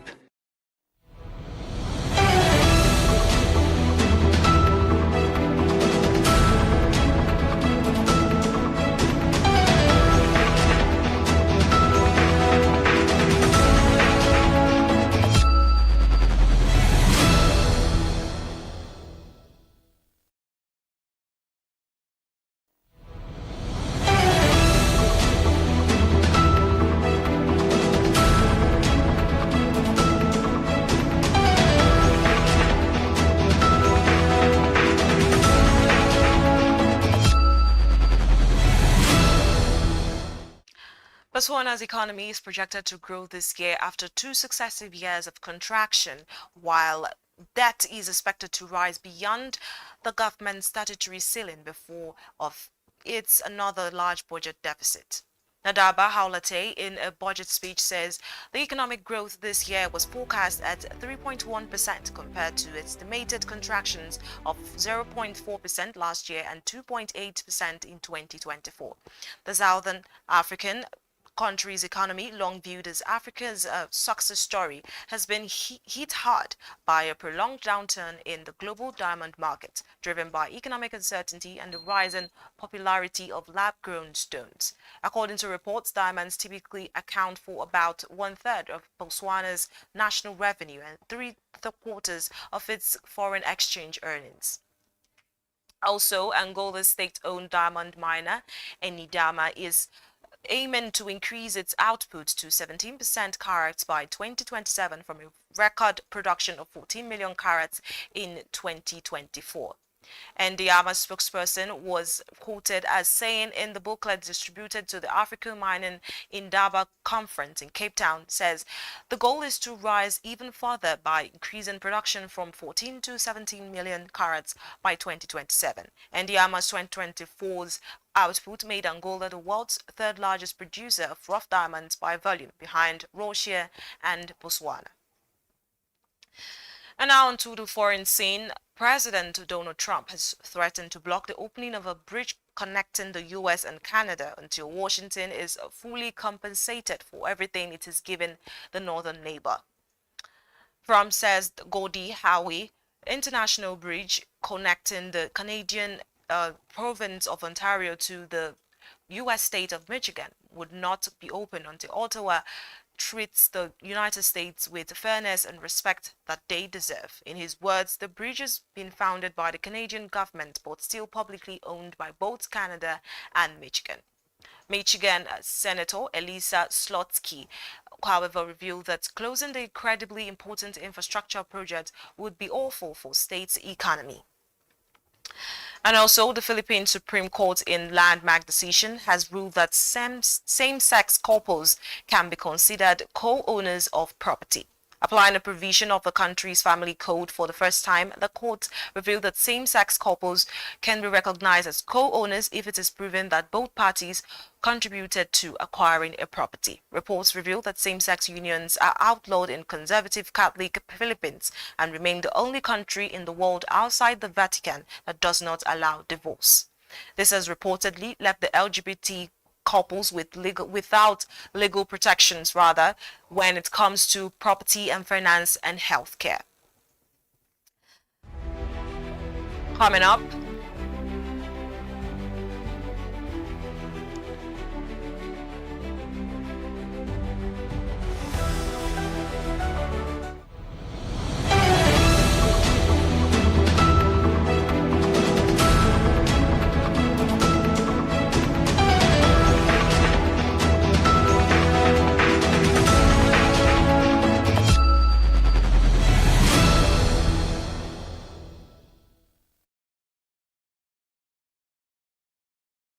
Attention business leaders. Want to make informed decisions? Join the ranks of the best with Premium Business Day.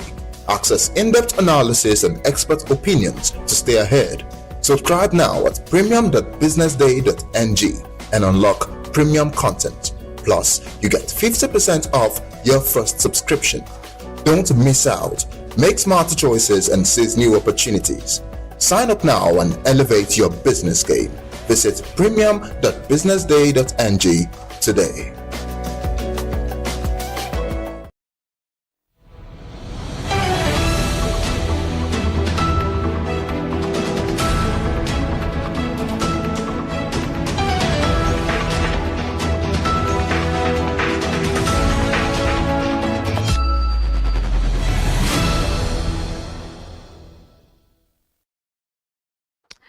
Now to sports.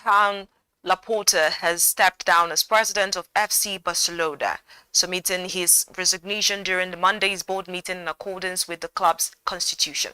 The move is a procedural step aimed at complying with election rules and preparing for the upcoming vote on March 15th. Laporta intends to seek another term as president and will compete against Victor Font and others on the election. This resignation allows him to run without advantages of incumbency in line with Barcelona's regulations designed rather to ensure fair elections. Following Laporta's resignation, the club's day-to-day operations will be overseen by a temporary committee with Rafa, a close ally of Laporta and sporting vice president since 2021. He will lead the group during the transitional period. And to end the news, Huawei users has reportedly sent an ultimatum to Al Nassr's board, with the Portuguese coach making it clear that his future in Saudi Pro League is directly tied to that of fellow countryman Cristiano Ronaldo. Ronaldo has taken to going on strike of late as grievances in the Middle East are aired, and there is an exit clause in his contract that can be triggered in the summer transfer window. Ronaldo has seen an end to his Saudi Arabian adventure speculated on, with the 41-year-old forward said to be mulling over his options. A return to Europe has been mooted, potentially to boyhood club Sporting, while more decision has been made as yet regarding what happens next. And this is where we wrap up Business Day TV Midday Bulletin this afternoon. Remember to follow us across our platforms and subscribe to our YouTube channel for more insights. My name is Norma Ubona. Many thanks for watching.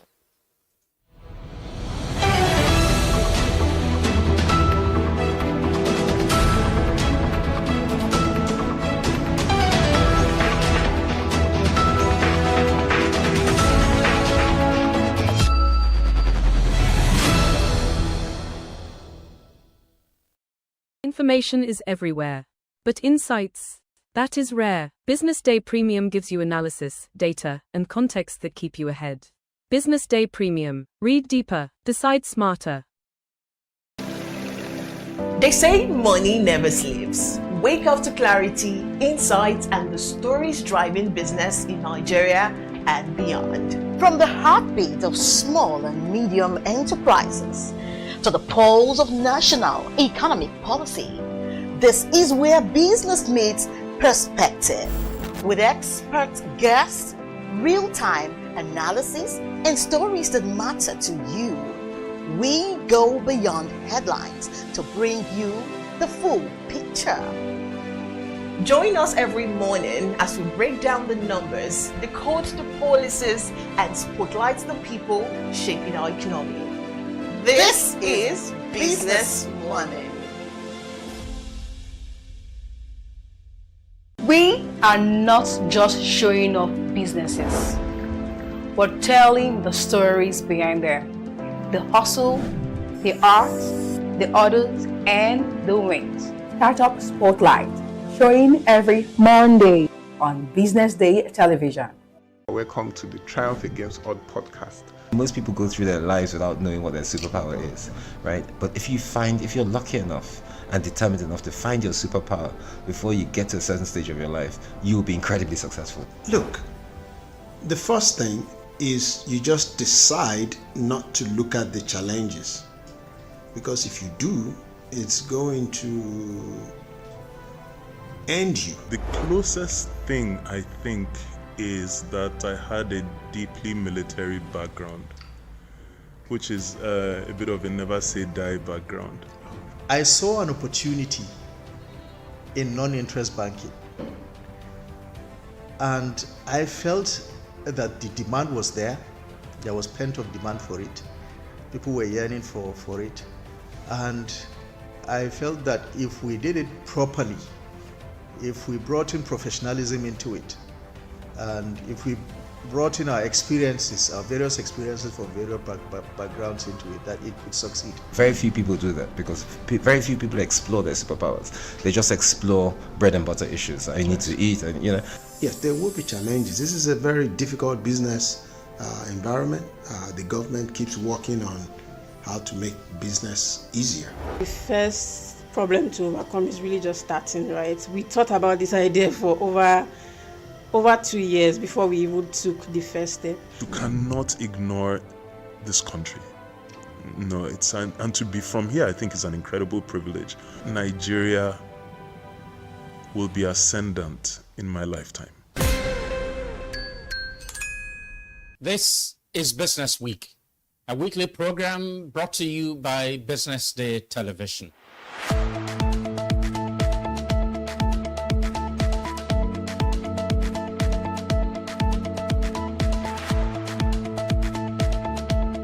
For many years, we've talked about the need to, essentially diversify our revenue stream away from, the huge dependence on oil revenues.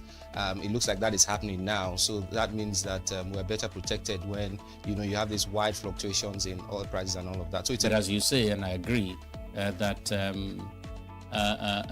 we should commend the government. At least revenues are not falling. There have been times in the past when we recorded drops in revenue. That's not the case today. We're seeing revenues actually going up. Increasingly, we can see the developed countries focusing on renewable energy and so on and so forth, which means that in the long run, we must look for alternative sources to funding. So, the government says that crude oil theft has essentially come to an end. We need to do more to ensure that we totally eliminate crude oil theft and start to think of how to boost production. But it's a good first step. By eliminating crude oil theft, it also creates an incentive for international oil companies to probably return and start to take up more projects in the upstream industries. Stay ahead with Business Day Mobile, your gateway to Nigeria's most trusted business news, market insights, and expert analysis. With a Business Day Mobile app, you enjoy more than just news. You gain a seamless, intuitive platform designed to keep you informed and empowered. From exclusive articles mastering their market trends. The app delivers the stories that matter most. Why Business Day Mobile? For premium access, for a clean, responsive design, for smarter navigation, for customizable layout, and for all-in-one business hub. Whether you're a business leader, investor, policymaker, or enthusiast, Business Day Mobile brings you closer to the insights shaping Nigeria's business landscape. Download today and put authoritative business journalism right at your fingertips, anytime, anywhere.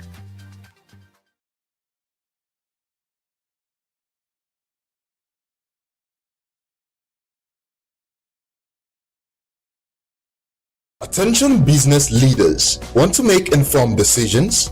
Join the ranks of the best with Premium Business Day.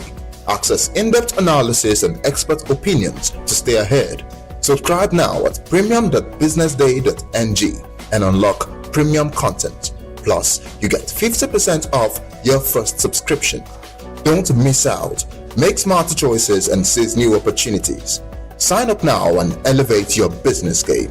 Visit premium.businessday.ng today.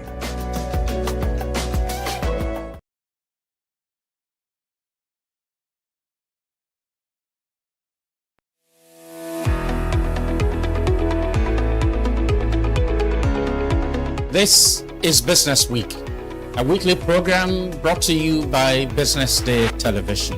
And we're live from Lagos, the nation's commercial capital, bringing you the latest insight into the stories that matter for business and the economy. I am Deborah Eze. Onyeka Valentine. I am Destiny Momo. My name is Elizabeth Musef.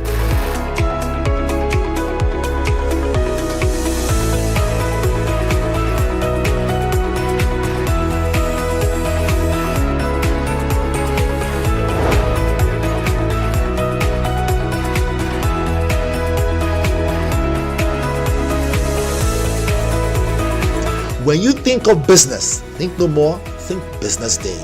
I know that Business Day Television will go places. It is the next big thing that will happen to the Nigerian media sector without a shade of doubt.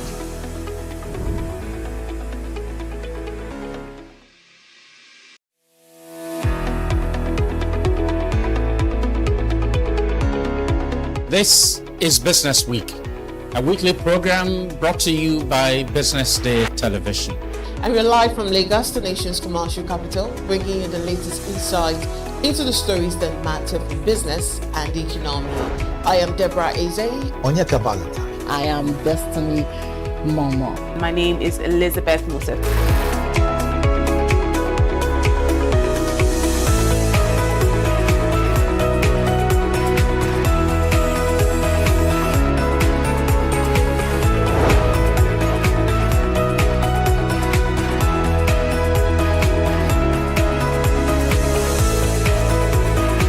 When you think of business, think no more, think Business Day. I know that Business Day Television will go places. It is the next big thing that will happen to the Nigerian media sector without a shade of doubt.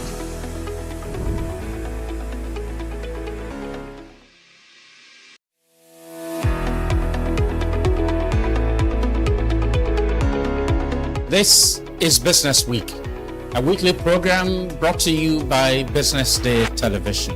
And we're live from Lagos, the nation's commercial capital, bringing you the latest insight into the stories that matter for business and the economy. I am Deborah Eze.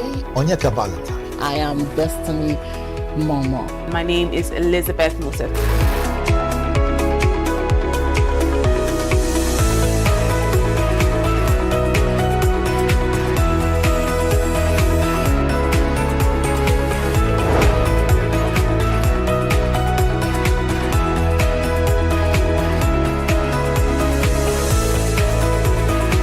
When you think of business, think no more, think Business Day. I know that Business Day Television will go places. It is the next big thing that will happen to the Nigerian media sector without a shade of doubt.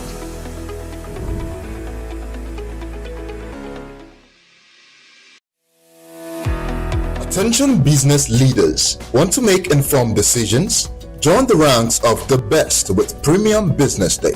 Access in-depth analysis and expert opinions to stay ahead.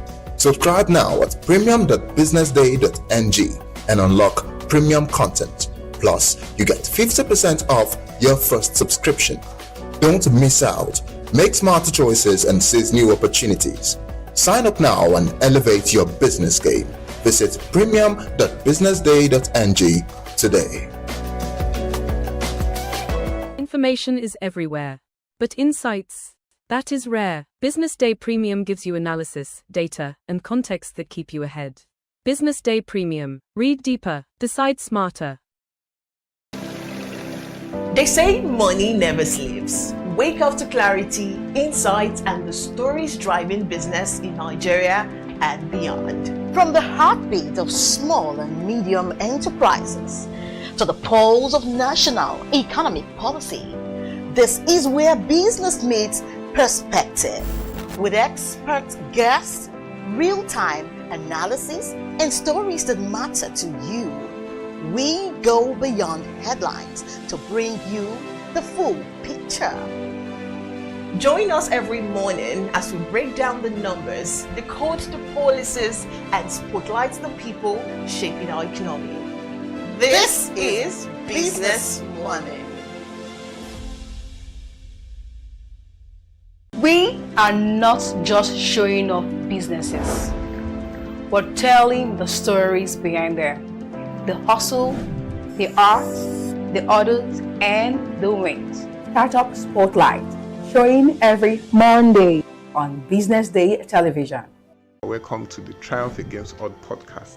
Most people go through their lives without knowing what their superpower is, right? But if you're lucky enough and determined enough to find your superpower before you get to a certain stage of your life, you will be incredibly successful. Look, the first thing is you just decide not to look at the challenges, because if you do, it's going to end you. The closest thing I think is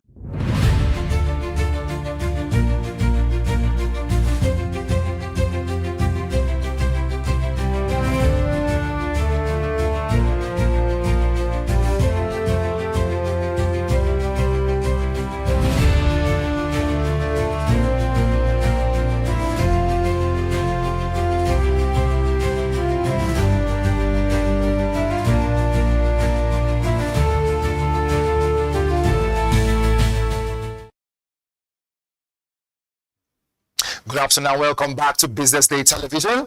Let's jump right up into Industry Focus. While we're here, we bring to you that which we need to give to you every now and then, the latest happenings in different industries, thus highlighting these economic and business values, how it affects the GDP of Nigeria and, of course, Nigerians globally. So welcome to Industry Focus, which we bring every Tuesday. Here are our segments for today. First and foremost, we'll jump into the quotes of the day on intellectual property, where we get to find out the do's and don'ts, the pros and cons, and why it's important to know the right thing if you want to protect your intellectual property for those who are creatives. And right after that, we will jump straight up into our captain's of the day's opinion. In other words, captain's opinion with our guest, Fela Oke. We'll be talking about unlocking Africa's talent economy through intellectual property. And right after that, we'll do what we call Deal or No Deal, where our guest will give us his professional opinion when we ask the question that is bordering on our topic, in this case, intellectual property and Africa's talent as a whole, talking about globally or local. All this coming your way. I am Monica Valentine. We'll be right back. This is Industry Focus. Don't go away.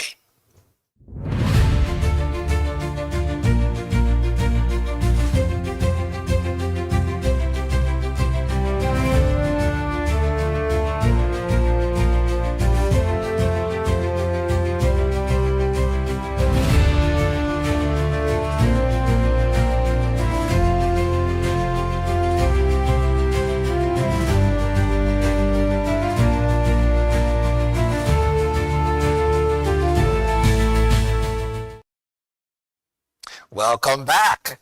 Let's jump into this. Our quote of the day on intellectual property and talent. It goes this way. It says, intellectual property is a key aspect for economic development. Again, intellectual property is a key aspect for economic development. And this cuts across whether you're a creative, or maybe you're in oil and gas, or maybe you're in property, or you are in any other business that needs your idea to be properly protected. This quote gives it more light. So yes, you have it. Intellectual property is a key aspect for economic development anywhere around the world. Not my words, but the words of Craig Venter. Now you have it. Let us jump straight up into what our guest has to say. Right now, our guest is far away in the UK. But before I jump into that, let us know who our guest is. Our guest, Fela Oke, is an entrepreneur.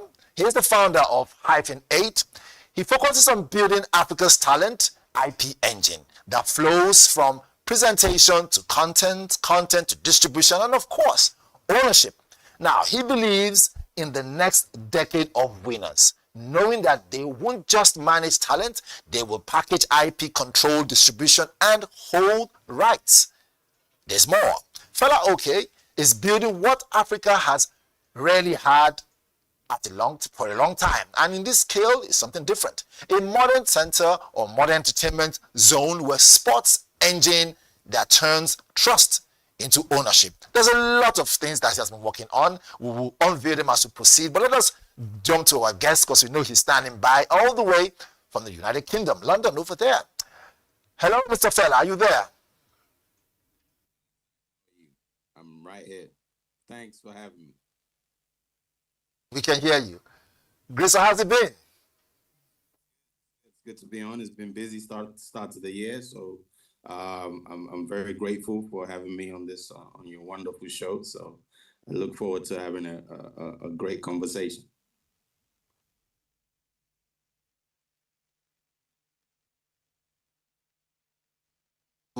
Key areas where talents need to make money for themselves and of course create an industry out of that particular creative sense. Whoever wants the answer will come to you.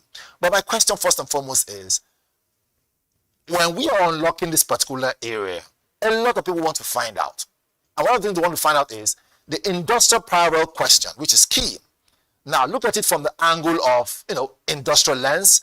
Like they say, manufacturing. The goal here is to own the factory and the patent. So this is the question now. How does -8 model apply to this same principle to talent, turning them from raw material into owners of their production, lifeline, and of course, and like I always say, intellectual property and all that. How do you guys do it? Sure, if it's my network or yours.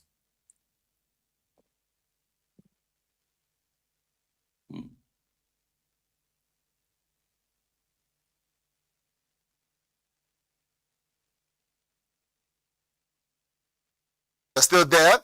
Maybe we're having this breach with the network. Anyways, very quickly, I know you're listening. Before we jump to the next one, let's take a quick break. When we come back, we will jump into Deal or No Deal, and 4 more questions for our guest. Obviously, is going to be there to jump in. So let's take a quick break. We'll be right back. This is Industry Focus, where we talk about those things that you need to know in your industry and in your sector. Don't go away. BusinessDay Television.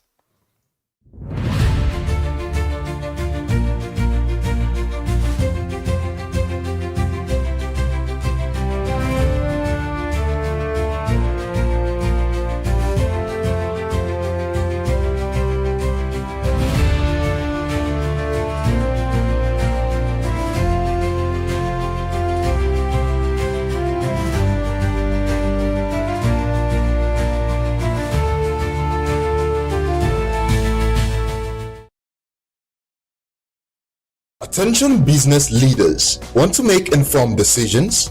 Join the ranks of the best with Premium Business Day. Access in-depth analysis and expert opinions to stay ahead. Subscribe now at premium.businessday.ng and unlock premium content. Plus, you get 50% off your first subscription. Don't miss out. Make smarter choices and seize new opportunities.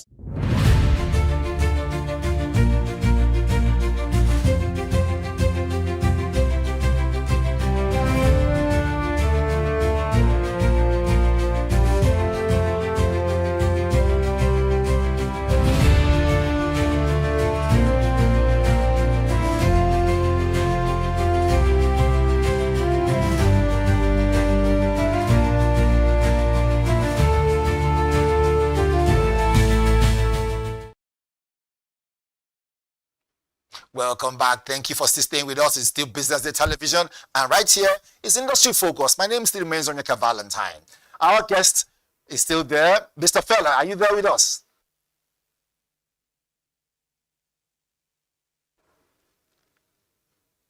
Hello, Fella. Maybe it has to do with his network over there. Can you hear us? All right, so if you can still hear us, we will still try to reach out to you. If you can hear us, can you hear us? Okay, great stuff. So we cannot hear you much, but we know that you are listening. So if you're still there with us, we are talking about the industry parallel question, which is looking at those areas that need key, pinpointing. And we said the goal is to own the factory and the patent. So if you're talking about how intellectual property can be owned by those who truly own it, where does the government come in? Where do those in the private sectors, where do they come in? How can we help people to achieve all this in different times and of course different areas based on wherever you're living or wherever you are located? These are the questions that our listeners want to find out. These are the questions that our viewers want to know, right? So if you're still there with us, can you follow up with us? Yes, we can hear you. Go ahead. Okay, right. So because there seems to be a network issue, let me try and speed through this. So the first key thing is we all know Africa already has proven, that we can manufacture culture, we can manufacture talent. What we don't have and what we haven't done is we don't own. So if I go into the manufacturing logic, right, we don't own the factory and the patent. Do you know what I mean? So that's where Africa is right now. My company, myself, are built on a simple idea. You start to treat talent like a company, not a gig worker. You build the vehicles, the contracts, the pathways. So artists, athletes, and creators are not just hired hands. So we're moving away from that old logic of talent just being labor. And Hyphenate tries to turn talent into owners. And this is where ownership of IP is important, right? So, we say talent is the factory and sits on the patent. And that's why we are completely focused on that. So we're moving talent away from being just raw materials into somebody else's factory, because that's the biggest issue on the continent right now, that we've got talent, we've got the athletes, we've got the artists, we've got the pathways, but we don't own.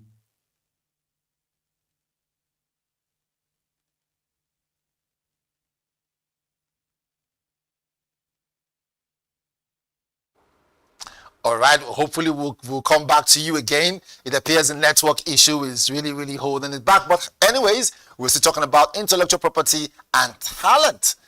I've got our guest right there, Femi, Fela, okay, all the way from the UK. If you can still hear us, we're there with you. Go ahead.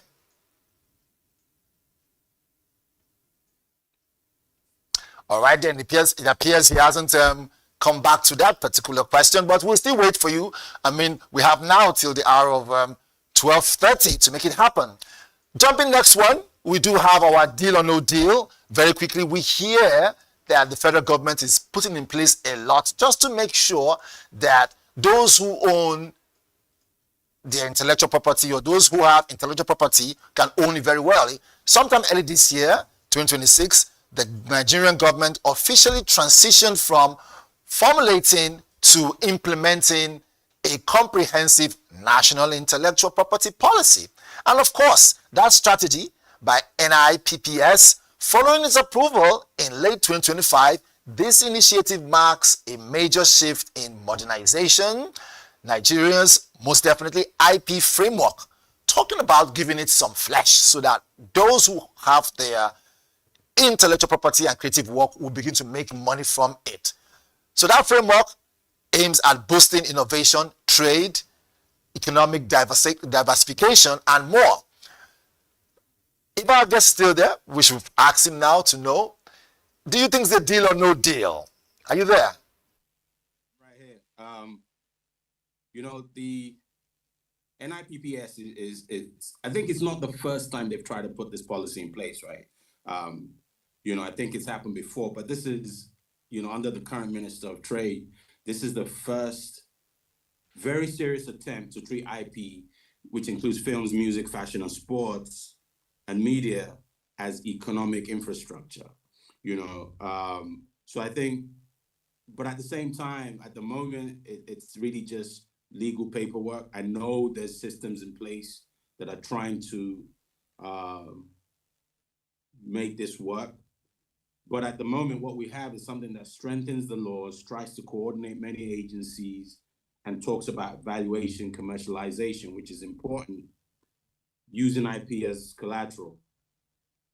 You know what I mean? I think the NIPPS, I think it's a step in a great, very, very great direction, and explicitly it links to AFC, FTA's IP and digital trade protocols, which is important because I've always said that, once we start owning IP on the continent, we have access to the probably largest free trade zone in the world with 54 countries under AFC, FTA, and that's really how we can scale our exports and our IP and our foreign exchange opportunity. So I think the NIPPS is a good start, but I think it needs an operating system. It can't function on its own. I've always said that, these kind of things, you've got to move them from the PDF to the pipeline. So, that's really where we're at with that. And I think, like I said, I think it's a great opportunity and it's a great start. So then,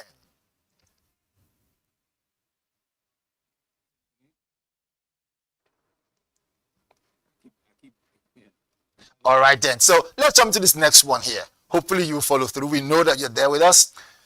It says here, the African next export beyond just selling our music or athletic skills.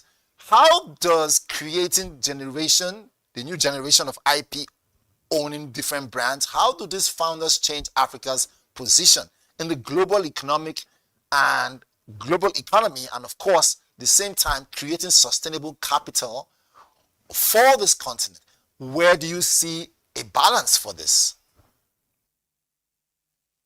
Right. So you're asking me about, why this is termed as Africa's next export. I don't think it's that. It's not the next export. We've done it before. We've always exported our talent, right?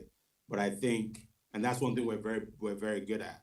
You can see it in the music, in our films, stories. But the biggest thing is there's deep equity issues that lives in labels, clubs, studios, and platforms that are headquartered somewhere else. We send the gold, somebody else owns the mine, basically. So what I'm trying to say is if we deliberately build a generation of IP owning brand founders, artists with companies, athletes with media and events, IP, creators with platforms and product lines, then what we export is not just skills. You know what I mean? It's rights and vehicles. Those vehicles can sit in African funds, borrow from African banks, list on African markets, and negotiate with global partners on equal terms. I've always been a proponent of the AFC FTA to enable us to scale.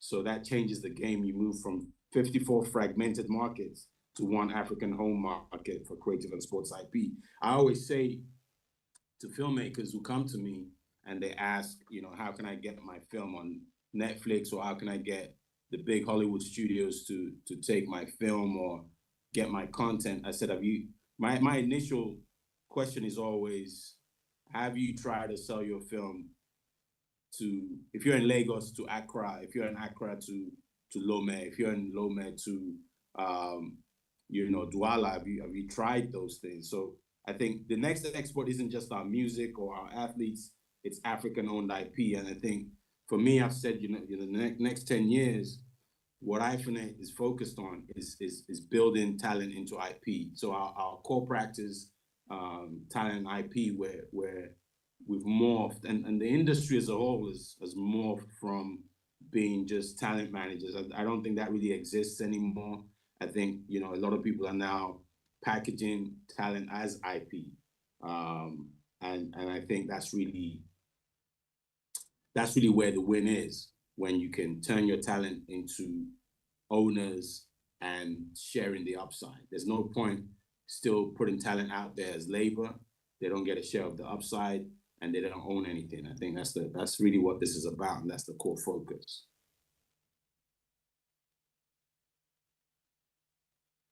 But let's just jump out of the whole major script now and ask this particular question. What do you think is the major problem? Is there a disconnect when it comes to the Nigerian or African idea of IP, talent management, talents themselves? Is there a disconnect from the African talent to those who live outside Africa?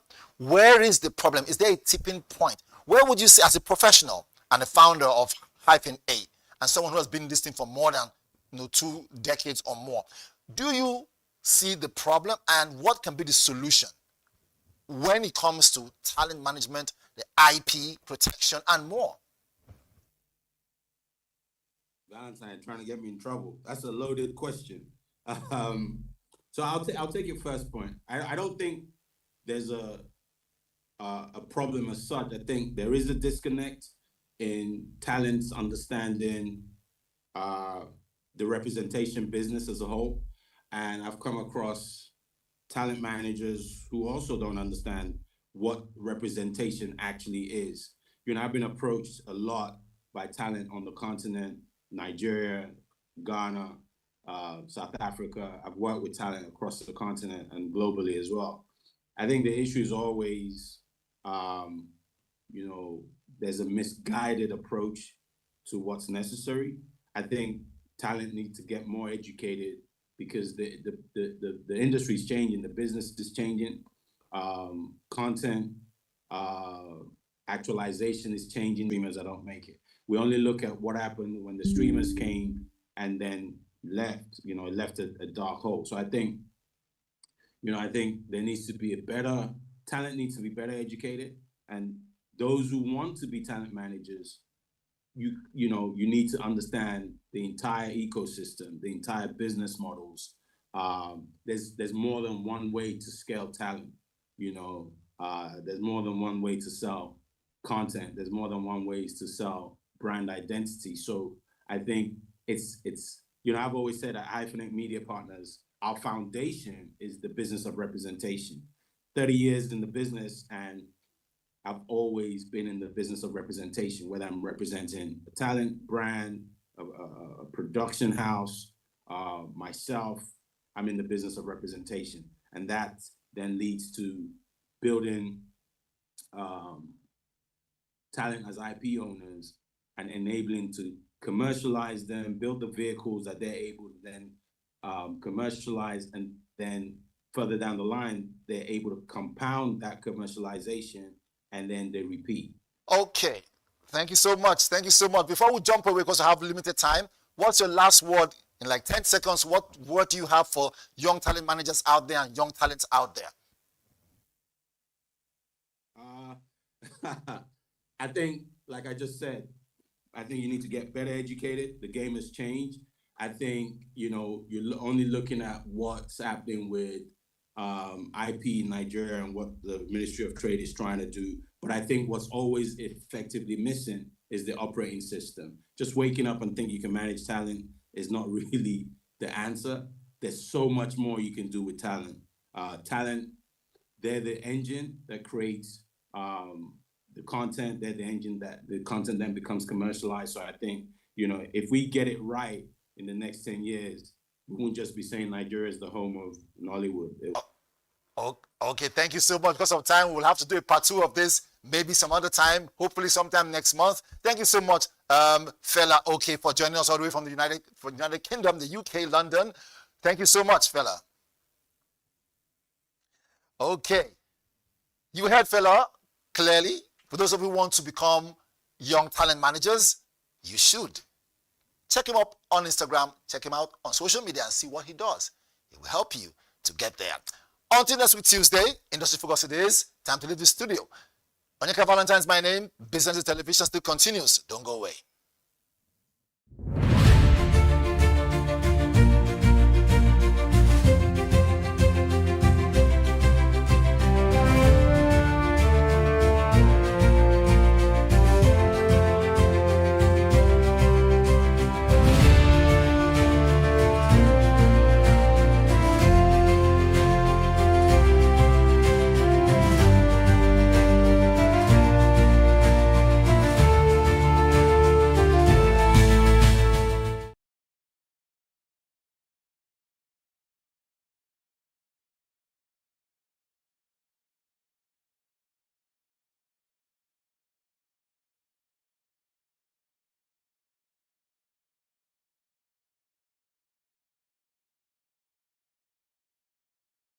Information is everywhere, but insights, that is rare. Business Day Premium gives you analysis, data, and context that keep you ahead.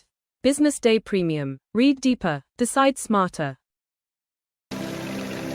They say money never sleeps. Wake up to clarity, insights, and the stories driving business in Nigeria and beyond. From the heartbeat of small and medium enterprises to the pulse of national economic policy, this is where business meets perspective.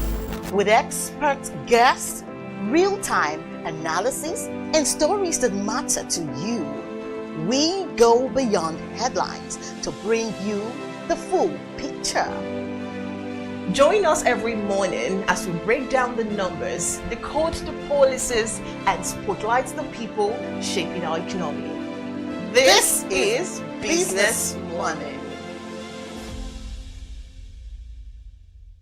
We are not just showing off businesses, but telling the stories behind them. The hustle, the art, the orders, and the wins. Startup Spotlight, showing every Monday on Business Day television. Welcome to the Triumph Against Odd podcast. Most people go through their lives without knowing what their superpower is, right? But if you're lucky enough and determined enough to find your superpower before you get to a certain stage of your life, you will be incredibly successful. Look, the first thing is you just decide not to look at the challenges, because if you do, it's going to end you. The closest thing I think is that I had a deeply military background, which is a bit of a never say die background. I saw an opportunity in non-interest banking, and I felt that the demand was there. There was pent-up demand for it.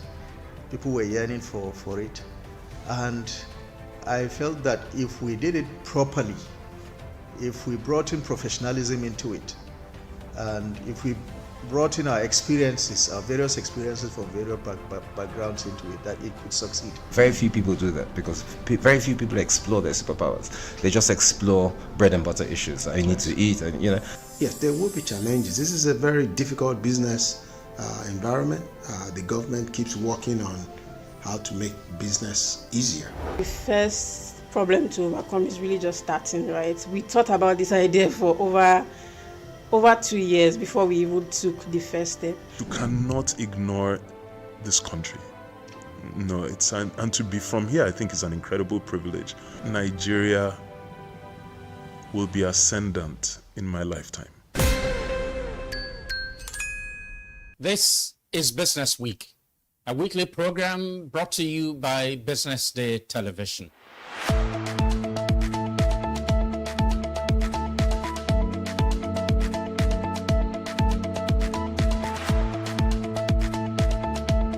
For many years, we've talked about the need to, essentially diversify our revenue stream away from, the huge dependence on oil revenues. It looks like that is happening now. So that means that we're better protected when, you have these wide fluctuations in oil prices and all of that. So But as you say, and I agree, that we should commend the government. At least revenues are not falling. There have been times in the past when we recorded drops in revenue. That's not the case today. We're seeing revenues actually going up. Increasingly, we can see the developed countries focusing on renewable energy and so on and so forth, which means that the long run, we must look for alternative sources to funding. So the government says that crude oil theft has essentially come to an end. We need to do more to ensure that we totally eliminate crude oil theft and start to think of how to boost production. But it's a good first step. I mean, by eliminating crude oil theft, it also creates an incentive for international oil companies to probably return and, start to take up more projects in the upstream industries. Stay ahead with Business Day Mobile, your gateway to Nigeria's most trusted business news, market insights, and expert analysis.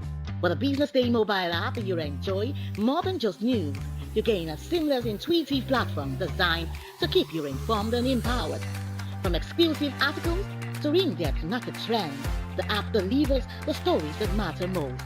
Why Business Day Mobile? For premium access, for a clean, responsive design, for smarter navigation, for customizable alerts, and for all-in-one business hub.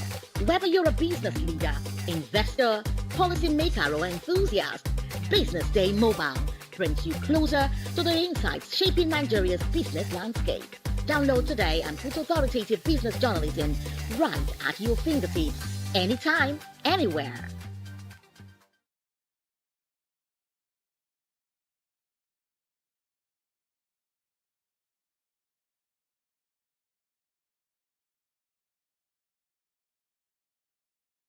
Attention business leaders. Want to make informed decisions? Join the ranks of the best with Premium Business Day. Access in-depth analysis and expert opinions to stay ahead.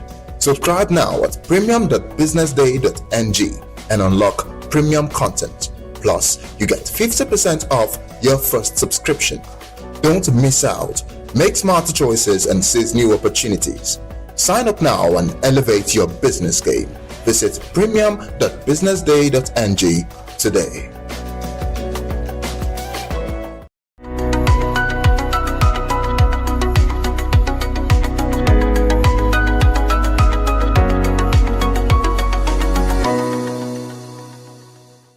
That fever you're calling ordinary sickness, the headache you keep ignoring, for millions of Nigeria it's malaria, remaining one of Nigeria's deadliest but most preventable diseases. Yet year after year, millions are still infected.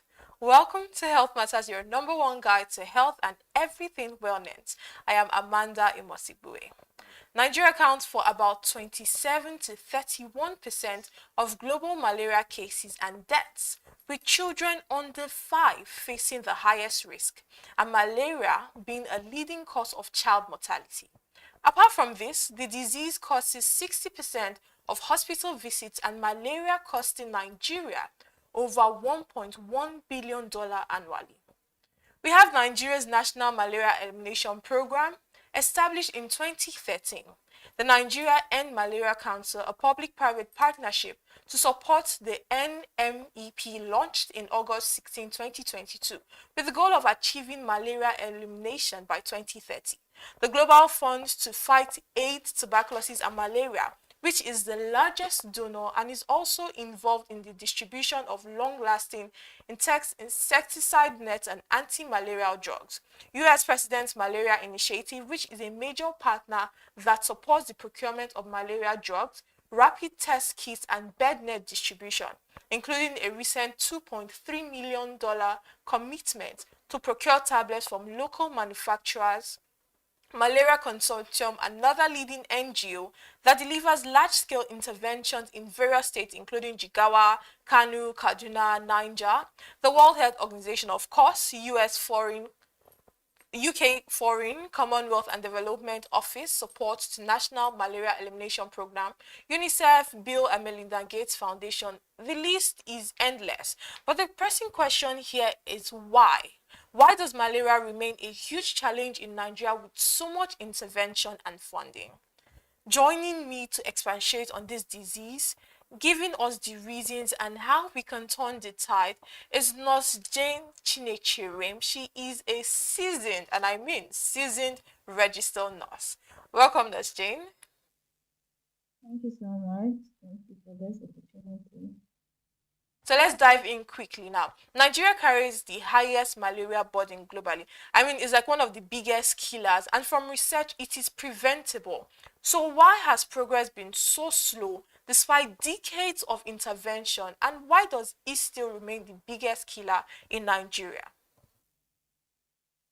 All right. Amos, I'm going to start by saying thank you for this opportunity once again.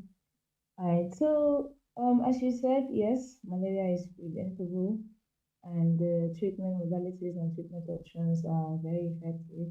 But there are some factors that limit, the prevention and control of malaria.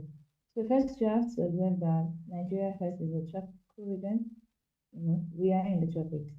So it means rain, humidity, warm temperatures.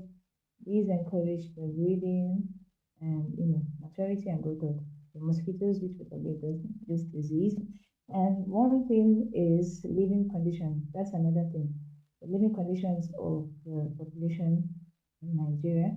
So if people still live close to bushes or swamps, this would further encourage their growth and would deter the control of malaria.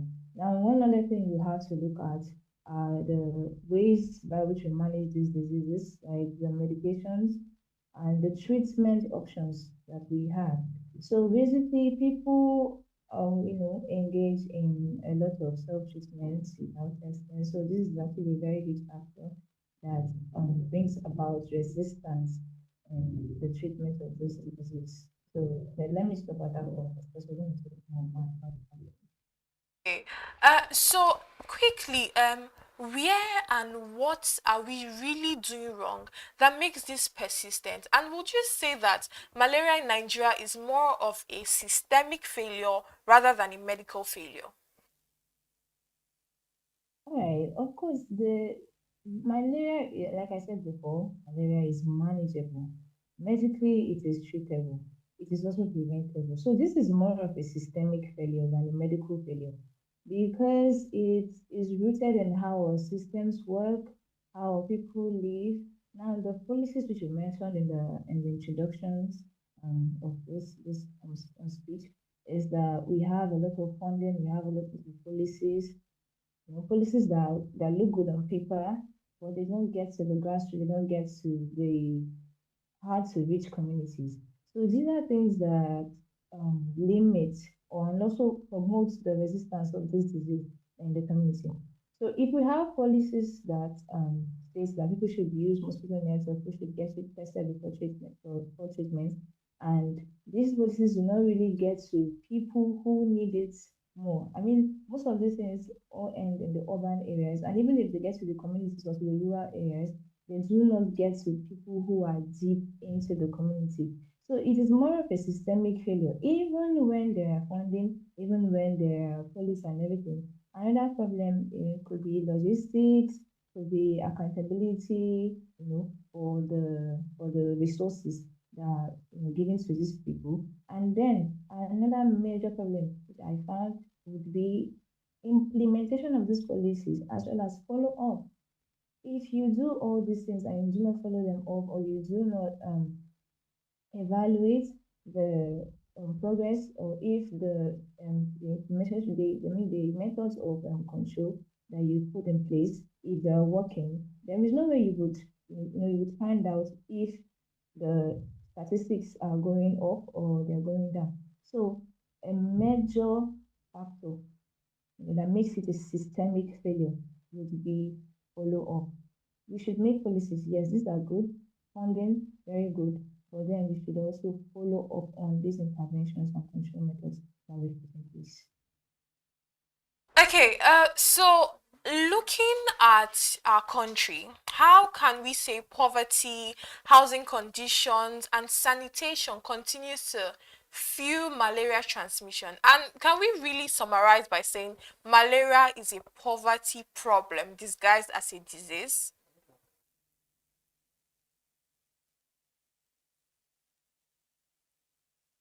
Yes, actually, malaria is a disease. Yes, malaria is a disease. And I would say that poverty fuels malaria. Because if people are not able to afford proper housing, good living conditions. This would, it would encourage the growth of the disease and would deter the control and treatment or management of the disease. So it's more of a poverty problem because okay, look, let's look in real times, right? Just from the streets, people who stay in the villages.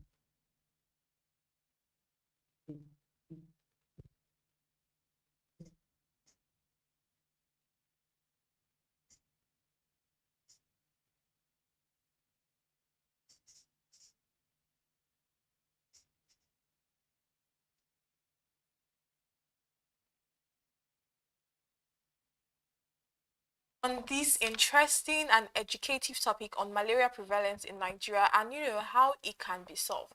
But before we continue, let's take a quick break.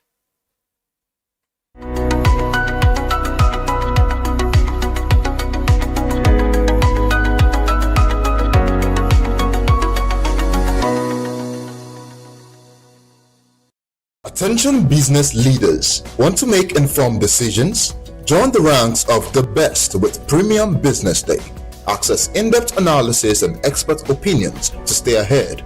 Subscribe now at premium.businessday.ng and unlock premium content. Plus, you get 50% off your first subscription. Don't miss out. Make smarter choices and seize new opportunities. Sign up now and elevate your business game. Visit premium.businessday.ng today.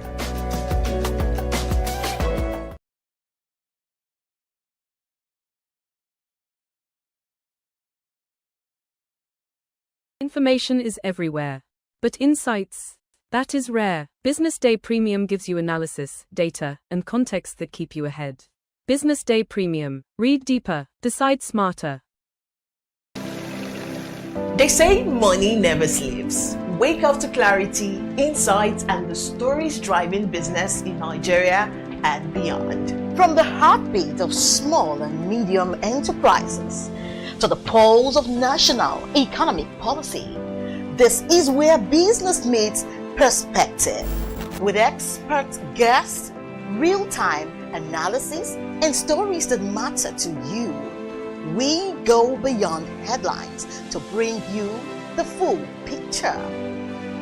Join us every morning as we break down the numbers, decode the policies, and spotlight the people shaping our economy. This is Business Money. We are not just showing off businesses, but telling the stories behind them. The hustle, the art, the orders, and the wins. Startup Spotlight, showing every Monday on Business Day television. Welcome to the Triumph Against Odd podcast. Most people go through their lives without knowing what their superpower is, right? But if you're lucky enough and determined enough to find your superpower before you get to a certain stage of your life, you will be incredibly successful. Look, the first thing is you just decide not to look at the challenges, because if you do, it's going to end you. The closest thing I think is that I had a deeply military background, which is a bit of a never say die background. I saw an opportunity in non-interest banking, and I felt that the demand was there. There was pent-up demand for it. People were yearning for it, and I felt that if we did it properly, if we brought in professionalism into it, and if we brought in our experiences, our various experiences from various backgrounds into it, that it could succeed. Very few people do that because very few people explore their superpowers. They just explore bread and butter issues. I need to eat, and Yes, there will be challenges.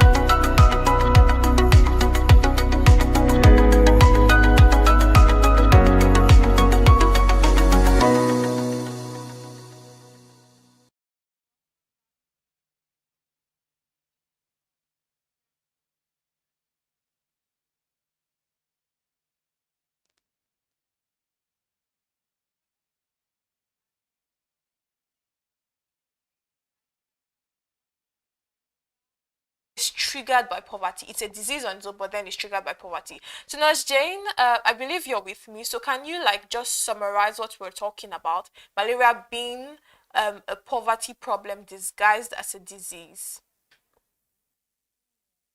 Sorry about the interruption. I was saying that poverty is, yeah, malaria, yes, is a poverty issue. Yes, because poverty creates the perfect condition for the spread by reducing living standards, right? So, I mean, we see poverty as less sanitation, and poor sanitation equals increased breeding sites for the agents of malaria, which is the mosquito, the Anopheles mosquito. So there's in poor sanitation, we have things like keeping swamps or water bodies that are not moving, and then you have the grasses, you have dirt.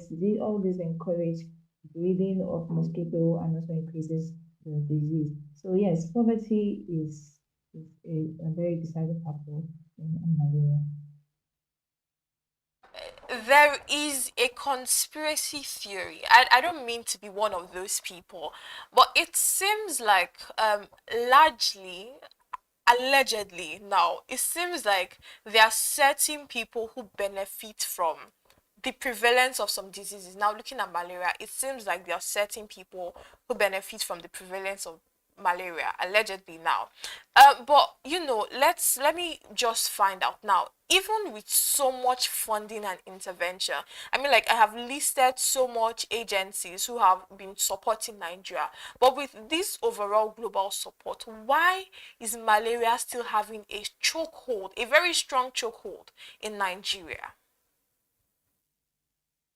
Oh, in the beginning, I think I mentioned something. I said accountability. Yes, there are fundings. I mean, we have Nigeria more somehow benefits a lot and benefits maybe more than other people and based on global funding and support, like you mentioned, the President Malaria Initiative from the US, from WHO, UNICEF, World Bank, you name it, we have funding.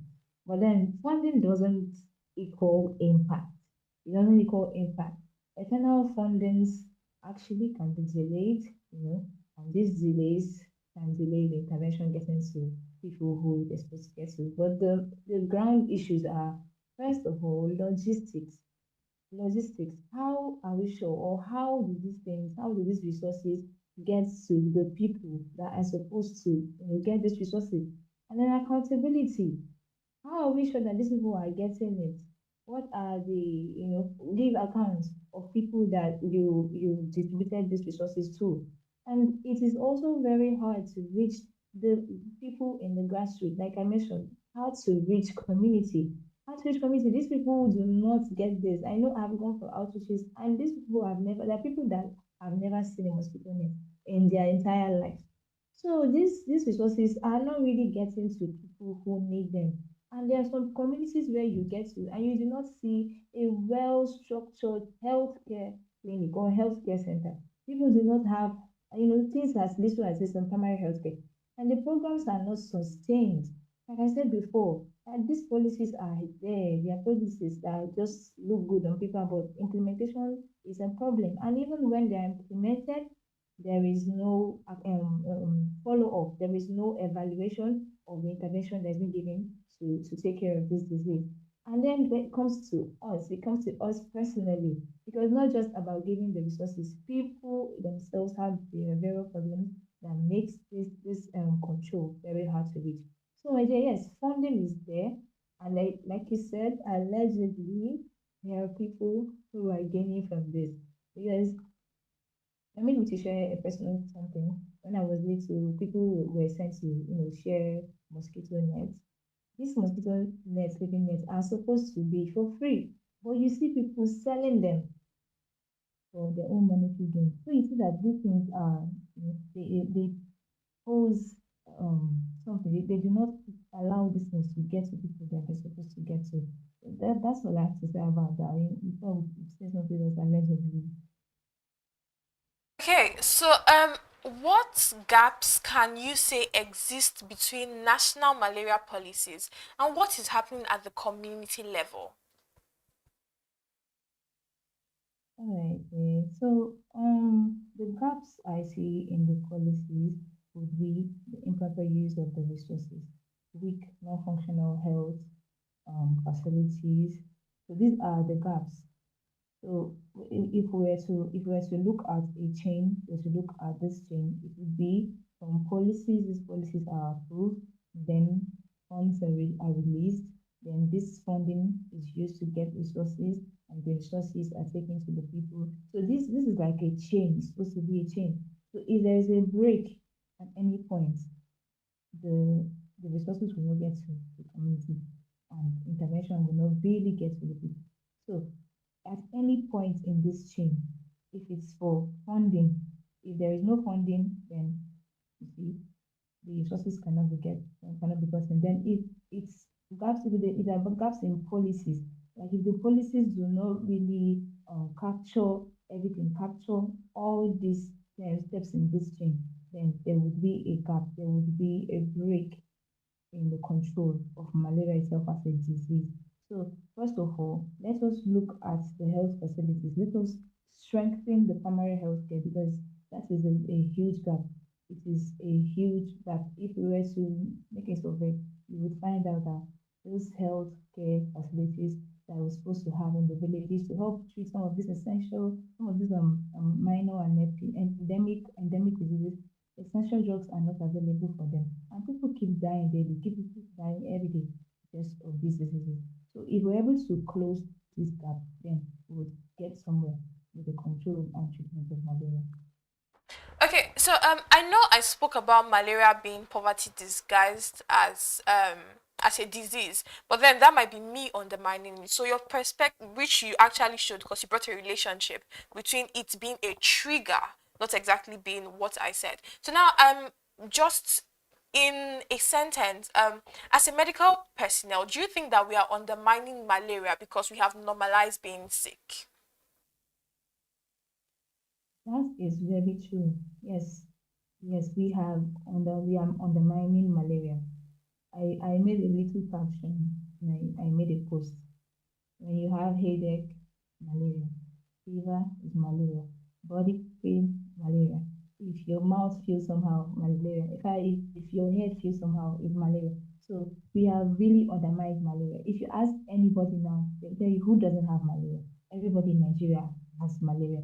So you don't need the testing, you don't need all these resources to get drugs. So yes, we have really undermined malaria. We do not really see it as a huge problem that it is. Yeah, so that's it.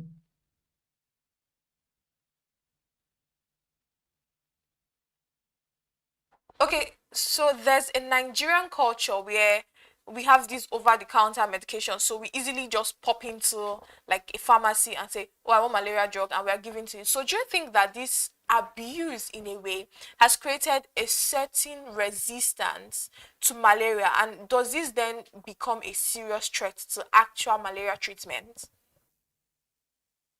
Yes, it does. Yes, it strengthens the treatment, and it increases resistance of malaria, because these drugs were made that available. They were made available like that because malaria is an endemic disease. Means it is always in existence. It's always going to be here, for a long time. So those drugs were made essential. They are part of essential drugs. They are made essential so that it will be easy to reach, so people can easily reach these drugs, because the number of people, percentage of people who have malaria are usually on the high side. But then you find people abusing these drugs. You find them abusing them. Tell me how many people get malaria drugs and actually finish it. People do not complete treatment. So incomplete treatment increases resistance of this parasite, of this the causative agent of malaria. And also, I feel mosquito itself as the agent are also getting resistant to the chemical insecticides that are used to control them. So yes, even if the drugs are made available for a reason, but people abuse them, people do not complete their treatment, people do not get any form of test. They just do symptomatic treatment, and that's it. And this surely increases the resistance of malaria. Because we are a bit pressed with time, I want us to work together right now, and I want to press a question. Three questions actually. So first of all, is there a climate that causes a rampancy in malaria? And then what health policies do you think that citizens can count on from Nigerian government to help in this? And finally, as if you are in the seat of power currently, what policy are you going to effect that you know immediately is going to cause a change in malaria prevalence in Nigeria? Alright, Amos. Also, because you said we're pressed with time, I'm going to compress the questions, three questions to two. Because the first one is climate and the second one is talking about policies, as well as the third one. So the first, yes, we have climate issues, yes, that encourages the breeding, growth and maturation and spread of malaria. Because I mentioned from the beginning that we are in the tropics, yes, with increased rainfall, frequency of rainfall. This rainfall contributes to swamps, swamping and water bodies, and it gives a favorable environment for the causative agents, that is the mosquito, to breed. So yes, this humidity also and warm temperature. Nigeria is warm, yeah. You cannot say we have a cold temperature. So these these climate conditions encourage the spread, encourage the breeding, encourage the life cycle of mosquito and the disease, also the propagation of the disease. Now, for policies, there are policies that should be put in place. There are already policies in place actually. We can strengthen those ones, and then we should add, there should be a very strong policy that people should get tested. People should get tested before treatment. If it is possible to get a test strip or something that could enable people to test themselves, like you can actually test yourself, or you can do what's it called? You can do a pregnancy test yourself. There's a self-test strip for HIV, I think. Yes, there's something like that, but then you have to go to the hospital for a confirmatory test. So yes, if it's possible, something like this should be put in place so that people can actually get tested, and then the price should be reduced. The price should be reduced to help people able to afford the testing. Because once you ask somebody, why don't you go test for malaria? If you test for malaria, I can't waste money on that. So if it's possible, let's put this in place. And then if the policies are made, it should be followed up. That's all I have to say. Okay, thank you so much, Nurse Jane. I love brilliant conversations and I love tapping into the well of knowledge, and you fed off with enough. And thank you so much for being on Health Matters today. From prevention to treatment, every step matters. And don't forget, for your questions and inquiries, send an email to healthmattersbdtv.ng@gmail.com, because your health matters. I am Amanda Imosibwe saying, let's fight malaria together. Stay safe, stay healthy, and keep watching Business Day television.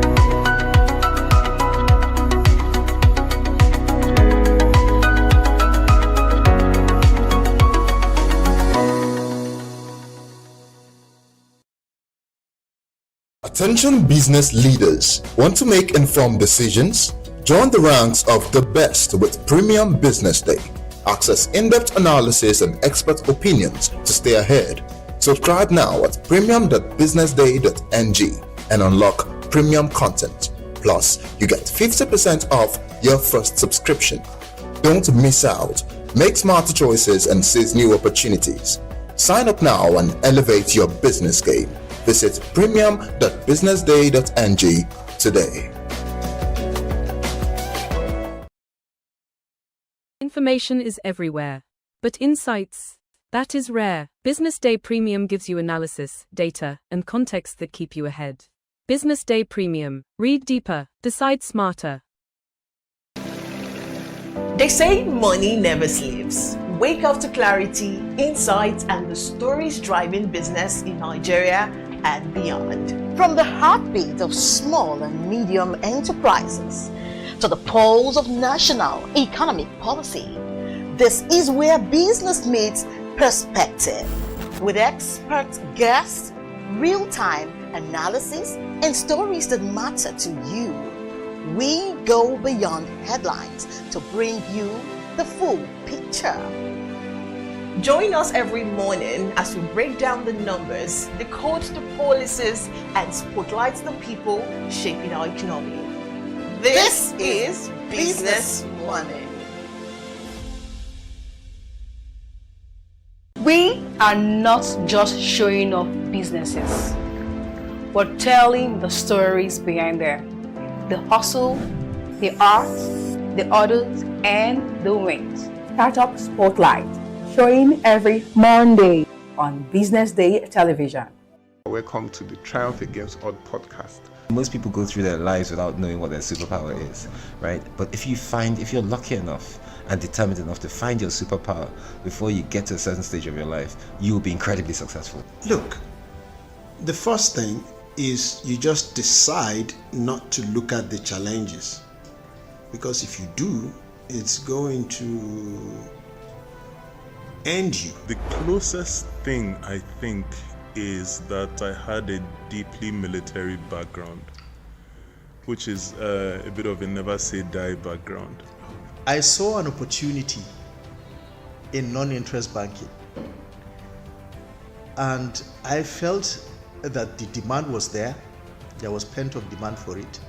People were yearning for it, and I felt that if we did it properly, if we brought in professionalism into it, and if we brought in our experiences, our various experiences from various backgrounds into it, that it could succeed. Very few people do that because very few people explore their superpowers. They just explore bread and butter issues. I need to eat, and Yes, there will be challenges. This is a very difficult business environment. The government keeps working on how to make business easier. The first problem to overcome is really just starting, right? We thought about this idea for over 2 years before we even took the first step. You cannot ignore this country. No, and to be from here, I think is an incredible privilege. Nigeria will be ascendant in my lifetime. This is Business Week, a weekly program brought to you by Business Day Television.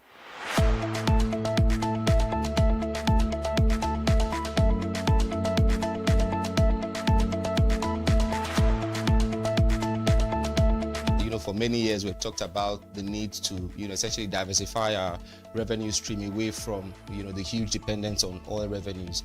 It looks like that is happening now. So that means that we're better protected when, you have these wide fluctuations in oil prices and all of that. So it's as you say, and I agree, that we should commend the government. At least revenues are not falling.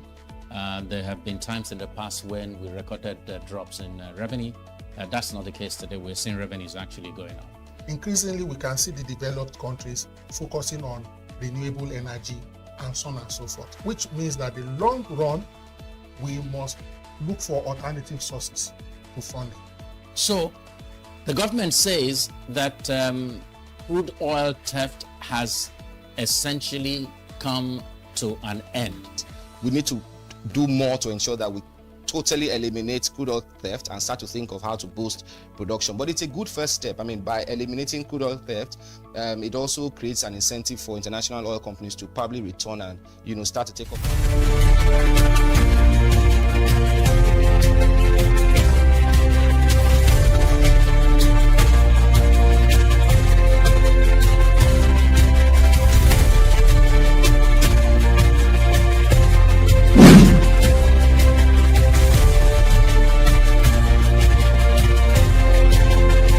Hello and welcome to Startup Spotlight, where big ideas come alive and bold founders are shaping Africa's future. My name is Glory Brown Odibo, and I'm thrilled to have you join us today. Our spotlight is on bridging gaps in earth business, HIGC's inspiring startup story. The big question is this: how do we deliver healthcare that truly serves people while building businesses that can scale and last? Today, we're shining the light on a startup answering that challenge boldly and brightly. Joining me is Dr. Owen Omojo, a Nigerian medical doctor, public health consultant and social entrepreneur who is redefining how healthcare and business intersect across Africa. Dr. Owen Omojo, you're welcome to Startup Spotlight. Thank you It's so really my much for pleasure and our having me. pleasure to have you here right now. Thank you. Same here. Thank you for having me. You're welcome. Quick question. Let's jump right into this. What does HIGC stands for? Like, what does it really mean? What inspired the name? Okay. Thank you once again for having me, and thank you for that question. HIGC, it's not funny, it's an interesting one. HIGC stands for Health Issues Global Consultant. People always ask, why do you work with the name HIGC? Why not just say HIGC, Health Issues Global Consultant? It was a company that was established by my mom, who is a PhD nurse, in 2014. And the whole idea was she wanted to carry out wellness programs, that tied into her work. And she made me a director in the company, right? And she just never did anything with it. She remained in paid employment. And so when I decided to leave paid employment and go into business in 2018, I just thought, okay, you know what?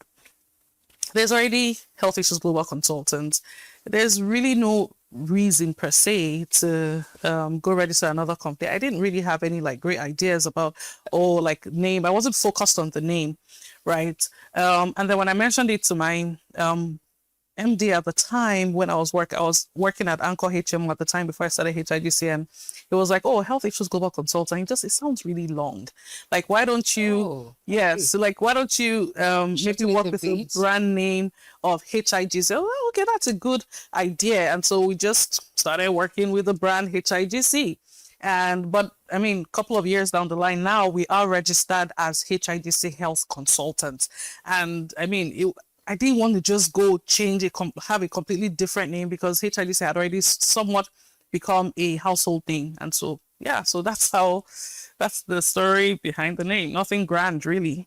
Okay, let's talk about how you started, like the capital, the starting process. How was it like for your brand? Okay, so when I started HIGC in 2018, I had just left the paid employment. I was in the health insurance space. I was working with Anchor HMO, and I saw a gap in the fact that corporate organizations were not optimizing their corporate healthcare benefits, right? With HMOs, there was a palpable dissatisfaction that corporate organizations had with their HMO providers, right? And I thought, you know what? Let me come in and fill in this gap and launch with a niche product, HMO called HMO Advisory Service. So it was fully bootstrapped, threw in all my savings. My parents told me I was crazy when I wanted to start this, because it's even though I've always had an entrepreneurial spirit, right? They just felt like, come on, first you decided that you were not going to practice clinical medicine anymore. Okay, we heard that, you gave your reasons. Now you're saying you want to go start business. Like, the business terrain is crazy in Nigeria, but against all odds, I did it, and here we are. Yeah, that brings me to my next question. I like the fact that you already popped it from what I asked you this question. So, starting out, sometimes it's very difficult to lock in on that belief that I think in the next 5 years, everything is going to turn out nice. Was there any disbelief, doubt, fears? If yes, how did you overcome them? I'm a very dogged person. I'm also a very stubborn person. Wow. You never give up? I have a diehard spirit, right? I've been through some experiences that very few people would have survived, and we won't get into this interview, but I'm just saying that I have I'm very strong-willed. Let me put it that way. I'm very strong-willed. I didn't have it all figured out when I started. I wouldn't say I started scared, even though it's okay to start scared. I was just excited that I have an effervescent personality and I have a very positive outlook on life. And when I'm like a dog with a bone. When I get an idea, I run with it, right? So when I got that idea of, this niche service, HMO advisory, nobody is doing it. Let me start it. Nothing was going to hold me back, right? Not even failure was going to hold me back. So yeah, no, I didn't start with fear. That's the truth. I didn't start it scared. I didn't have it all figured out, even though I thought I had it all figured out. Mind made up, regardless of the challenges that comes along the way. Yes, I didn't. To be very honest, I didn't even envisage any challenges. I didn't envisage. Of course, now after going through business, going to 8 years now. No, my math is not mathing. Yeah, going to almost 8 years now.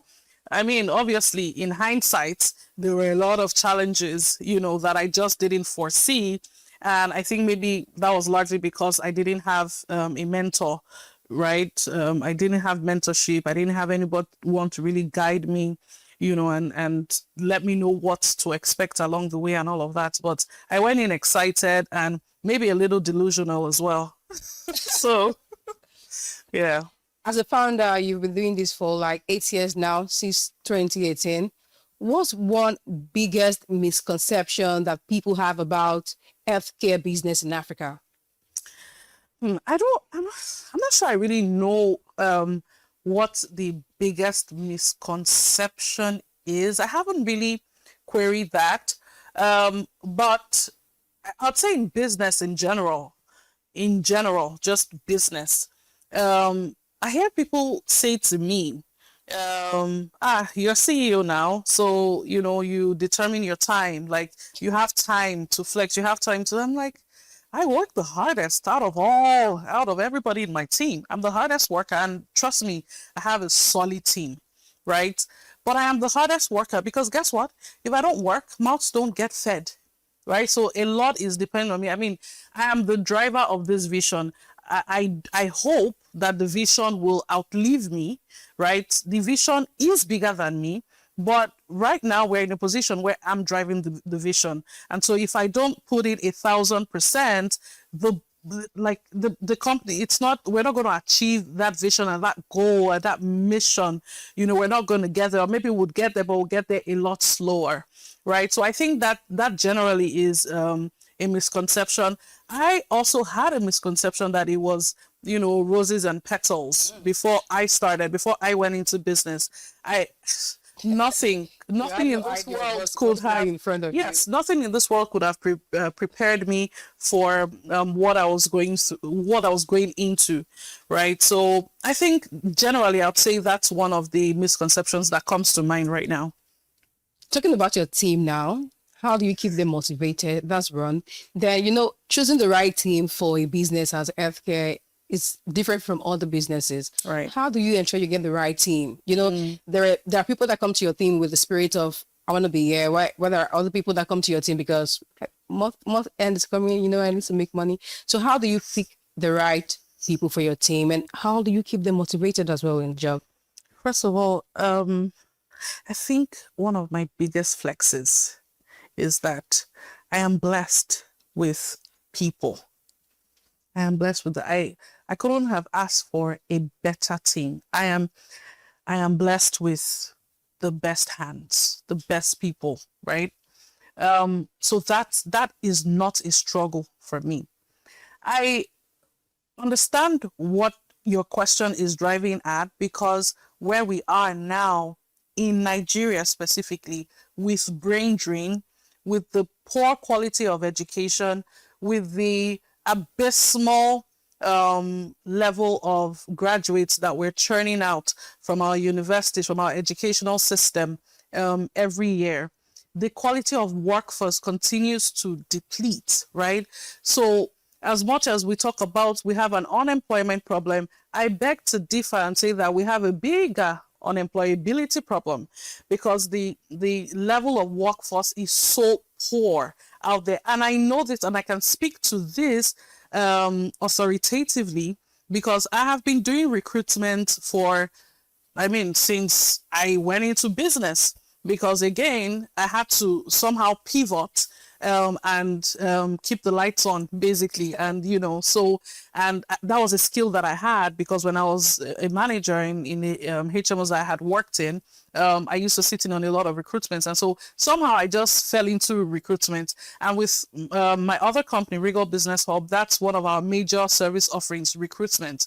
And so I know the level of, thoroughness that goes into it, and frustration, the level of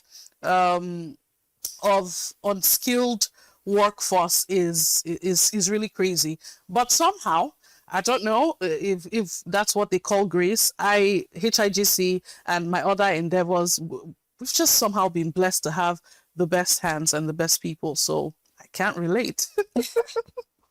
Yeah. Oh, that's good. And as a female founder in the healthcare business field, definitely there are a lot of distractions. People tend to say it like it's mailing for the other gender. What principles have guided you through these businesses? What principles have you held so strong that have helped you get to where you are now? Thank you for that question. You know what? We can't deny that we're living in a patriarchal, right, society. And it cuts across pretty much every single sector that you can think about, maybe with the exception of beauty, the beauty sector, maybe, at least in Nigeria, right? But I also recognize that in recent years, there's been a lot more opportunities for women, with the advocacy for equity and equality. There are, a lot more opportunities for women. For me, I don't know if you can't tell, I have coconut head, right? So there's very little that you can do to bring me down, or I'm a very self-aware person. And so I know that just being a woman in business, talk less of a woman in the business of healthcare, right? I already know that I have to show up 10,000 times better than I will show up on my best day. Just to be taken seriously.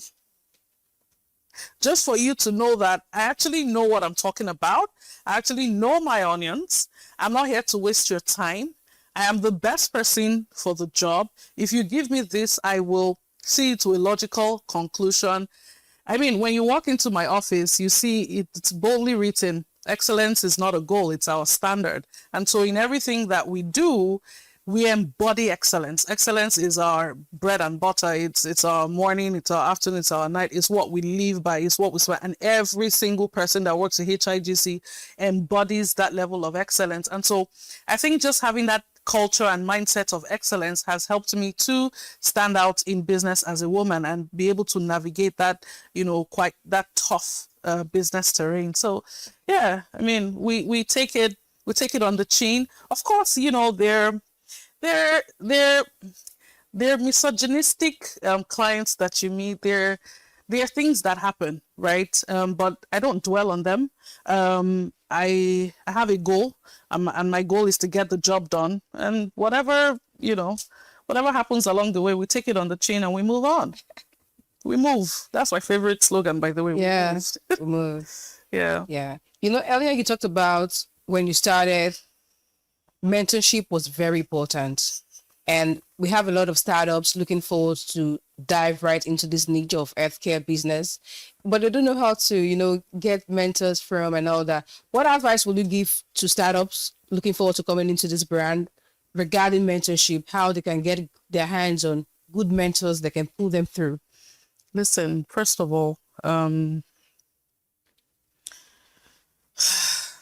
have the saying, it's not an original saying by any means, but it's one that I live by very intentionally, and it is your network is your net worth. Networking is, oh my God, networking has done me a world of great things. Where HIGC is today is largely a product of networking, intentional networking.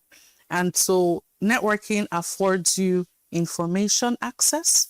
Networking affords you the opportunity to meet the right people that can point you in the right direction. And when I say networking, I don't mean you're going for you go for a conference, you accumulate business cards and you allow them to gather dust and then you never follow up. No, intentional networking. Mentorship for me is something that I'm so passionate about, largely because early on, when I went into business, I didn't have mentors from the start. I didn't have mentors from the start. I didn't have mentors to hold my hand. I didn't have mentors to guide me on things that I should do, things that I shouldn't do. I didn't have mentors to guide me on realistic expectations. And so I had so many unrealistic expectations. And along the way, I made some costly mistakes, right? I mean, I'm glad that it didn't end us, but it would have been great to have a mentor tell me, do it this way, do it that way, right? So mentorship cannot be overemphasized. And I think that the best way for you as a young healthcare entrepreneur or budding healthcare entrepreneur is to identify conferences or programs or events where you would meet people of like minds, where you would meet leaders in the industry, right? Research, go on LinkedIn, search, like, are there organizations that are doing things that you want to do? And mentorship should be a symbiotic relationship. Don't come into a mentor-mentee relationship with a parasitic mindset that it's only you that would. No, anywhere you are, and in every relationship, always think about how you can add value as well, and be ready to serve and work without even getting paid. Be ready to, really be ready to volunteer, because that's how you learn.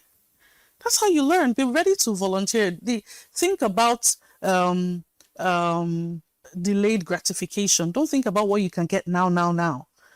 So those are some of the things that I would, advise. Grow your network. And from that, you get the information and access to the people that you want to mentor you. That's a good one. Thank you. Moving on to my next question for you. You've been so amazing on set with me. Oh, thank you. Yeah. When I was going through the bio and when I was carrying out my research regarding HIGC, I noticed that maternal health is one major focus and priority for you. Why is this personal? I don't know if it's personal, but why is this like a personal priority to you? Okay. Yes, thank you so much, Glory, for asking that, because maternal health does tug at my heartstring, largely because I'm a woman and I have those lived experiences, right? I understand what the female body goes through. I mean, men do not, I've said this so many times that men are lucky. A woman's body, right? Like, we go through so much. And so with every other thing that we have to deal with in society, who is speaking for us? Who is advocating for us?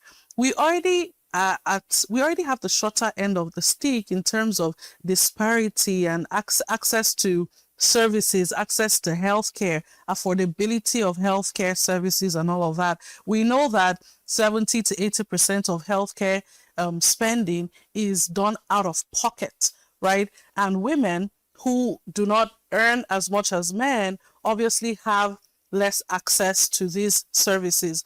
And so that's why I honestly feel a sense of responsibility almost to be a voice. Obviously, I can't be the only voice, but be a voice for women and, use my expertise to be that voice and create platforms and create solutions that will help them. But more so, I don't know if you saw the BBC article that came out shortly after National Safe Motherhood Day in 2025 that said, it was so indicting. It said Nigeria is the most dangerous place for a woman to give birth. That's so indicting. We have a maternal health crisis. We need to crush maternal mortality. Nigeria has one of the highest, I dare say the highest maternal mortality ratio in the world at 512 to 1,000, depending on the study you're looking at, but between 512 to 1,000 deaths per 100,000 live births. That is crazy. That is wild. You know, and so for me, it's like, why are women dying bringing life? Why is a woman bringing life into this world and she's losing her life? It's unacceptable. And so yes, maternal health is so dear to my heart, and it is something that I have pursued assiduously and continue to pursue, and we have programs that are currently ongoing to address that. So yes, very important to me, and it should be important to everybody, because every single person in this world came from a woman. Every single person in this world came from a woman. So it should be important to every single person, man or woman. Yeah. And you know, right now we're currently in the age where AI is trending, technology is moving forward so fast, if I must say. How do you see technology reshaping the healthcare business and in the aspects of decision making as well? Looking ahead. So health tech is, I think it's going to be a significant game changer in how healthcare services are delivered in coming years. It's quite unfortunate that when it comes to the tech ecosystem, health tech does not get as much attention as, you know, the fintechs and, you know, other aspects of tech, right? And it's crazy, because when you talk about human capital development, you can't talk about it without education and health, right? So that is where the focus really should be on, but it's not. But nonetheless, health tech is going to shape how service. It is already shaping how the world is going, because and how healthcare services are being delivered. With digital health solutions now, like telemedicine, right, robotic surgeries, you know, and things like that, it's here and it's here to stay, and we must embrace it. As a matter of fact, that's why I'm currently building a health tech platform, MedCart, exactly. You remember, I'm currently building a health tech platform, which is supposed to tackle information poverty around healthcare. In not so many words, essentially, it's supposed to be a platform that centralizes all the fragmented health data, right? Because that's a problem. Data informs decisions, data informs policy. And so if we have all of this fragmented data, then we're not able to make informed policy decisions, right? And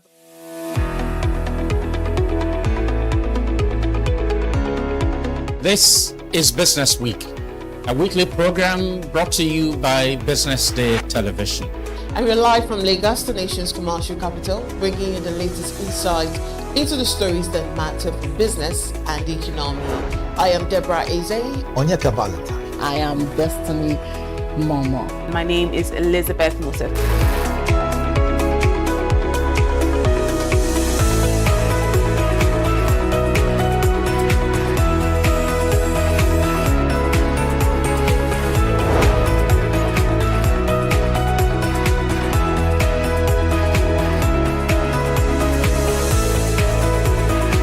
When you think of business, think no more, think Business Day. I know that Business Day Television will go places. It is the next big thing that will happen to the Nigerian media sector, without a shade of doubt.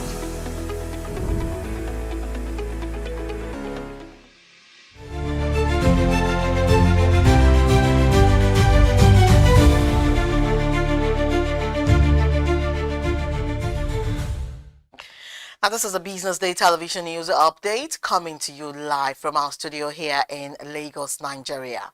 Coming up, The federal government and state and local government areas share 26.5 trillion naira in 2025.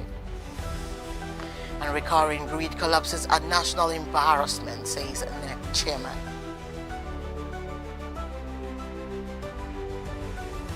Emmanuel Tinubu reaffirms commitment to strengthening security forces.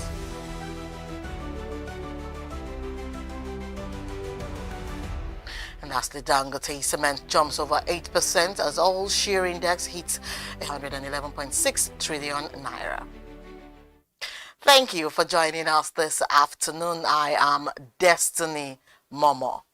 And Nigeria's Federation account of revenue surged sharply in 2025 as the federal government in 36 states and 774 local government areas shared a record 26 trillion naira, up 84% from 14.11 trillion naira in 2024. Now, state governments also benefited significantly with allocations rising 43.5% to 7.52 trillion naira, while local governments received 4.98 trillion naira, a 29% increase from 2024, and revenue from value-added tax climbed to 8.23 trillion naira, up 23%. And oil-producing states received 1.6 trillion naira as their 13% derivation fund, and under Nigeria's revenue sharing formula, 9 states received their share of oil proceeds. Analysts warn that Nigeria's budget deficit, estimated at 25.3 trillion naira, continues to pressure on borrowing and debt sustainability. And moving on, the chairman of the Nigerian Electricity Regulatory Commission, Musiliu Oseni, said the commission has stepped up monitoring of the supervisory control and data acquisition, or SCADA system, which is expected to significantly improve real-time visibility and stability of the grid. Oseni explained that the creation of the Nigerian Independent System Operator, NISO, has made it even more critical to align the judiciary with evolving industry rules, as NEC is also pushing new regulatory frameworks to attract private investment. Chief Justice of Nigeria, Justice Kudirat Kekeredu Ekun, noted that the industry is being reshaped by sweeping legal reforms, technological changes, and deeper private sector participation, of all of which require stronger judicial understanding. And Keeper added that as a regulatory authority becomes increasingly decentralized to state-level institutions, the role of the courts will be crucial in providing certainty to investors. And meanwhile, President Bola Ahmed Tinubu speaking at the opening of the National Economic Council conference in Abuja, the president said terrorism and banditry continue to undermine growth, investment, and stability, pledging renewed support for the country's security forces to defeat the threat. Tinubu said Nigeria is at a critical crossroads. However, explained that his administration has introduced bold reforms to stabilize the economy, restore investor confidence, and lay the groundwork for sustainable growth. The president added that improved revenue performance, stronger public financial management, and tighter fiscal coordination are reinforcing economic stability and are designed to unlock inclusive growth across the country. And looking ahead, Tinubu said the Renewed Hope National Development Plan 2026 to 2030 will drive economic diversification. Coming up, Dangote Cement jumps over 8% as all share index hits 111.6 trillion naira. We'll bring you this and more after this short break. Stay with us.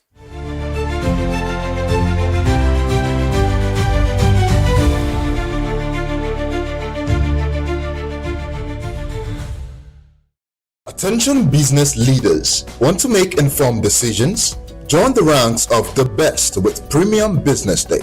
Access in-depth analysis and expert opinions to stay ahead. Subscribe now at premium.businessday.ng and unlock premium content. Plus, you get 50% off your first subscription. Don't miss out. Make smarter choices and seize new opportunities. Sign up now and elevate your business game. Visit premium.businessday.ng today.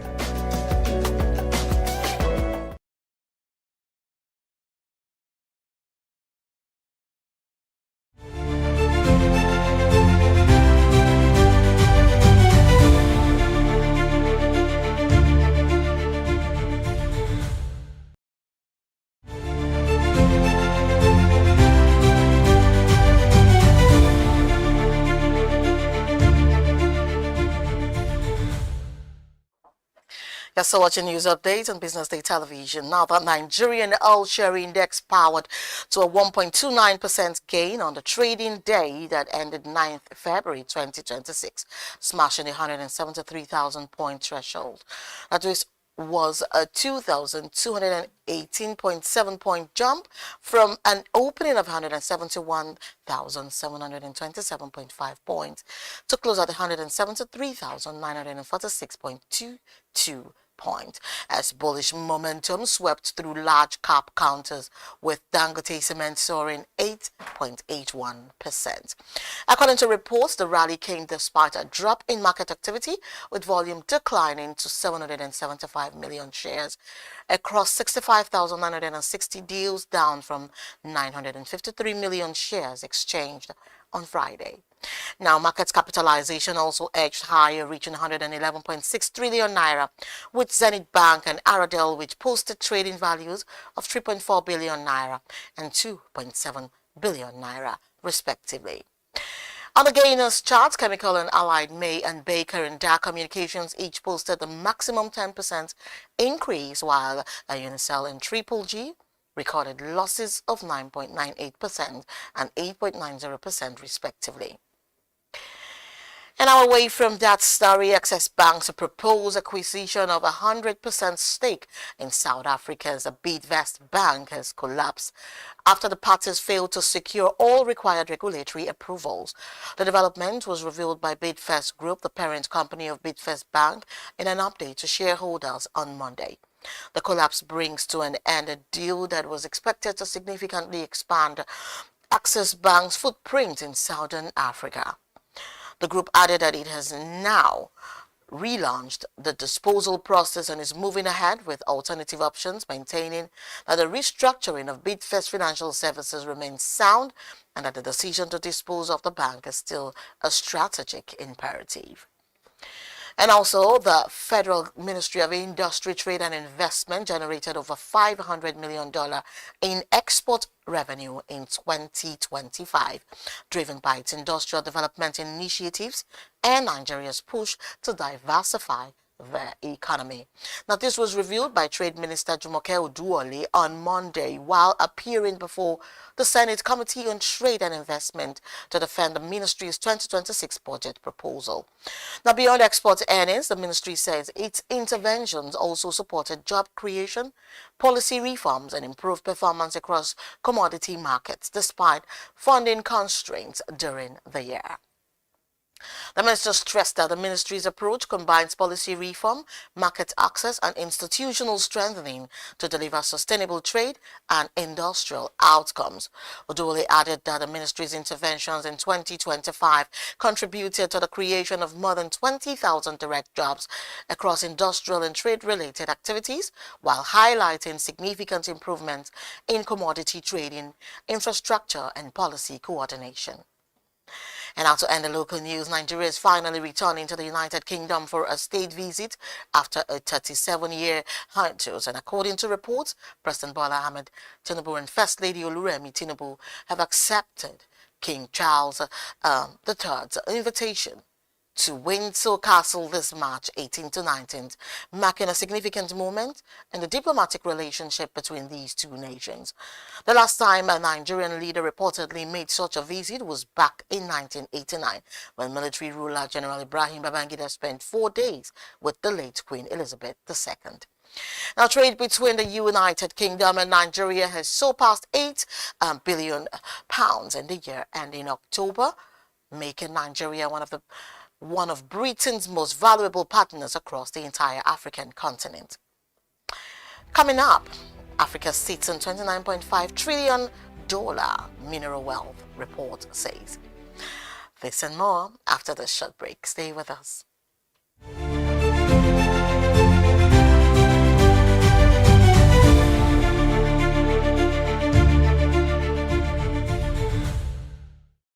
Meet Monaco, your all-in-one financial solution. Convert crypto to Naira at juicy rates anytime, anywhere. Enjoy fast withdrawals straight to your bank. Buy airtime, data, and pay bills in seconds. No stress, no delays, just seamless transactions. Monica, the smarter way to move your money. Download now. Okay now, dependable insurance. After God, you are the next insurance. See as the boys the Allah, all the ladies the Allah. Insure your car protection from accidents. Unforeseen loss, you can see them. Mistakes are meant to happen. If you don't jam the car, they'll jam yours. Will you beat them?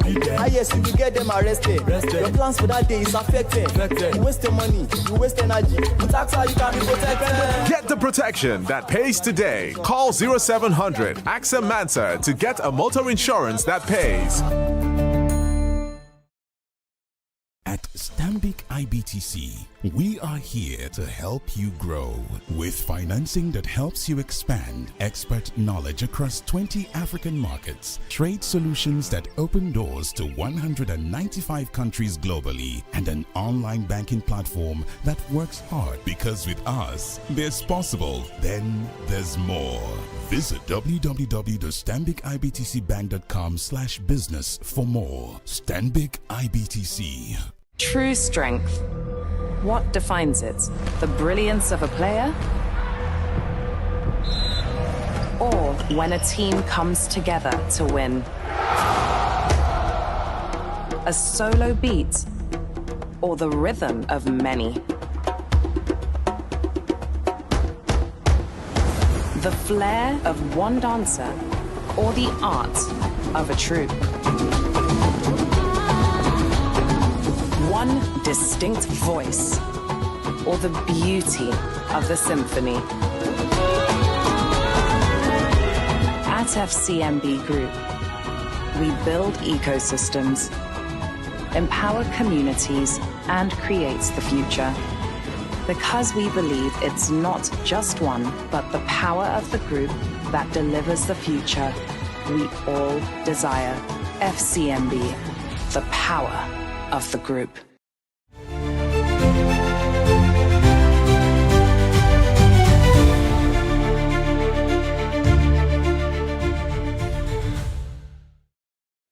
You're still watching the news update on Business Day television, and I'm moving on to Africa. A new report by the Africa Finance Corporation says Africa is sitting on an estimated $29.5 trillion in mineral wealth, yet captures only a small fraction of its real economic value. The report explains that when minerals are processed into steel batteries, fertilizers, and industrial alloys, their economic value multiplies several times over, yet Africa remains largely disconnected from these downstream value chains. And the study warns that the problem is not weak demand, but the failure to link Africa's mineral production to its long-term development and industrialization plans. With new rare earths in Angola, graphite in Mozambique, battery-grade manganese in Southern Africa, and uranium restarting in Namibia and Malawi, the AFC says Africa has a once-in-a-generation opportunity to turn mineral wealth into industrial power. And also South Africa's currency came under pressure in early trading on Tuesday as falling precious metal prices and global uncertainty weighed on investor sentiment. The rand weakened to 15.95 against the US dollar, down about 0.3% as traders waited for key U.S. jobs and inflation data that could shape the Federal Reserve's next interest rate decision. The pullback was driven largely by declines in precious metals, which are critical to South Africa's export earnings, with gold slipping 0.8% after 2 days of gains. And locally, attention is shifting to the annual African Mining Conference in Cape Town, which will bring together global mining investors, policymakers, and industry leaders to access investment opportunities and the outlook for the sector. On the equities and fixed income market, sentiments remained cautious as Johannesburg Stock Exchange's top 40 index slipped about 0.3% in early trade, while government bonds were largely steady. And now moving on to the foreign scene, Malaysia plans a new digital platform to let employers hire foreign workers directly, bypassing recruitment agents. And Human Resources Minister Datuk Seri Ramanan and Ramakrishan announced a proposal first reported by the Malaysian Reserve.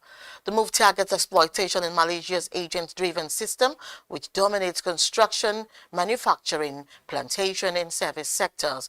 Officials say workers pay excessive fees, take loans, and sometimes arrive to jobs unlike those promised. Now, under the plan, employers and workers would connect on a central portal, agreeing roles, wages, and conditions up front. The system may feature virtual interviews, artificial intelligence translation, and My Digital ID verification for transparency gains. The proposal will be reviewed with the Home Ministry before cabinet approval later this year. If adopted, it would cut costs, reduce abuse, and mark a shift in Malaysia's foreign labor policy. And also, Bangladesh has reached a trade agreement with the United States, securing exemptions for some clothing and textile products made with United States and materials. And Washington announced this on Monday. Now, under the deal, U.S. tariffs on Bangladesh's goods will fall to 19% from 20% as Dhaka opens its market to more American products and aligns with U.S. food, drug, vehicle safety, and emission standards. The agreement comes ahead of Bangladesh's general election on Thursday as the interim government seeks economic stability for the world's second largest garment exporter after China, following months of talks triggered by President Donald Trump's global tariffs.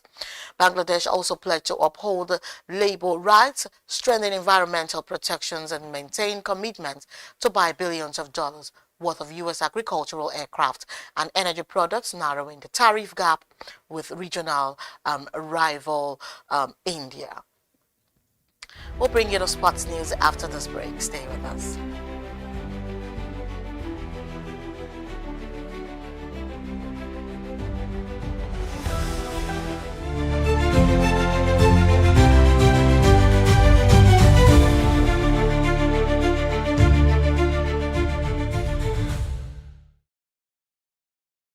Attention business leaders. Want to make informed decisions? Join the ranks of the best with Premium Business Day.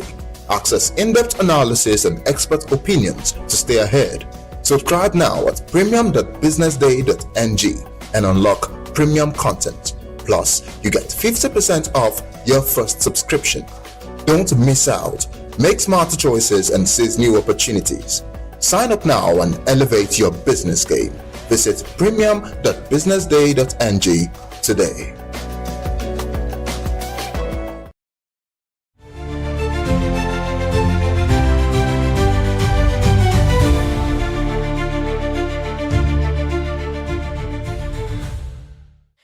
Welcome back to News Update, and I'm moving on to sports news. Michael Carrick has played down calls for permanent contracts, insisting that his time as Manchester United manager should only be judged at the end of the season. The former United midfielder has made a strong early impression since being appointed interim boss, prompting growing calls for the club's hierarchy to hand him a longer-term deal. Carrick has won all 4 matches since taking charge last month, a run that has propelled Manchester United into the Premier League's top 4. As it stands, however, the 44-year-old is set to remain in charge only until the end of the season. Our United captain Bruno Fernandes added to the growing praise after Saturday's 2-0 victory over Tottenham, describing Carrick as a great manager. And now to end the news, the Canadian government has issued a strong warning to football fans about visa scams linked to the tournament as preparations intensify for the 2026 FIFA World Cup. Canadian authorities clarified that there is no special visa known as a FIFA visa or any dedicated tourist visa for the 2026 World Cup. According to the authorities, fans planning to attend matches in Canada will be allowed entry strictly as regular visitors in accordance with current immigration regulations. And now the 2026 FIFA World Cup will run from June 11 to July 19, 2026 and will be jointly hosted by the United States, Canada and Mexico, featuring 48 teams and 104 matches over 39 days. Now this is where we wrap up Business Day Television News at noon. At News Update this afternoon. Remember to follow us across all our platforms and subscribe to our YouTube channel for more insights. I am Destiny Mama. Many thanks for watching. Good afternoon.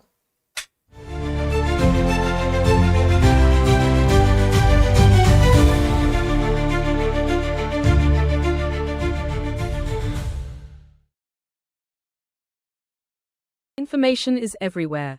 But insights, that is rare. Business Day Premium gives you analysis, data, and context that keep you ahead. Business Day Premium. Read deeper, decide smarter. They say money never sleeps. Wake up to clarity, insights, and the stories driving business in Nigeria and beyond. From the heartbeat of small and medium enterprises to the pulse of national economic policy, this is where business meets perspective. With expert guests, real-time analysis, and stories that matter to you, we go beyond headlines to bring you the full picture. Join us every morning as we break down the numbers, decode the policies, and spotlight the people shaping our economy. This is Business Money. We are not just showing off businesses, but telling the stories behind them. The hustle, the art, the orders, and the wins. Startup Spotlight, showing every Monday on Business Day television. Welcome to the Triumph Against Odd podcast. Most people go through their lives without knowing what their superpower is, right? But if you're lucky enough and determined enough to find your superpower before you get to a certain stage of your life, you'll be incredibly successful. Look, the first thing is you just decide not to look at the challenges, because if you do, it's going to end you. The closest thing I think is that I had a deeply military background, which is a bit of a never say die background. I saw an opportunity in non-interest banking, and I felt that the demand was there. There was pent-up demand for it. People were yearning for it, and I felt that if we did it properly, if we brought in professionalism into it, and if we brought in our experiences, our various experiences from various backgrounds into it, that it could succeed. Very few people do that because very few people explore their superpowers. They just explore bread and butter issues. I need to eat, and Yes, there will be challenges. This is a very difficult business environment.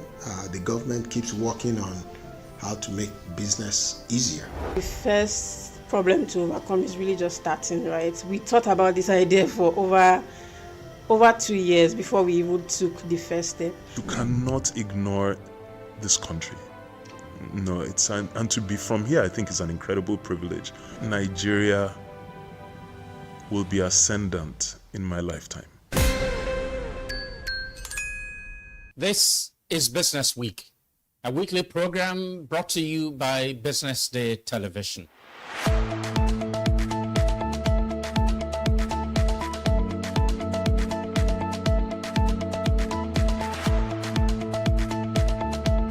For many years, we've talked about the need to, essentially diversify our revenue stream away from, the huge dependence on oil revenues.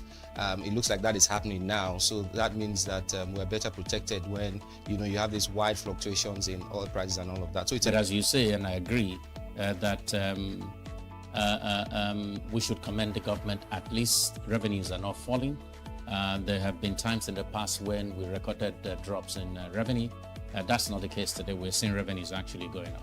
Increasingly, we can see the developed countries focusing on renewable energy and so on and so forth, which means that in the long run, we must look for alternative sources to funding. So the government says that crude oil theft has essentially come to an end. We need to do more to ensure that we totally eliminate crude oil theft and start to think of how to boost production. But it's a good first step. By eliminating crude oil theft, it also creates an incentive for international oil companies to probably return and start to take up more projects in the upstream industries. Stay ahead with Business Day Mobile, your gateway to Nigeria's most trusted business news, market insights, and expert analysis. With a Business Day Mobile app, you enjoy more than just news. You gain a seamless, intuitive platform designed to keep you informed and empowered. From exclusive articles to in-depth market trends, the app delivers the stories that matter most. Why Business Day Mobile?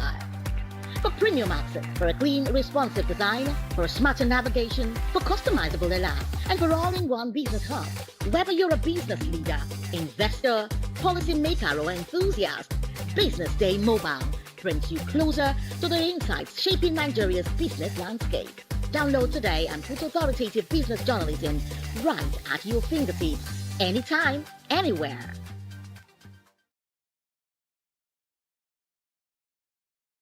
Meet Monica, your all-in-one financial solution.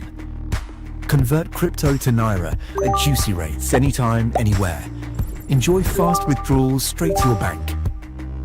Buy airtime, data, and pay bills in seconds. No stress, no delays, just seamless transactions. Monica, the smarter way to move your money. Download now. Okay now, dependable insurance. After God, like the next insurance. See as the boys the Allah. All the ladies the Allah. Insure your car protection from accidents. Unforeseen loss, you can see them. Mistakes are meant to happen. If you don't jam the car, they'll jam yours. Will you beat them?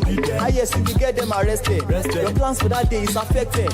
You waste your money, you waste energy. With AXA, you can be protected. Get the protection that pays today. Call 0700 AXA Mansa to get a motor insurance that pays.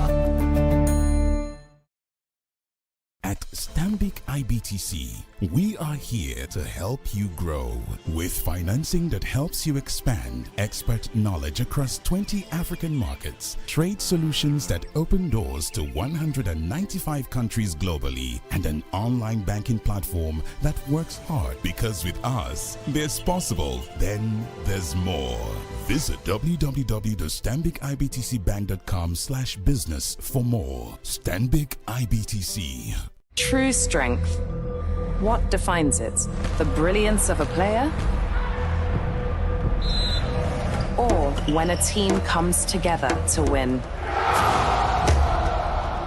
A solo beat? Or the rhythm of many? The flair of one dancer? Or the art of a troupe? One distinct voice, or the beauty of the symphony. At FCMB Group, we build ecosystems, empower communities, and create the future. Because we believe it's not just one, but the power of the group that delivers the future we all desire. FCMB, the power of the group.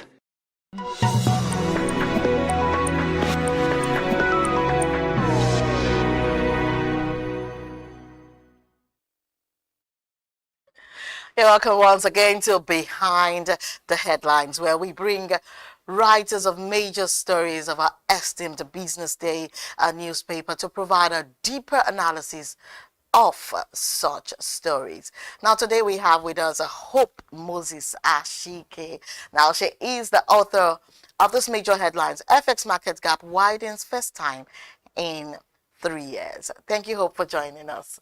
As usual, Behind the Headlines, we just want to analyze this very important story of yours. Now, before I go on, I am Destiny Momo. Now, after years of convergence, Nigeria's FX markets diverge again, exposing structural liquidity strains, policy trade-offs, and renewed arbitrage risk that actually threaten price discovery, investor confidence, and even exchange rate stability, nationwide credibility. Now, the first question I have for you, right? Now, indeed, you put in so much effort to bring this to the fore, to our knowledge, which we are very grateful for, and we'll give it to you for that. But then, what specific forces actually reopen the FX gap after 3 years? Is it a policy actions or liquidity conditions or even market psychology? What do you think of this? Oh, okay. Thank you very much, Deborah. Now, let us look at, before I come to your question, let us look at a functioning FX market. A functioning FX market reflects demand, real demand and supply. Okay. And now, coming to your question, what reopens the divergence? Actually, like I said, supply and demand. So what is playing out here now is increased supply of foreign exchange. Not although there's demand.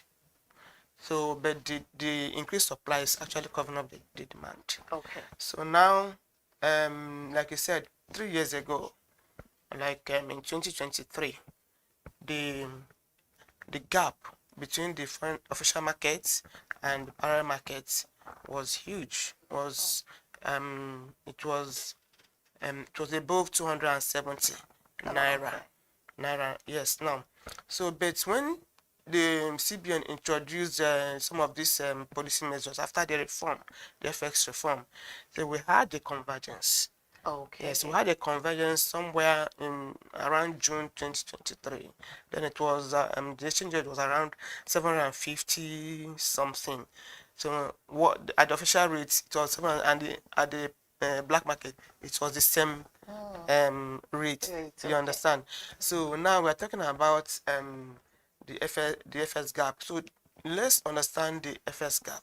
The FS gap we're talking about now is talking about the imbalance, talking about the difference between the official exchange rates and then the black market or BDC exchange rates. Okay. That's what we are talking about.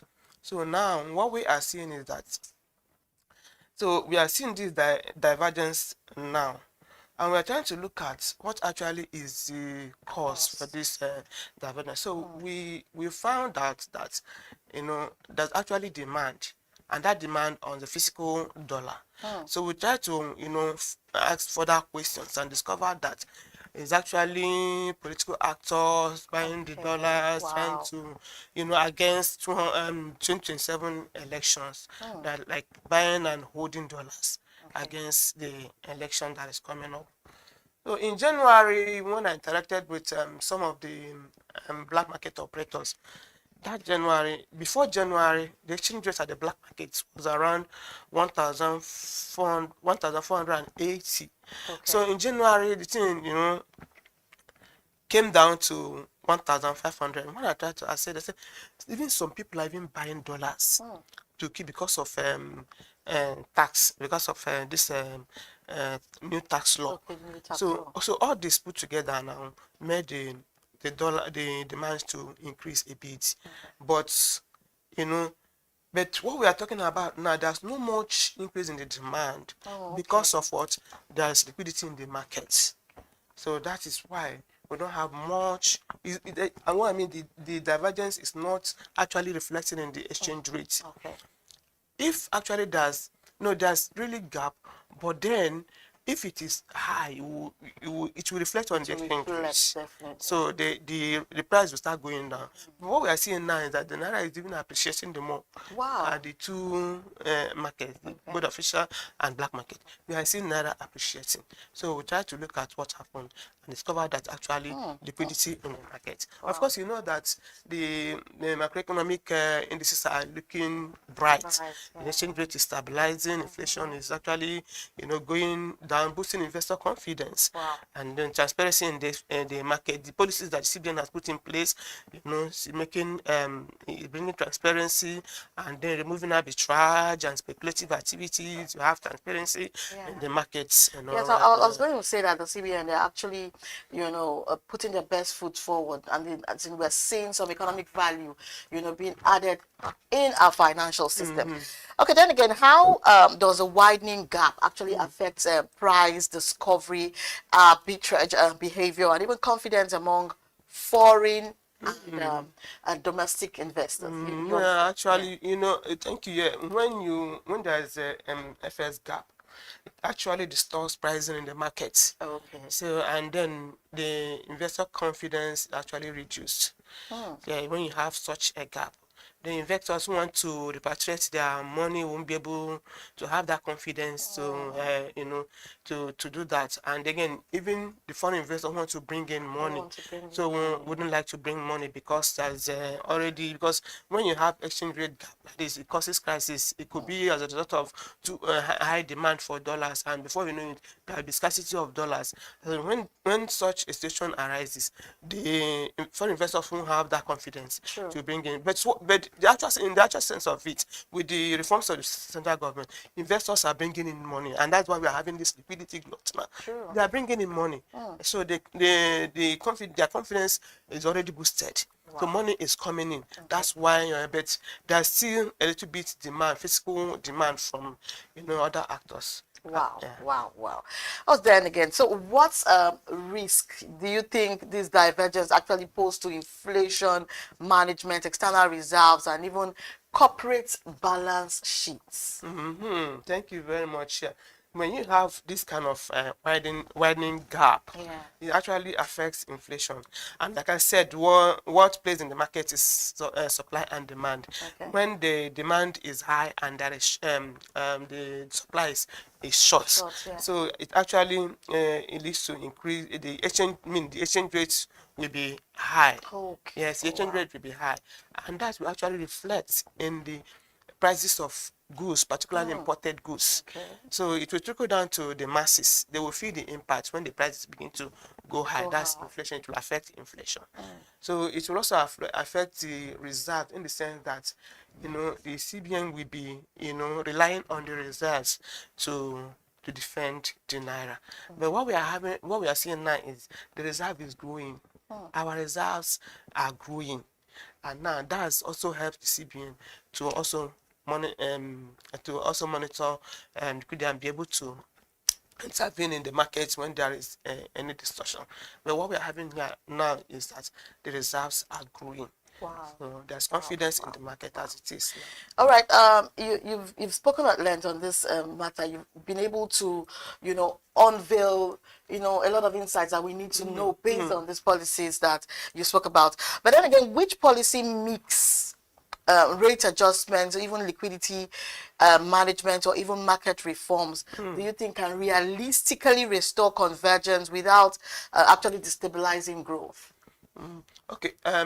Thank you. What I can say there is that there's need for liquidity management by the Central Bank of Nigeria. And now, like I said, there's this policy that CBN created that we call EFEMS, that's Electronic Foreign Exchange Matching System. So, and we have market players come there, bring in their dollar, and they match the demand. And since the introduction of these EFEMs, there has been transparency in the market, and there has been investor confidence. Yes. Now, there has been transparency. So what CBN does, CBN watches the market. CBN also is a participant in that market. So what CBN does is that CBN goes there to buy dollars or goes there to sell dollars. So by doing so, the CBN is doing what is managing the liquidity in the market. So what we are saying is that instead of focusing on continuous naira appreciation, so what CBN should do is to focus on stability. So that is very key. Wow. Now that's our package for today. We actually spoken at length about a whole lot happening in the system. We've been speaking with Hope. We've been speaking with Hope Moses Ashike. She is the author of the FX Markets Gap Widens first time in 3 years, and she's been able to give us a whole lot of insight on how and why it happened this way. You're still watching Behind the Headlines on Business Day Television. At the same time tomorrow, we'll bring you yet another interesting headline, and we'll have the author here to actually also give us more insights of what it entails. Thank you so much for joining us. I am Destiny Momo. Join us same time tomorrow. Good afternoon.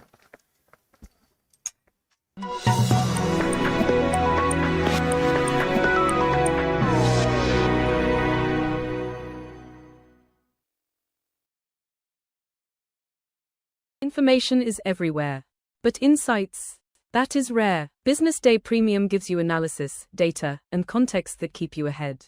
Business Day Premium. Read deeper, decide smarter. They say money never sleeps. Wake up to clarity, insights, and the stories driving business in Nigeria and beyond. From the heartbeat of small and medium enterprises to the pulse of national economic policy, this is where business meets perspective. With expert guests, real-time analysis, and stories that matter to you, we go beyond headlines to bring you the full picture. Join us every morning as we break down the numbers, decode the policies, and spotlight the people shaping our economy.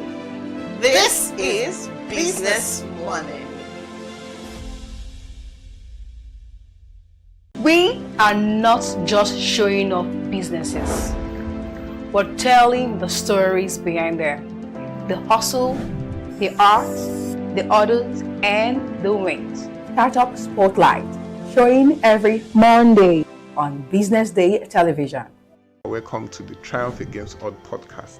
Most people go through their lives without knowing what their superpower is, right? But if you're lucky enough and determined enough to find your superpower before you get to a certain stage of your life, you will be incredibly successful. Look, the first thing is you just decide not to look at the challenges, because if you do, it's going to end you. The closest thing I think is that I had a deeply military background, which is a bit of a never say die background. I saw an opportunity in non-interest banking, and I felt that the demand was there. There was pent-up demand for it.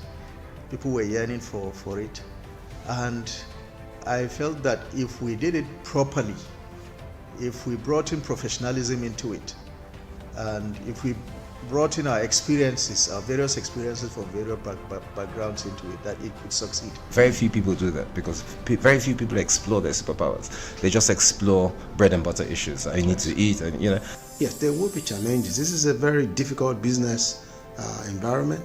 The government keeps working on how to make business easier. The first problem to overcome is really just starting, right? We thought about this idea for over 2 years before we even took the first step. You cannot ignore this country. No, and to be from here, I think is an incredible privilege. Nigeria will be ascendant in my lifetime. This is Business Week, a weekly program brought to you by Business Day Television.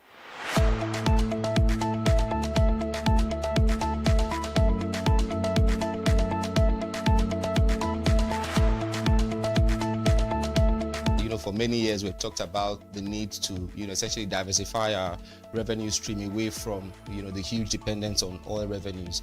It looks like that is happening now. So that means that we're better protected when, you have these wide fluctuations in oil prices and all of that. So it's as you say, and I agree, that we should commend the government. At least revenues are not falling. There have been times in the past when we recorded drops in revenue. That's not the case today. We're seeing revenues actually going up. Increasingly, we can see the developed countries focusing on renewable energy and so on and so forth, which means that in the long run, we must look for alternative sources to funding. So, the government says that crude oil theft has essentially come to an end. We need to do more to ensure that we totally eliminate crude oil theft and start to think of how to boost production. But it's a good first step. By eliminating crude oil theft, it also creates an incentive for international oil companies to probably return and start to take up more projects in the upstream industries. Stay ahead with Business Day Mobile, your gateway to Nigeria's most trusted business news, market insights, and expert analysis. With a Business Day Mobile app, you enjoy more than just news. You gain a seamless, intuitive platform designed to keep you informed and empowered. From exclusive articles to in-depth market trends, the app delivers the stories that matter most. Why Business Day Mobile? For premium access, for a clean, responsive design, for smarter navigation, for customizable alerts, and for all-in-one business hub. Whether you're a business leader, investor, policymaker, or enthusiast, Business Day Mobile brings you closer to the insights shaping Nigeria's business landscape. Download today and put authoritative business journalism right at your fingertips, anytime, anywhere.